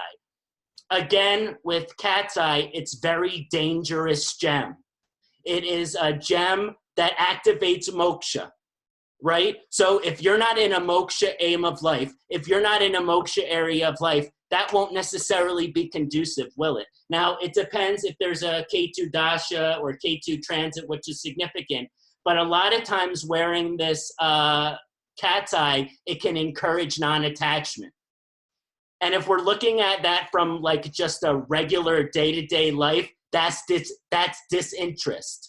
That might be a lack of accountability. That might be a lack of responsibility. So actually the cat's eye gem can make you want to disassociate from this material world. If you have Ketu in the 7th house and you wear your Ketu gem, it'll make you want to disassociate from your partner, which might be what you have to do if you're codependent in order to experience moksha, but it probably won't that be good for the homeostasis of the relationship. From an Ayurvedic perspective, Ketu can be very rajasic. It's a very active energy, but it doesn't know to put that energy in a higher direction. So, with my favorite, you want to eat a pitta pacifying diet because it can be very hot energy with Ketu. And so during Ketu health difficulties, it's usually about pitta pacification. My favorite herb for Ketu is the Shankha Pushpi. Shankha Pushpi is a really good herb for Ketu because it's sattvic and it's stimulating. So instead of having rajasic stimulating, now we're having sattvic stimulation. So this is very beneficial as we're working with Ketu energies, taking the Shankha Pushpi, doing meditation, doing chanting. It can give you the energy to have a really long practice. So it can be very beneficial for that. Other things which I recommend for Ketu Mahadasha is any kind of shamanic, mystical or occult ritual or tradition. So we all have the religion we were born into and honoring the holidays and traditions of that, but it's also kind of outside of the religion you were born. So in participating in different spiritual traditions, spiritual rituals, spiritual practices. It's also working with meditation. Sometimes Ketu is the unlocking of the full intuition of the person, and it doesn't have a head. So we're not seeing with our physical eyes anymore. Now we are seeing with our third eye. Now we are seeing with our intuition. So also with Ketu lifestyle, it's not observing everything with our material eyes, but actually observing something with Ajna chakra, the mind's eye. Also, I encourage lucid dreaming, working with the dream world, working with other realms of consciousness as a very nice remedy to continue to improve and facilitate this productive relationship with Ketu. I hope I kept that under 10 minutes, but I just wanted to share a unique perspective on Rahu and Ketu remedy, and I'm really grateful for all of you for listening. I'd love to hear what you would have to do some remedy or upaya as well. I'm gonna just open it up here. Yeah, I'll just go real quick with particularly one of the things I've seen with Rahu to help ground it. Now, I'm not an Ayurvedic practitioner, but because I think Rahu is also very related to the skin, of course, just like Shani, and literally putting oil like right on the skin, perhaps maybe sesame oil, which is, I think, a Jupiter kind of thing, to help ground the person too, because Rahu, the biggest thing that happens even when I think of the tamasic nature of Rahu, even though I know it said it brings it brings a tamasic nature, I definitely think of Rahu as being much more rajasic and vata aggravating, and it's stress, it's worry about the future. Like, I came here to do something and I'm not sure I'm doing it. What is it? I don't even really know what it is, but it's just this restlessness. Whereas Saturn brings the tangible fears of the world, which the tangible fears of Saturn is things like I don't have enough money. I'm going to die. I'm going to be impoverished. I'm going to be sick. Like those are the tangible worries of Saturn. Rahu brings the intangible pressure and worries, which are things like, oh my God, it's just this kind of spinning out on some paranoid kind of emotional thing. So those imagined fears are what make Rahu so destabilizing and unsettling and ungrounding. So something that connects the person back to their body, particularly something like to calm down, slow down. I had a girlfriend years ago. When I met her, she had just left her Rahu Dasha. I met her right as she started Jupiter. Interesting thing to look at in relationships is seeing what you're bringing into the person's life. I was bringing Jupiter into her life, and I had just gotten into Jyotish a lot and was helping with that. And she had very bad, like fibromyalgia, you know, these disorders that people get now just because we're stressed out Westerners, that Western medicine can't really handle it all. And I just recommended, you know, try just putting like sesame oil on your skin. She was quite thin. She was just always kind of stressed out and worried. And man, I was just like, cured her. I was like, okay. But yeah. And the other thing with Vata, with Rahu too, is it creates Vata, which makes the person cold, makes them, you know, so we used to also heat it up. We would take a plastic bottle and heat up the sesame oil, and then she'd put that warm oil on. So that's something that I think someone is in the acute stages of being ungrounded in that Rahu, you know, stressful way. I'm also very careful with gems for the nodes, especially like you said. I've worn those gems before with my powerful Rahu in the first. Boy, I put that Hestonite, and man, I was like, "Whoa!" It's like I could feel this thing. Man, it was like, all right. So I'm always hesitant to prescribe gems for malefics. Not that you can't do it, but I'm always a little worried because I don't want to, you know, I want to know for sure that's going to be helpful. But yeah, always the mantras are very good. And even the mantra to their beloved deity, regardless of the planet itself. When I talk to people about mantras and remedies, I don't actually appeal to the planets directly always. I can usually tell what they're going to have a tendency toward, but I'll just say, what's your beloved deity? Like, what do you love? Because mantra and devotion, it has to be connected to love, so they'll do it. And sometimes, you know, again, there's this difficult thing that we're trying to help with a mantra, but sometimes the thing that really helps them is that incredible Jupiter they have, and they just love Ganesha. And it's, man, if you just dive into that, that's going to be powerful too. So that's another way to kind of approach mantras or to approach remedies. It's kind of the way that I approach them in general, is to just find out what deity and what form of God do you really love. And that Ishta Devata is always pretty reliable. So there's a few things that I would offer, but I think everything you said was great about both of the nodes as well. I just want to offer that. Thank you very much, Sam. And you're totally 100% right about the sesame oil, because that's heating in its quality and Vata is cold in its quality. So it's really good for Rahu. Abhyanga, I couldn't agree more. That's excellent. And also like the guru mantras, if you have a beloved guru and you got a mantra from the guru, man, that's the connection that breaks all other connections. That's the remedy that heals all ills, is that devotion to the guru, saying the guru mantra, or doing what the guru has prescribed, like the Lalita Sahasranam or whatever the sadhana is that comes through your Sat Guru. That's the one, because the Sat Guru, if it's authentic, that's the being and the energy that takes you to the goal. That's what the Sat Guru is. They say, surrender at my feet. And if you surrender at the feet of the Sat Guru, all of it takes care of itself. Amen to that. Jai Guru Dev Namaha. Right? Visti ji? Yeah, Visti. Yes, I was going to add a little bit. Sadashiva, you got, I mean, if you catch the person's Ishta Devata, they say the person will get the remedy whilst doing the Ishta Devata mantra, they say. I've had experiences doing an Ishta Devata mantra, and then whilst doing the mantra, I realized a few minutes later, I'm not doing the Ishta Devata mantra, I'm doing some other mantra. I was like, why was I doing it? So I asked my teacher, that's probably because you were supposed to do that other mantra instead. Your Ishta Devata was just pushing in the right mantra at the right time. So yes, Ishta Devata is the pivot here. When we talk about remedies distinctly for Rahu and Ketu, we have to always be attentive of how we're approaching the chart. Now, the easy way to approach remedies is to follow Parashara. He says in the Arishta Bhanga Adhyaya, he says, if Jupiter is in the ascendant, or Venus is in the ascendant, or Mercury is in the ascendant, or in quadrants, or in trines, or ascendant lord is in a Kendra, you actually have a benefactor right there. And so you have to find out, all right, if it's Jupiter, he prefers Shiva Parashara. Jupiter is, and he says straight away Shiva. So we learned that Venus is Durga, Mercury is Vishnu, ascendant lord strong in Kendra can be the Gayatri mantra if after initiation, or if a person is a Christian, whichever mantra they got in baptism, usually the Holy Father prayer, depending on the form of Christianity. One can follow Parashara, and then you always have like 1 or 2 remedies you give off the bat, regardless of Dasha, regardless of what the problem is. And that's more like a cushion, like going to the cushion and saying, well, this is what works for me because it protects me every time I have any problem. But it doesn't always address the nodes or any other planetary combination. It still works. It's a cushion instead of a solution, you know.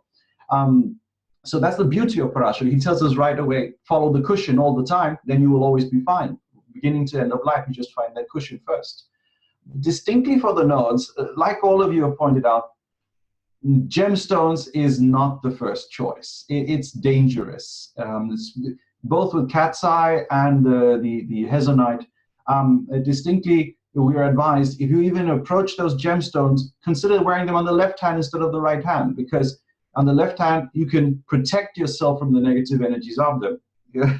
So as a go-to, go for the left hand when it comes to Rahu and Ketu's gemstones. Some people would argue even for the other malefics, depending on their position, if they're negative in the chart, certainly.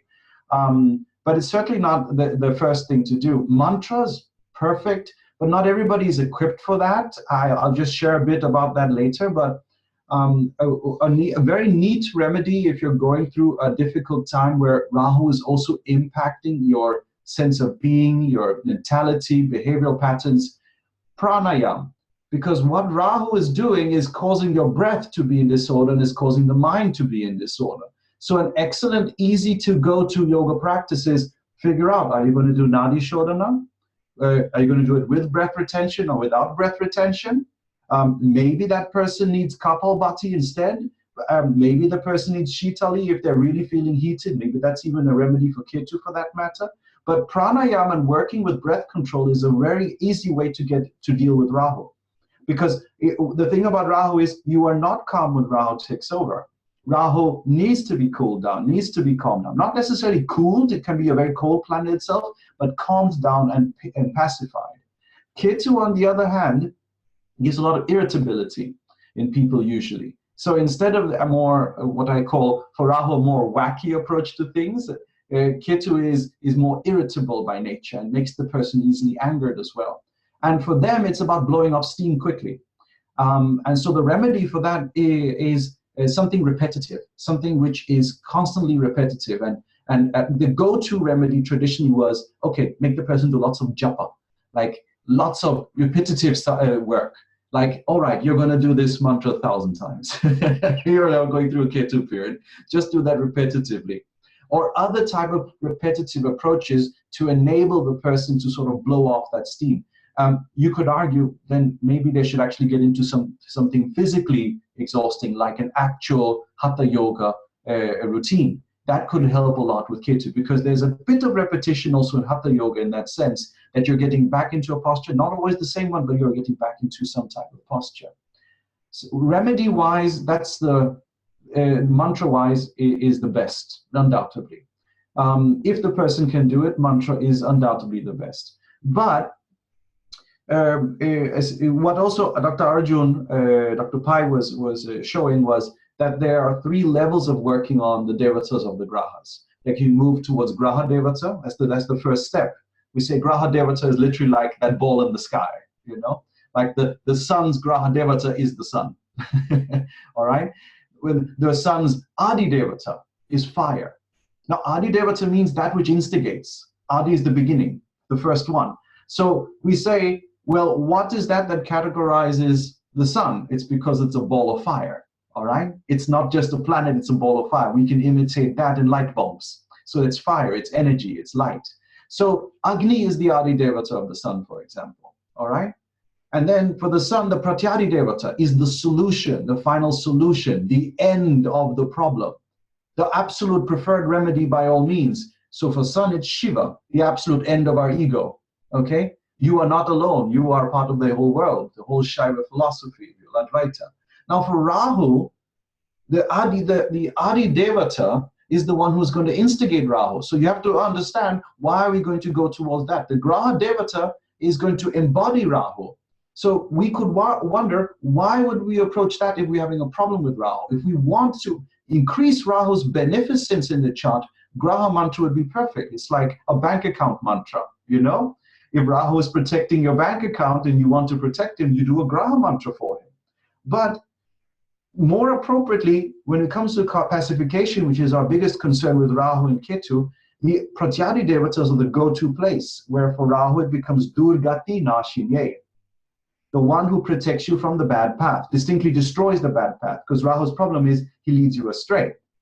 Okay? He is like the Vipat Nakshatra, Vipatara. He leads you astray in a different direction. So what the Durga is for Rahu is a means of stopping Rahu, not allowing Rahu to continue. It's for ending Rahu. Like Shiva is to end the sun, Durga is to end Rahu. Similarly for Ganesha, for Ketu that is. The problem with Ketu is he doesn't have a head. So you worship the one who got a head, Ganesh, all right? So it's better to choose the solutions when it comes to the nodes and Saturn especially, which are Pratyadi Devata. That's the classical approach, because it's in very few people's cases that you're praying to them to increase something. The Adi Devata is to increase it, to instigate it. For example, the Adi Devata for Ketu is sometimes considered a Naga, all right, sometimes. And that means by worshipping that Naga, you're instigating Ketu. You are saying, enter my life, start something. A small example, Indra is the Adi Devata for Jupiter, okay? He's also the Pratyadi Devata for Venus, some people say. There's one approach. That's because if you worship Indra, you will stop looking for a partner, Venus, end of looking for a partner, and you will start making babies, Adi Devata for Jupiter. All right? So Indra is like the sure shot solution to find your partner and stop the search. And then once you've found the partner and stop the search, you're going to make babies. That's the beginning of that. So similarly, be careful when you approach the other devatas with Saturn and Rahu and Ketu, because you could be starting something you don't know how to stop. And the same attitude should be there with gemstones. Better to pacify, calm down, end the problem finally. Finish the issue. Finish the concern. Pratyadi Devata. Yes. That was just my tidbits on the topic. Thank you so much, Visti ji. That was so enlightening. I really deeply appreciate that perspective. Definitely two things that jumped out. One is this, the wearing the gem on the opposite hand. That can be very beneficial, unless of course you're naturally, your opposite, the left hand is dominant. So again, that would mean you might wear it on the right hand. The idea being that the non-dominant hand works more to negate the malefic influence, and while the dominant hand increases the overall bala, overall strength of the planet. And then also, I like that you mentioned active lifestyle for Ketu. I think that that's really... what's that? Repetitive, yes. Repetitive. Yeah, repetitive. I think that for both Rahu and Ketu, that for Rahu, they say that idle hands are the devil's playground.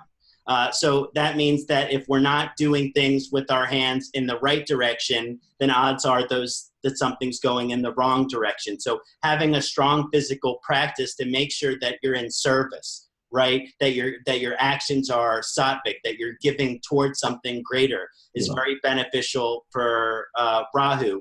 And for Ketu, it's this competitive or angsty energy sometimes. It can be very intense. It can be very fearful.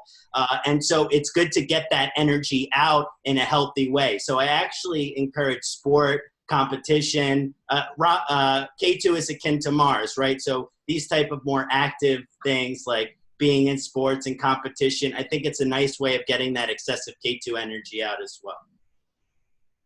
Excellent. Anyone want to share anything else before we conclude? I wanted to answer a question I was asked by Malini asked me about what about when Rahu joins several planets. Let me find it exactly. Sam, how do you evaluate the nodes when it joins more than one planet? Okay, and again, if I may beg your indulgence, just because I know my chart has it, again, sometimes we just pull from a chart that we know so we can bring it up. I do have Rahu, as you see, join 3 different planets. It's joined the Sun, Mercury, and Venus. And as an example, you really just have to delineate each one. There's no shortcut to things like that. But you would understand that Rahu is first influencing the 3rd lord in the 1st, the 1st and 4th lord in the 1st, and the 5th and 12th lord in the 1st. These are all in the 1st house, right? So again, it's a lot. So that means Rahu is influencing a lot. That's the technical term, a lot. No, you just want to understand that, of course, this Rahu is going to be very active. Okay, of course, it's in the 1st house. Anytime Rahu joins the Sun, that's also one thing I will say. Rahu or Ketu, we should always kind of preface, and maybe we haven't done it yet, but you want to pay special attention when it joins the Sun, because it's going to be that eclipse month. When it's joined the Sun, that means there's going to be an eclipse month, and Rahu is powerful when it joins the Sun, and so is Ketu. It's actually even in many ways more powerful than the Sun, at least in the mind. This is what Rahu and Ketu are trying to do. They're trying to eclipse the mind and get the power through a sort of counterfeit means. The Sun and the Moon have the true power of soul itself, or the Sun, which is to create, which is the power to create life, and the Moon, which is the power of consciousness to reflect. Those are the true lights. Rahu and Ketu are the shadows of that, and they, again, maybe have this desire to want to take it in a sort of, through a sort of underhanded way. It's basically saying, well, if you got the power, I want to get the power. Okay, if I can get the power by taking drugs, then give me drugs. I want drugs. Then I want the drugs. It just wants it without thinking about consequences. This is why it can be disruptive with Rahu. And with Ketu, it's about a more experienced energy. But again, you want to pay close attention when Rahu or Ketu join the Sun, because that's going to be an eclipse month. But when you see the nodes joined a stellium of planets, then you just have to interpret each one separately. And of course, in Dasha cycles, when karmas ripen, this is when these things get activated, and then you just have to delineate them. But you would know that this Rahu, like, there's a principle that's in Jaimini, and I'll ask Visti to also flesh this out a little more, because I know he studied formal Jaimini more than I have. But there's just a kind of general rule that the planet that's joined more planets has more power. There's just this whole idea that when you concentrate a bunch of energy somewhere, that's going to be really powerful, and especially the one that's in the highest dignity, like if there's a ruler there or something like that. I mean, this is often how you also determine whether or not it's Saturn or Rahu that rules Aquarius. In some ways, it's which one has joined more planets. That's usually the one that wins first. That's the first thing to look at. And so again, in a situation where you have a stellium like this, you do have Rahu quite powerful. It's joined the Sun, Mercury, and Venus, but one of them is the ruler. So even though Rahu is very powerful here to eclipse the Sun, the real powerful one is Mercury, because Mercury is the ruler. So again, when the ruler is there, it's always the one that has the final say, for the most part, because it's like if you're in your house and you have a bunch of people there, it's still your house. Even if you got bad guys in the house, you're still the one that owns the house. So one principle when you look at stelliums with Rahu, or in any sense, is to also look at the rulers and see who's ruling what. Then you get into evaluating things like Raja Yogas and all of that stuff, angle lords and trinal houses and all that stuff as well. So it's kind of a complicated question to answer simply, but not really. It's also common sense. There are no shortcuts. You have to just interpret all of it and then delineate it all. So the 5th house, the 12th house, the 1st house, the 4th house, and the 3rd house are all going to be influenced by Rahu in the 1st. They're all going to be very important in the person's life. They're going to be very present in the person's mind and consciousness, as well as those planets, right? So that's the place that you start. Then you start delineating through dashas and transits to flesh it out in more specific detail. So I hope that was a satisfactory answer. Again, it's a complex question. What happens when it joins a lot of planets? Then it just creates a lot more stuff that you got to interpret, and then you use all of the rules of interpretation to do that. So I hope that was helpful. Thank you, Sam. It actually reminds me of a case study I worked on. He was a Sagittarius Lugna with 7 planets in the second house conjoined with Ketu.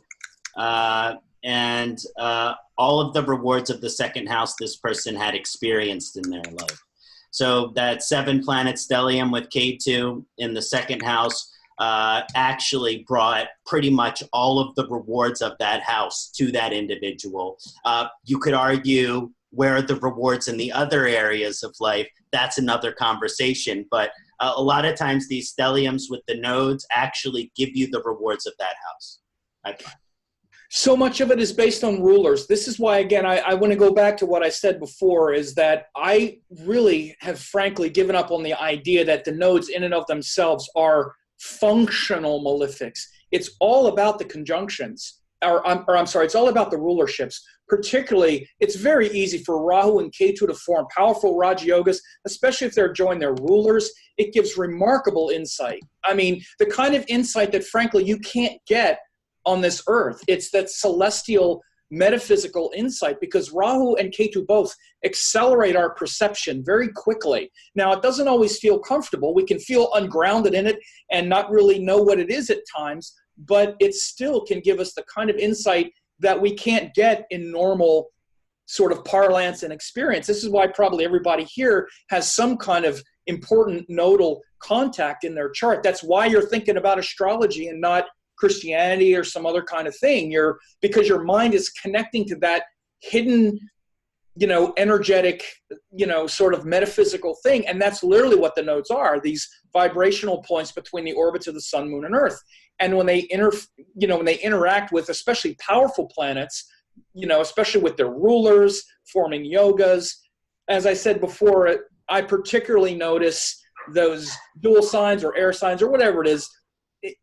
In that sense, the dignities don't even matter as much as the rulerships and the things that they're affecting. It gives remarkable insight and psychic perception and extended, awareness and things like that. But it also feels a little ungrounding at times. So no one said it's simple. It brings the whole thing. I'd like to answer the question about Ketu Saturn's transits that's coming up next year. Oh. Right? Because Ketu is now moving into a dual sign. And there are a bunch of questions here. I don't know if we'll make them all, but so we expect that whenever the nodes move into a sign, because they are malefics by nature, they will cause a little bit of disruption. And the Rahu and Ketu are trying to eclipse the sun and moon, and it distinctly works like this, that the Ketu is trying to eclipse the nakshatras and Rahu is trying to eclipse the rashis. So whenever you see them moving into a sign, they try to, pick up all the resources and, pull everything out. For example, Rahu is going to get greedy. He's going to start trying to pull everything out of that sign. And Ketu is going to start thinking, why do I need all this? And he starts, sort of making it useless, that sign becomes a bit useless. This is sign-wise, and we use this for different purposes. But transit-wise, what the difference is going to be from them having been in a movable sign going to a dual sign is, typically, the dual signs have a very big impact, mundane-wise, on the financial markets. And whenever we see this nodal transit into the dual signs, you have to start being a bit careful with your stock investments, all right? And when you add one more malefic to that, we have seen repetitions of this in the past where we saw some major drops in the share market, for example. So if I have to give a simple recommendation to people, not speaking of your individual charts, expect there's going to be a bit of a fall in the markets. Everybody's expecting it. You don't need astrology to know that, but it's coming with the astrology also, by the way. So it's going to be a bit, we're going to see some oscillation. We call it when the bubble bursts, all right? This is when the bubble bursts, when the nodes hit those signs. Simplistically, whenever you see planets going into movable signs, not what is coming up now, they've been in a movable sign for some time. But when you get many malefics in movable signs, you do see nations getting more anxious. For example, we've had world wars because of a large amount of malefics occupying the movable signs, especially Aries at one point has led to world wars. We've only had two, but you get my point. So countries get more anxious with movable signs, and they get more tense. Financial markets do fine at that time. In fact, they reach their pivot during that time when the nodes are there. The financial markets get their pivot. Now, fixed signs, you want to be attentive on food resources. You start seeing issues with food and how many resources are available at different places. And this is because the nature of the signs is such that the fixed signs are mula signs. They're root signs. They have all the plants in them. So the plant kingdom gets affected. The movable signs are the dhatu signs. That's really where gold and silver is, in essence, where the raw minerals are. And the dual signs are where the human beings are supposed to be. Now, we rarely see problems to human beings during such transits. We see more of issues with what human beings hoard, namely money. Okay?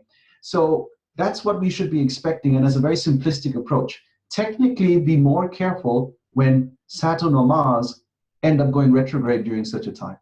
So the node's always retrograde, but if Saturn enters the dual signs and goes retrograde, then we're going to see something happening. So it's a financial year, or a financial 18 months that's coming up. All right, I hope that answers that question. Thank you. Just quickly about the transit, one thing that came to me in my meditation with the Saturn Ketu transit, I think there's going to be some shifts in civil rights. I think there's going to be some civil rights issues that come up very strongly during this transit and in 2019. And I think with certain people, there's this old way of thinking, like that's not progressive whatsoever. And then there's this huge movement of like progressive, advanced kind of thinking and consciousness. And I think that it's kind of a turning point. As far as civil rights, I think that there's going to be people who don't want to let go of their old traditions, the old way things are. But I think this is a big trigger year in terms of changes for civil rights, things like gender, equality, gender equality, racial equality, sexual orientation, gender labeling equality. All of these things are coming out. I think they're going to be big pictures in 2019 as well. Sam? Yeah, thanks. Visti said what I'm going to be making a video update on, I'll do a 2019 forecast. I do one every year, and I was just about to do it now. And I totally concur with the financial pressure Saturn Ketu. And in fact, the last time Saturn Ketu came together was 2007 into early 2008, and that's when we had it was around the end of 2008, we had the global financial hujamabobber thing happen that summer. But Ketu and Saturn had been together for about a year when that happens, by the time that happened. So that was in Leo, which also, was a different, was due to a different thing.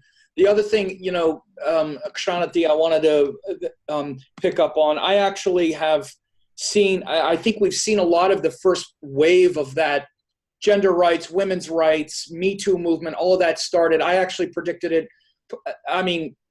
pretty right on when Rahu went into Cancer and Jupiter went into Libra. I said at the time, Rahu going into Cancer was going to be a move away from all that patriarchy that got Trump elected and all the rise of the dictators, and more toward the divine feminine, women's rights, female empowerment. Right after that, he started the Me Too movement, started seeing all these scandals.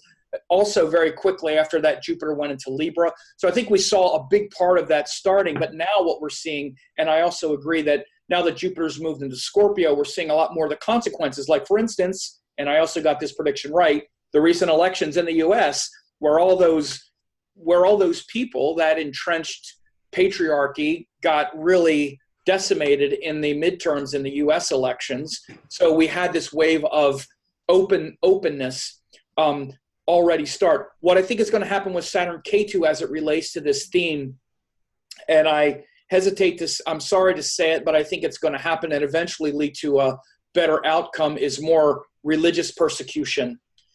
Jupiter, Sagittarius is ruled by Jupiter and has to do with religion and beliefs. And we already see this demonization here in the U.S. Of course, anybody who's not white is a is a rapist and a this and that, and the Muslim ban. In fact, while we were on the call, I just saw that the Supreme Court in the U.S.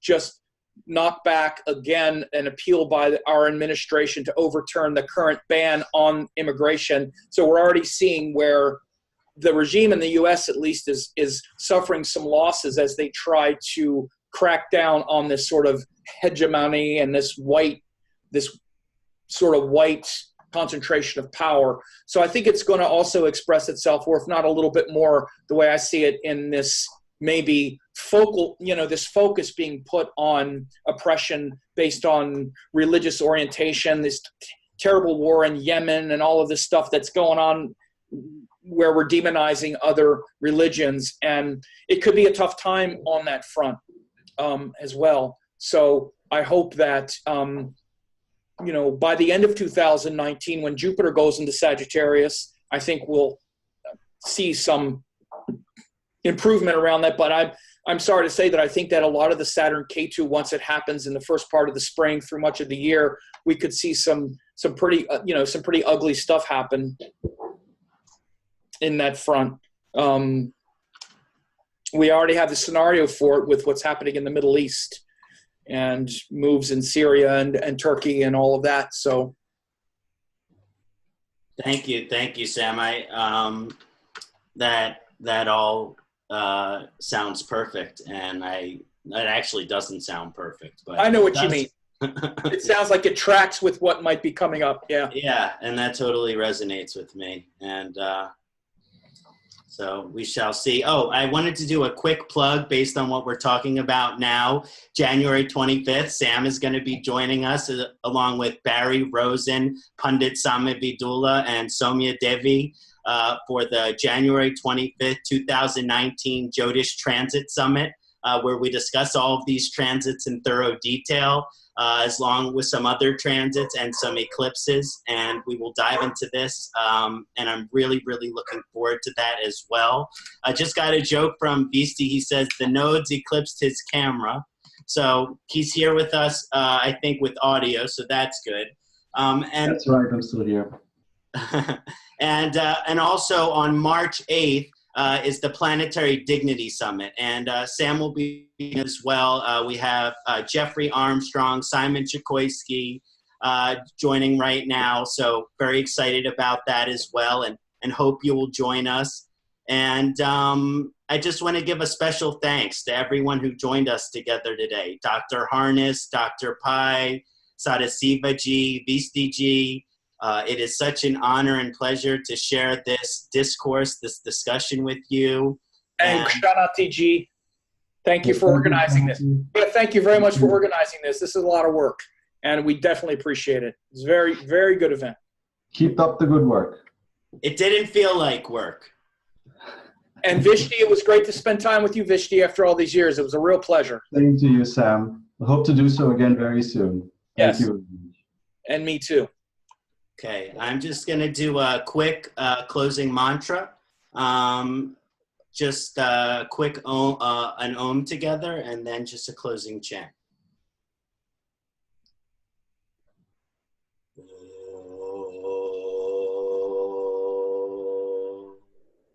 Sahano Vavatu, Sahano Bunatu, Saha Viryam Krvavahai Teyasvinavaditamastu Ma Vidvashavahai Om Shanti Shanti Shanti Om Shri Guruvyo Namaha Harihi Om.